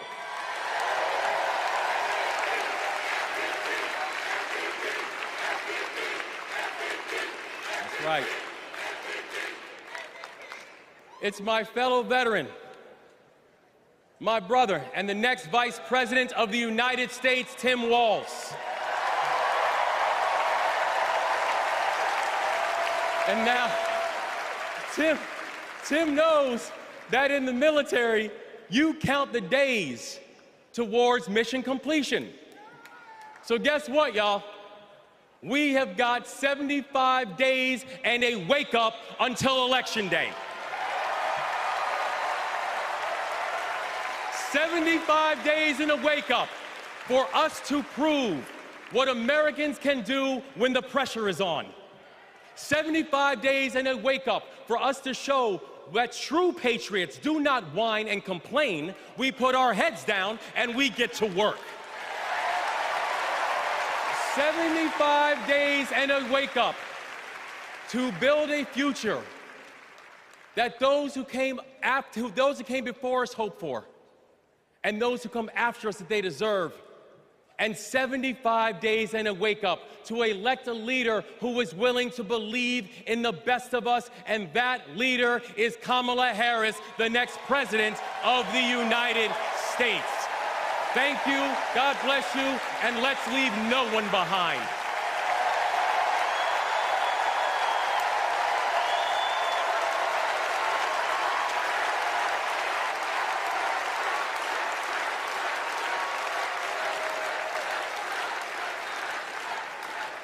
Please welcome former South Bend, Indiana Mayor Pete Buttigieg.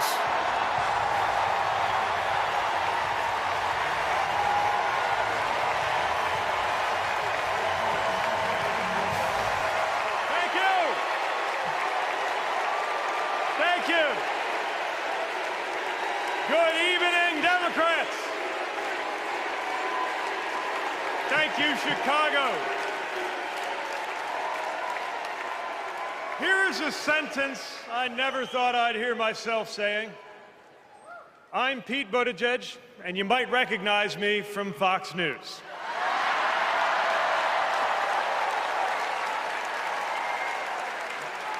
I believe in going anywhere, in service of a good cause, and friends, we gather in a very good cause, electing Kamala Harris and Tim Walz, the next President and Vice President of the United States.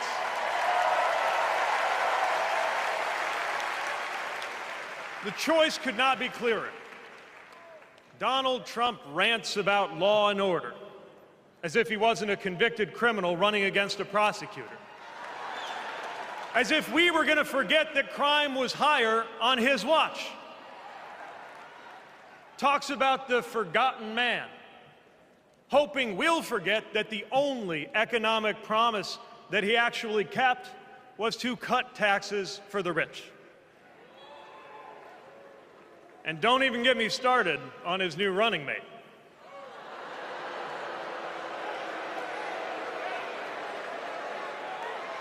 At least Mike Pence was polite. J.D. Vance is one of those guys who thinks if you don't live the life that he has in mind for you, then you don't count. Someone who said that if you don't have kids, you have, quote, no physical commitment to the future of this country.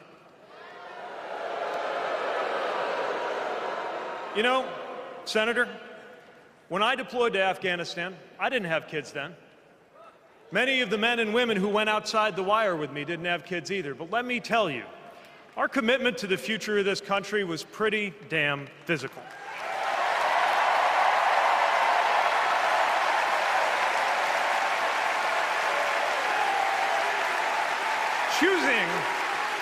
Choosing a guy like J.D. Vance to be America's next vice president sends a message.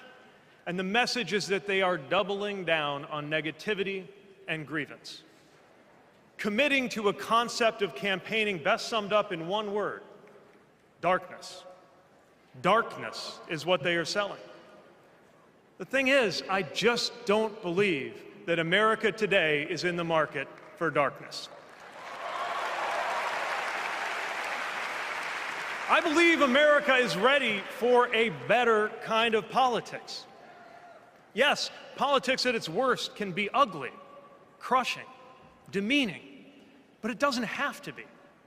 At its best, politics can be empowering, uplifting. It can even be a kind of soul craft. My faith teaches me that the world isn't made up of good people and bad people, but rather that each of us is capable of good and bad things. And I believe leaders matter because of what they bring out in each of us, the good or the bad.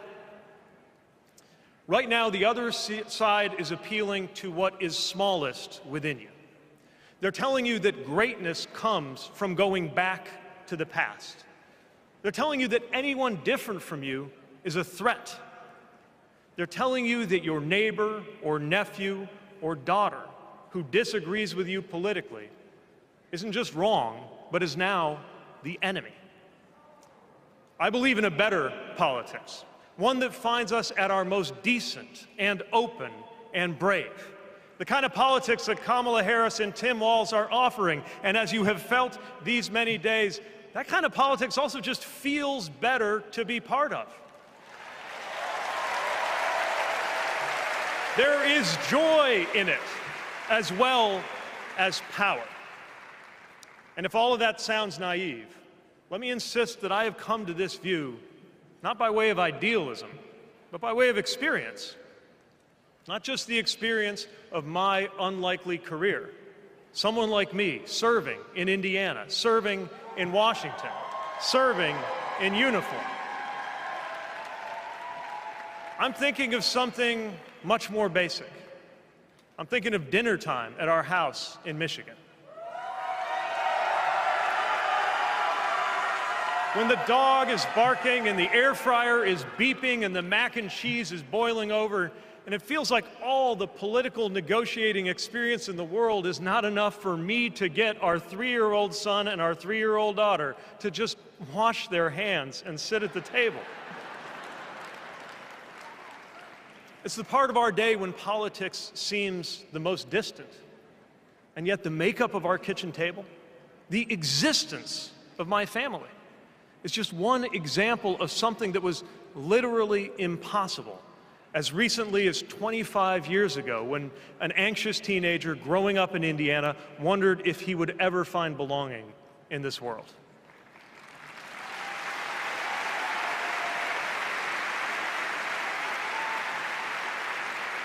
This kind of life went from impossible to possible, from possible to real, from real to almost ordinary in less than half a lifetime. But that didn't just happen. It was brought about through idealism and courage, through organizing and persuasion and storytelling, and yes, through politics, the right kind of politics. The kind of politics that can make an impossible dream into an everyday reality. I don't presume to know what it's like in your kitchen, but I know, as sure as I am standing here, that everything in it, the bills you pay at that table, the shape of the family that sits there, the fears and the dreams that you talk about late into the night there, all of it compels us to demand more from our politics than a rerun of some TV wrestling death match. So this November, we get to choose. We get to choose our president. We get to choose our policies, but most of all, we will choose a better politics. A politics that calls us to our better selves and offers us a better everyday. That is what Kamala Harris and Tim Walz represents. That is what Democrats represent. That is what awaits us when America decides to end Trump's politics of darkness once and for all. That is what we choose when we embrace the leaders who are out there building bridges and reject the ones who are out there banning books. This is what we will work for every day to November and beyond. So let's go win this. Thank you, Democrats. Thank you.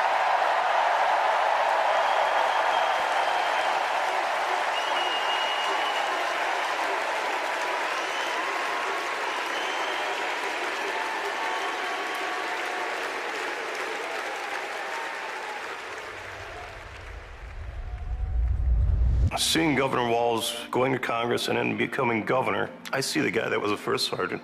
I see a guy that's full of energy, always busy. And like he says, you get enough time to sleep when you're dead.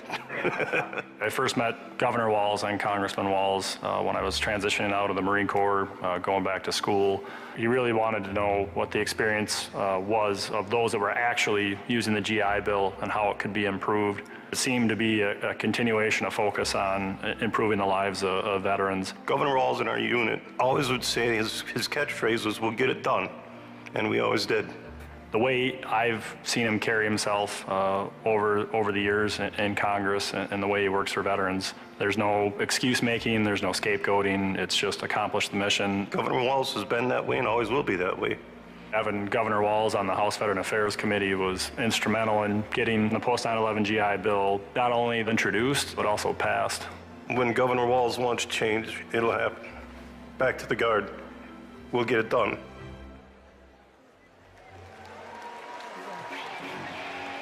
Please welcome EGOT-winning, multi-platinum artist and activist, John Legend, and Queen of Percussion, Sheila E.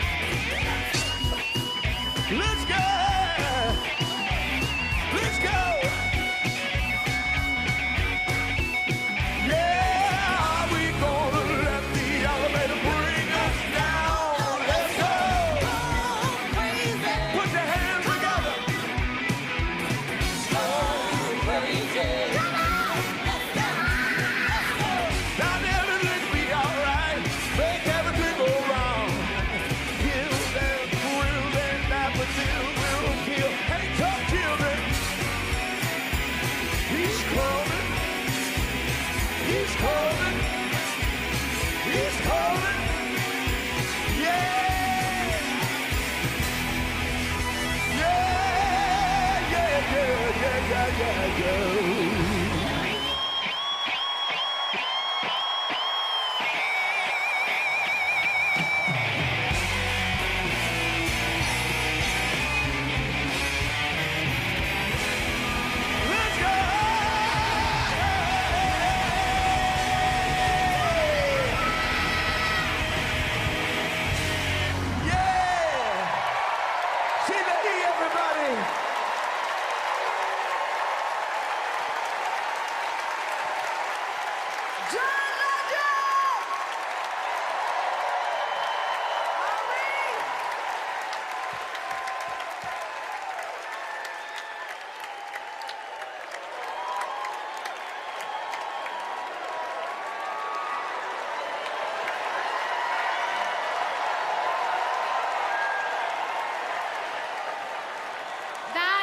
Incredible. I just want to say I feel so motivated after tonight.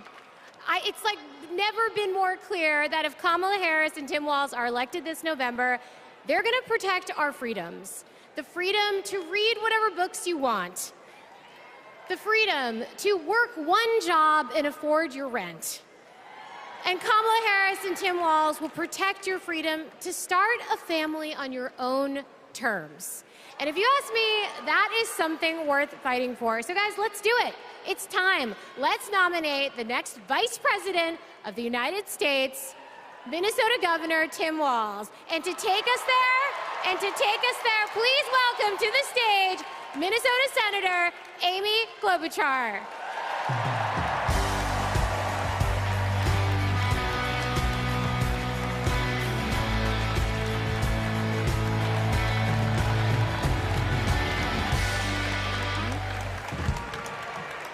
Okay, that was a warm-up act. On behalf of the great state of Minnesota, where purple reigns, I stand before you in support of our next Vice President, Tim Walz. In Minnesota, we trust a coach who turned a team that was 0-27 into state champions. In Minnesota, we trust a hunter who has stood in a deer stand in 10-degree weather. In Minnesota, we trust a candidate who has made a viral video on how to change a burnt-out headlight. And I know we aren't alone, but in Minnesota, we love a dad in plaid.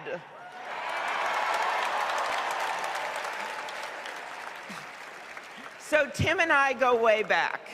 He taught high school right down the road from where my husband John grew up. My mother-in-law even brought him and Gwen a Parmesan chicken dinner when their son was born. That's what we do in America. We look out for our neighbors. Tim has been doing that his whole life, on the farm and in the factory, with his students and his fellow service members. And the truth is, that matters. Who better to take on the price of gas than a guy who could pull over to help change your tire? Who better to serve our nation than a guy who has served in uniform? Who better to find common ground than a guy with Midwestern common sense? A former football coach knows how to level the playing field. And a former public school teacher knows how to school the likes of J.D. Vance.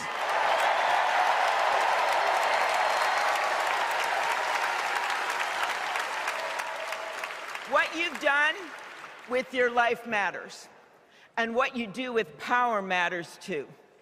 Tim has delivered paid leave, school lunches, and the biggest tax cut in Minnesota history. A Democrat from a red district in a purple state, Tim has brought Minnesota together. And together with Vice President Kamala Harris, I know he will do the same for our nation. America, there is so much that we share, so much that connects us. Way up north in Minnesota, out of Lake Itasca, flows the Mississippi River. It starts small and it grows wider. It flows down to Wisconsin and to Iowa. It goes down to Illinois and to Missouri. It goes to Kentucky and Tennessee. It goes to Arkansas, and it goes way down to Mississippi. And then it goes all the way down to New Orleans, Louisiana, where the spirit of our nation's resilience abounds. So let us commit here and now to cross the river of our divides to get to a higher ground. And let us join together to elect Kamala Harris and Tim Walz.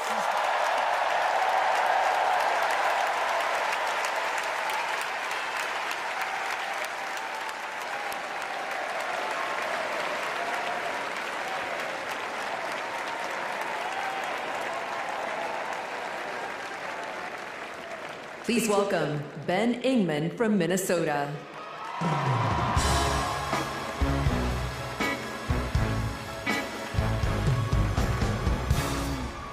Tim Walz is the kind of guy you can count on to push you out of a snowbank. I know this because Tim Walz has pushed me out of a snowbank. I grew up next door to the Walzes in Mankato. Mr. Walz was also my geography teacher and my coach. Not for high school football, but for 7th grade basketball and track. So what was a high school football coach doing, coaching 7th grade basketball and track? Well, there was a kid in the high school who couldn't afford to pay for lunch, and he ran up a lot of debt. And Tim and Gwen decided they'd help pay it off. They started calling around the district to see if there were any positions they could fill to make a little extra money, and that's how he wound up coaching us 7th graders. That's right. Coach Walz got us excited about what we might achieve together. He believed in us, and he helped us believe in each other. And his leadership stuck. That track team went on to win a state title, just like the football team. That's right. Speaking of which, come on out, Scarlets. Yeah!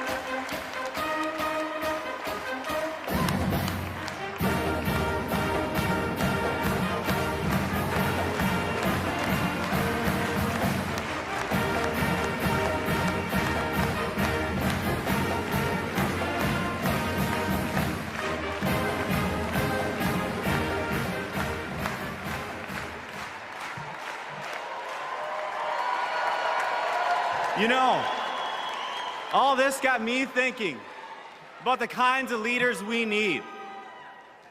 We want the people in charge to be genuine, compassionate, and trustworthy. The thing is, there are people in our neighborhoods who fit this description. The kind of people who display quiet leadership, by helping kids pay for their lunches, by bringing teams together to believe in each other. And when we're stuck in the snow, they push us out. Well, in my neighborhood, we always wish that people like that would run for office. Well, in my neighborhood, someone like that did run for office. And he's going to be a wonderful vice president. Thanks very much.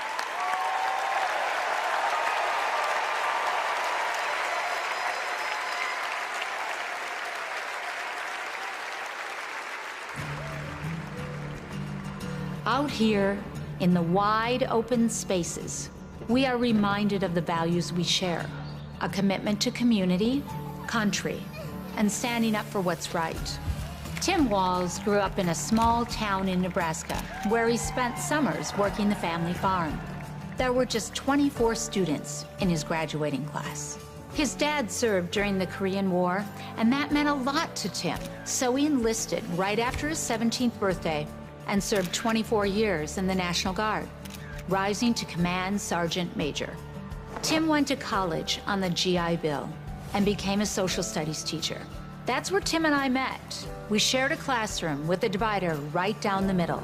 His classroom was a lot louder than mine, but I could hear how engaged his students were. Tim taught for over 15 years, and he coached football, helping lead the team to a state championship after 0 wins just a few years before. Tim taught them how to believe in themselves and that we're all in this together. When one of our students started the school's Gay Straight Alliance, Tim agreed to serve as faculty advisor because he knew how impactful it would be to have a football coach involved. He inspired his students, and he changed lives. He is just so joyful in everything that he does, but I think also standing up for what he believes to be right, stands up to bullies. Then, Tim's students inspired him to run for Congress in southern Minnesota. Tim spent a lot of time working with Republicans, fighting to help farmers and expanding veterans' benefits. Whether it was in Congress or as governor, his focus has always been helping working people like those he grew up with. That's why he fought for the largest tax cut in Minnesota state history. But Tim Walz was there for small businesses like ours. With the urging of Governor Walz, we were able to pass the Alex Smith Insulin Affordability Act, and it has saved lives in Minnesota. With Tim as governor, Minnesota is one of the best places to raise a family and one of the best states for business. Tim's a lifelong hunter and gun owner.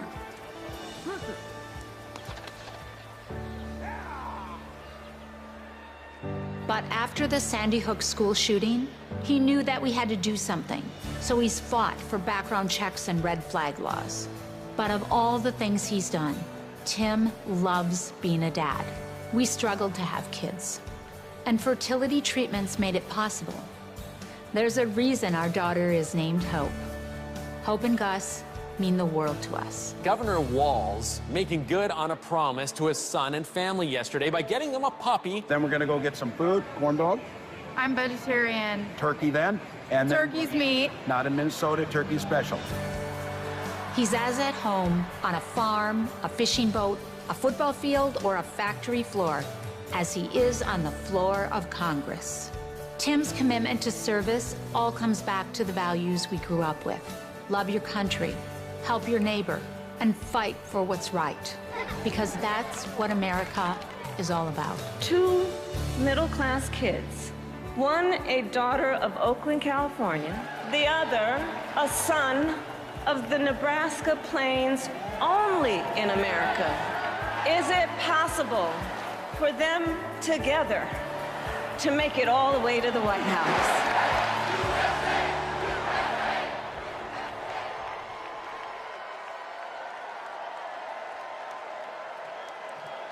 Please welcome the Democratic nominee for Vice President, Governor Tim Walz.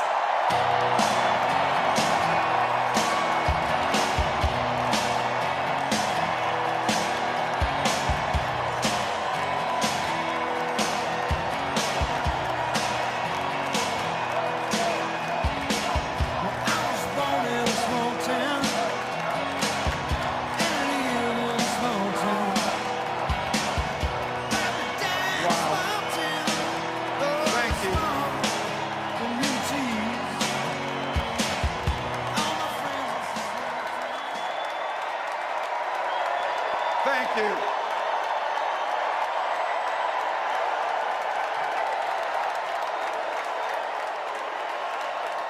Thank you.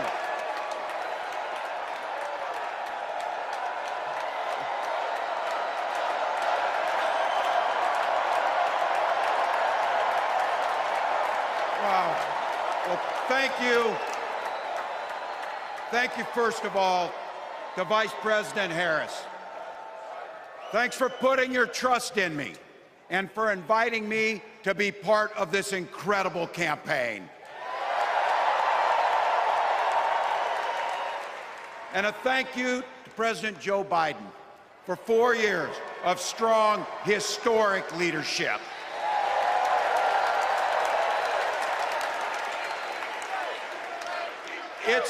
It's the honor of my life to accept your nomination for Vice President of the United States.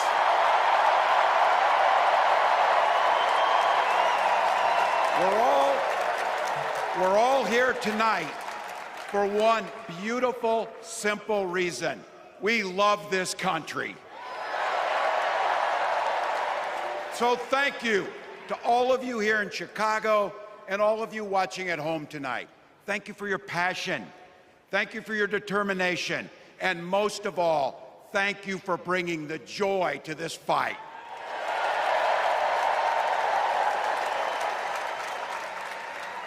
Now, I grew up in Butte, Nebraska, a town of 400 people. I had 24 kids in my high school class, and none of them went to Yale. But I'll tell you what, growing up in a small town like that, you learn how to take care of each other. That family down the road, they may not think like you do. They may not pray like you do.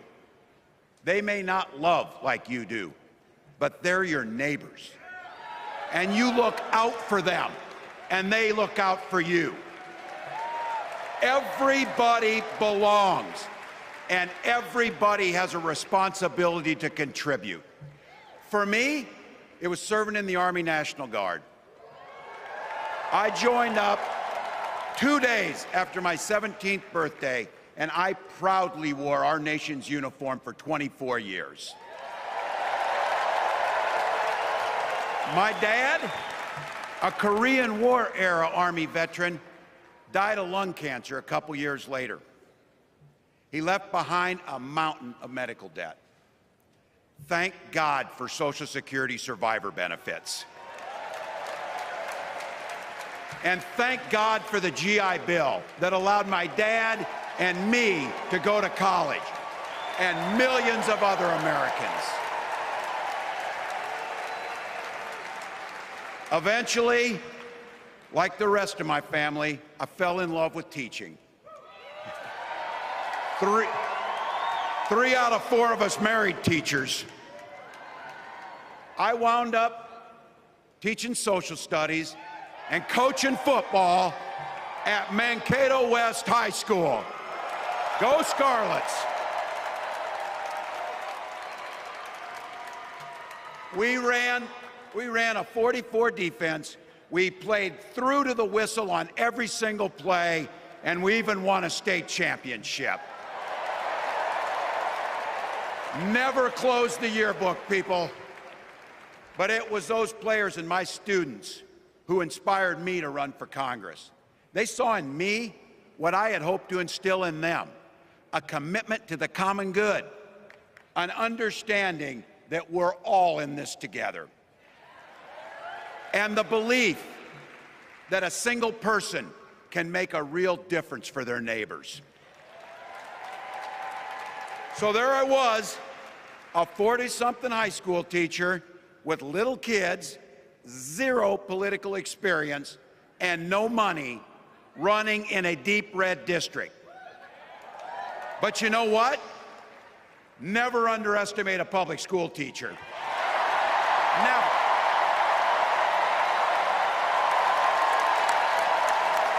I represented my neighbors in Congress for 12 years, and I learned an awful lot. I learned how to work across the aisle on issues like growing the rural economies and taking care of veterans. And I learned how to compromise without compromising my values. Then I came back to serve as governor, and we got right to work making a difference in our neighbors' lives. We cut taxes for the middle class. We passed paid family and medical leave. We invested in fighting crime and affordable housing. We cut the cost of prescription drugs and helped people escape the kind of medical debt that nearly sank my family. And we made sure that every kid in our state gets breakfast and lunch every day. So while other states were banning books from their schools, we were banishing hunger from ours.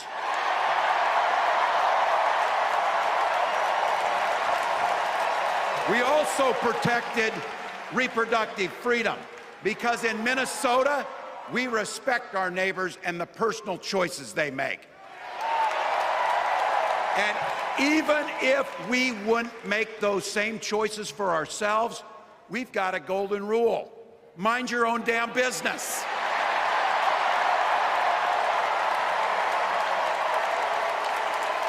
And that includes IVF and fertility treatments.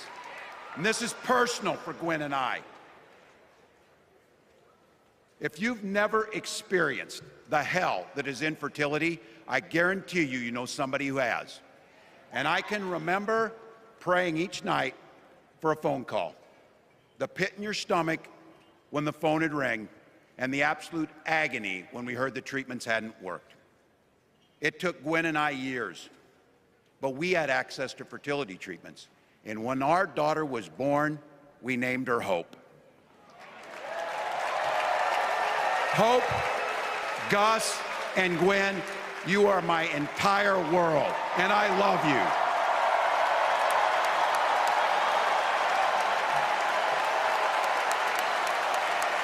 I'm letting you in on how we started a family because this is a big part about what this election is about. Freedom. When Republicans use the word freedom, they mean that the government should be free to invade your doctor's office. Corporations free to pollute your air and water. And banks free to take advantage of customers. But when we Democrats talk about freedom, we mean the freedom to make a better life for yourself and the people that you love. Freedom to make your own health care decisions. And yeah, your kids' freedom to go to school without worrying about being shot dead in the hall. Look, I know guns. I'm a veteran. I'm a hunter.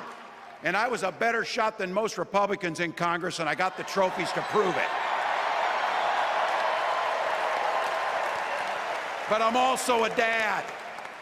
I believe in the Second Amendment, but I also believe our first responsibility is to keep our kids safe.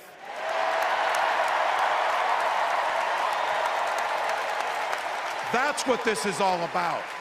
The responsibility we have to our kids, to each other, and to the future that we're building together, in which everyone is free to build the kind of life they want. But not everyone has that same sense of responsibility. Some folks just don't understand what it takes to be a good neighbor. Take Donald Trump and J.D. Vance. Their Project 2025 will make things much, much harder for people who are just trying to live their lives. They spent a lot of time pretending they know nothing about this. But look, I coached high school football long enough to know, and trust me on this, when somebody takes the time to draw up a playbook, they're going to use it.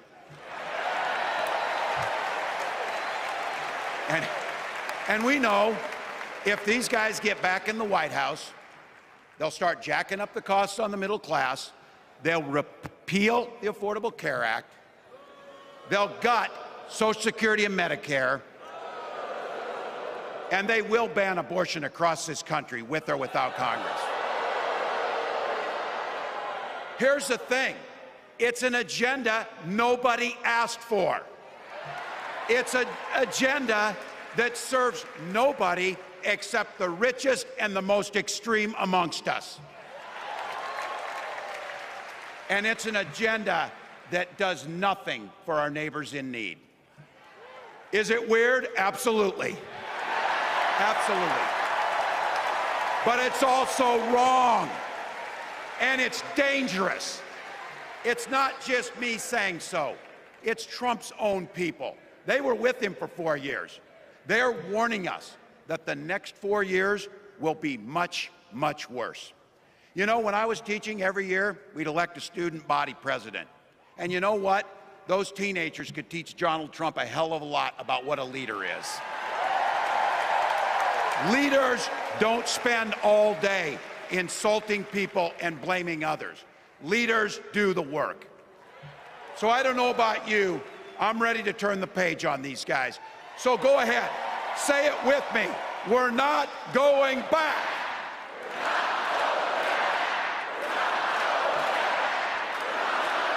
We've got something better to offer the American people. It starts with our candidate, Kamala Harris. From her first day as a prosecutor, as a district attorney, as an attorney general, as a United States senator, and then our vice president, she's fought on the side of the American people. She's taken on the predators and fraudsters. She's taken down the transnational gangs, and she stood up to powerful corporate interests. She has never hesitated to reach across that aisle if it meant improving your lives. And she's always done it with energy, with passion, and with joy. Folks, we've got a chance to make Kamala Harris the next president of the United States.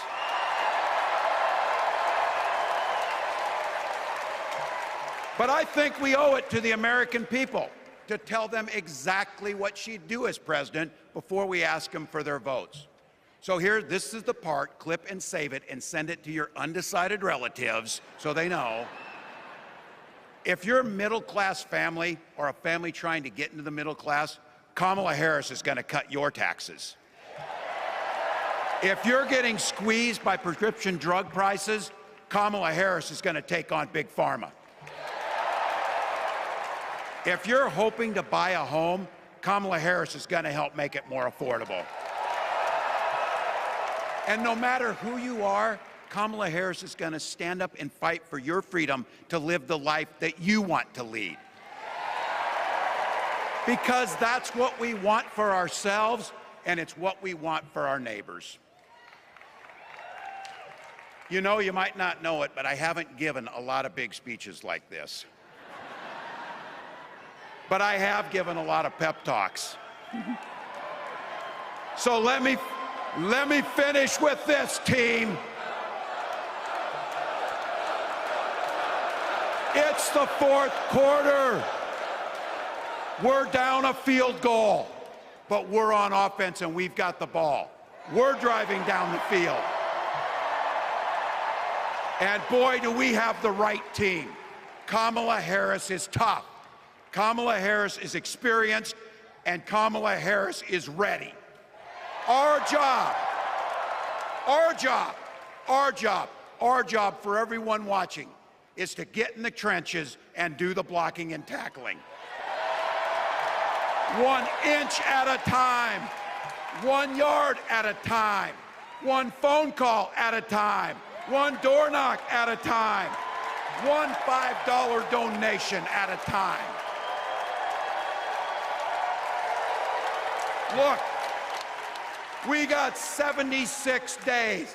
That's nothing. There'll be time to sleep when you're dead. We're going to leave it on the field. That's how we'll keep moving forward. That's how we'll turn the page on Donald Trump. That's how we'll build a country where workers come first. Healthcare and housing are human rights. And the government stays the hell out of your bedroom.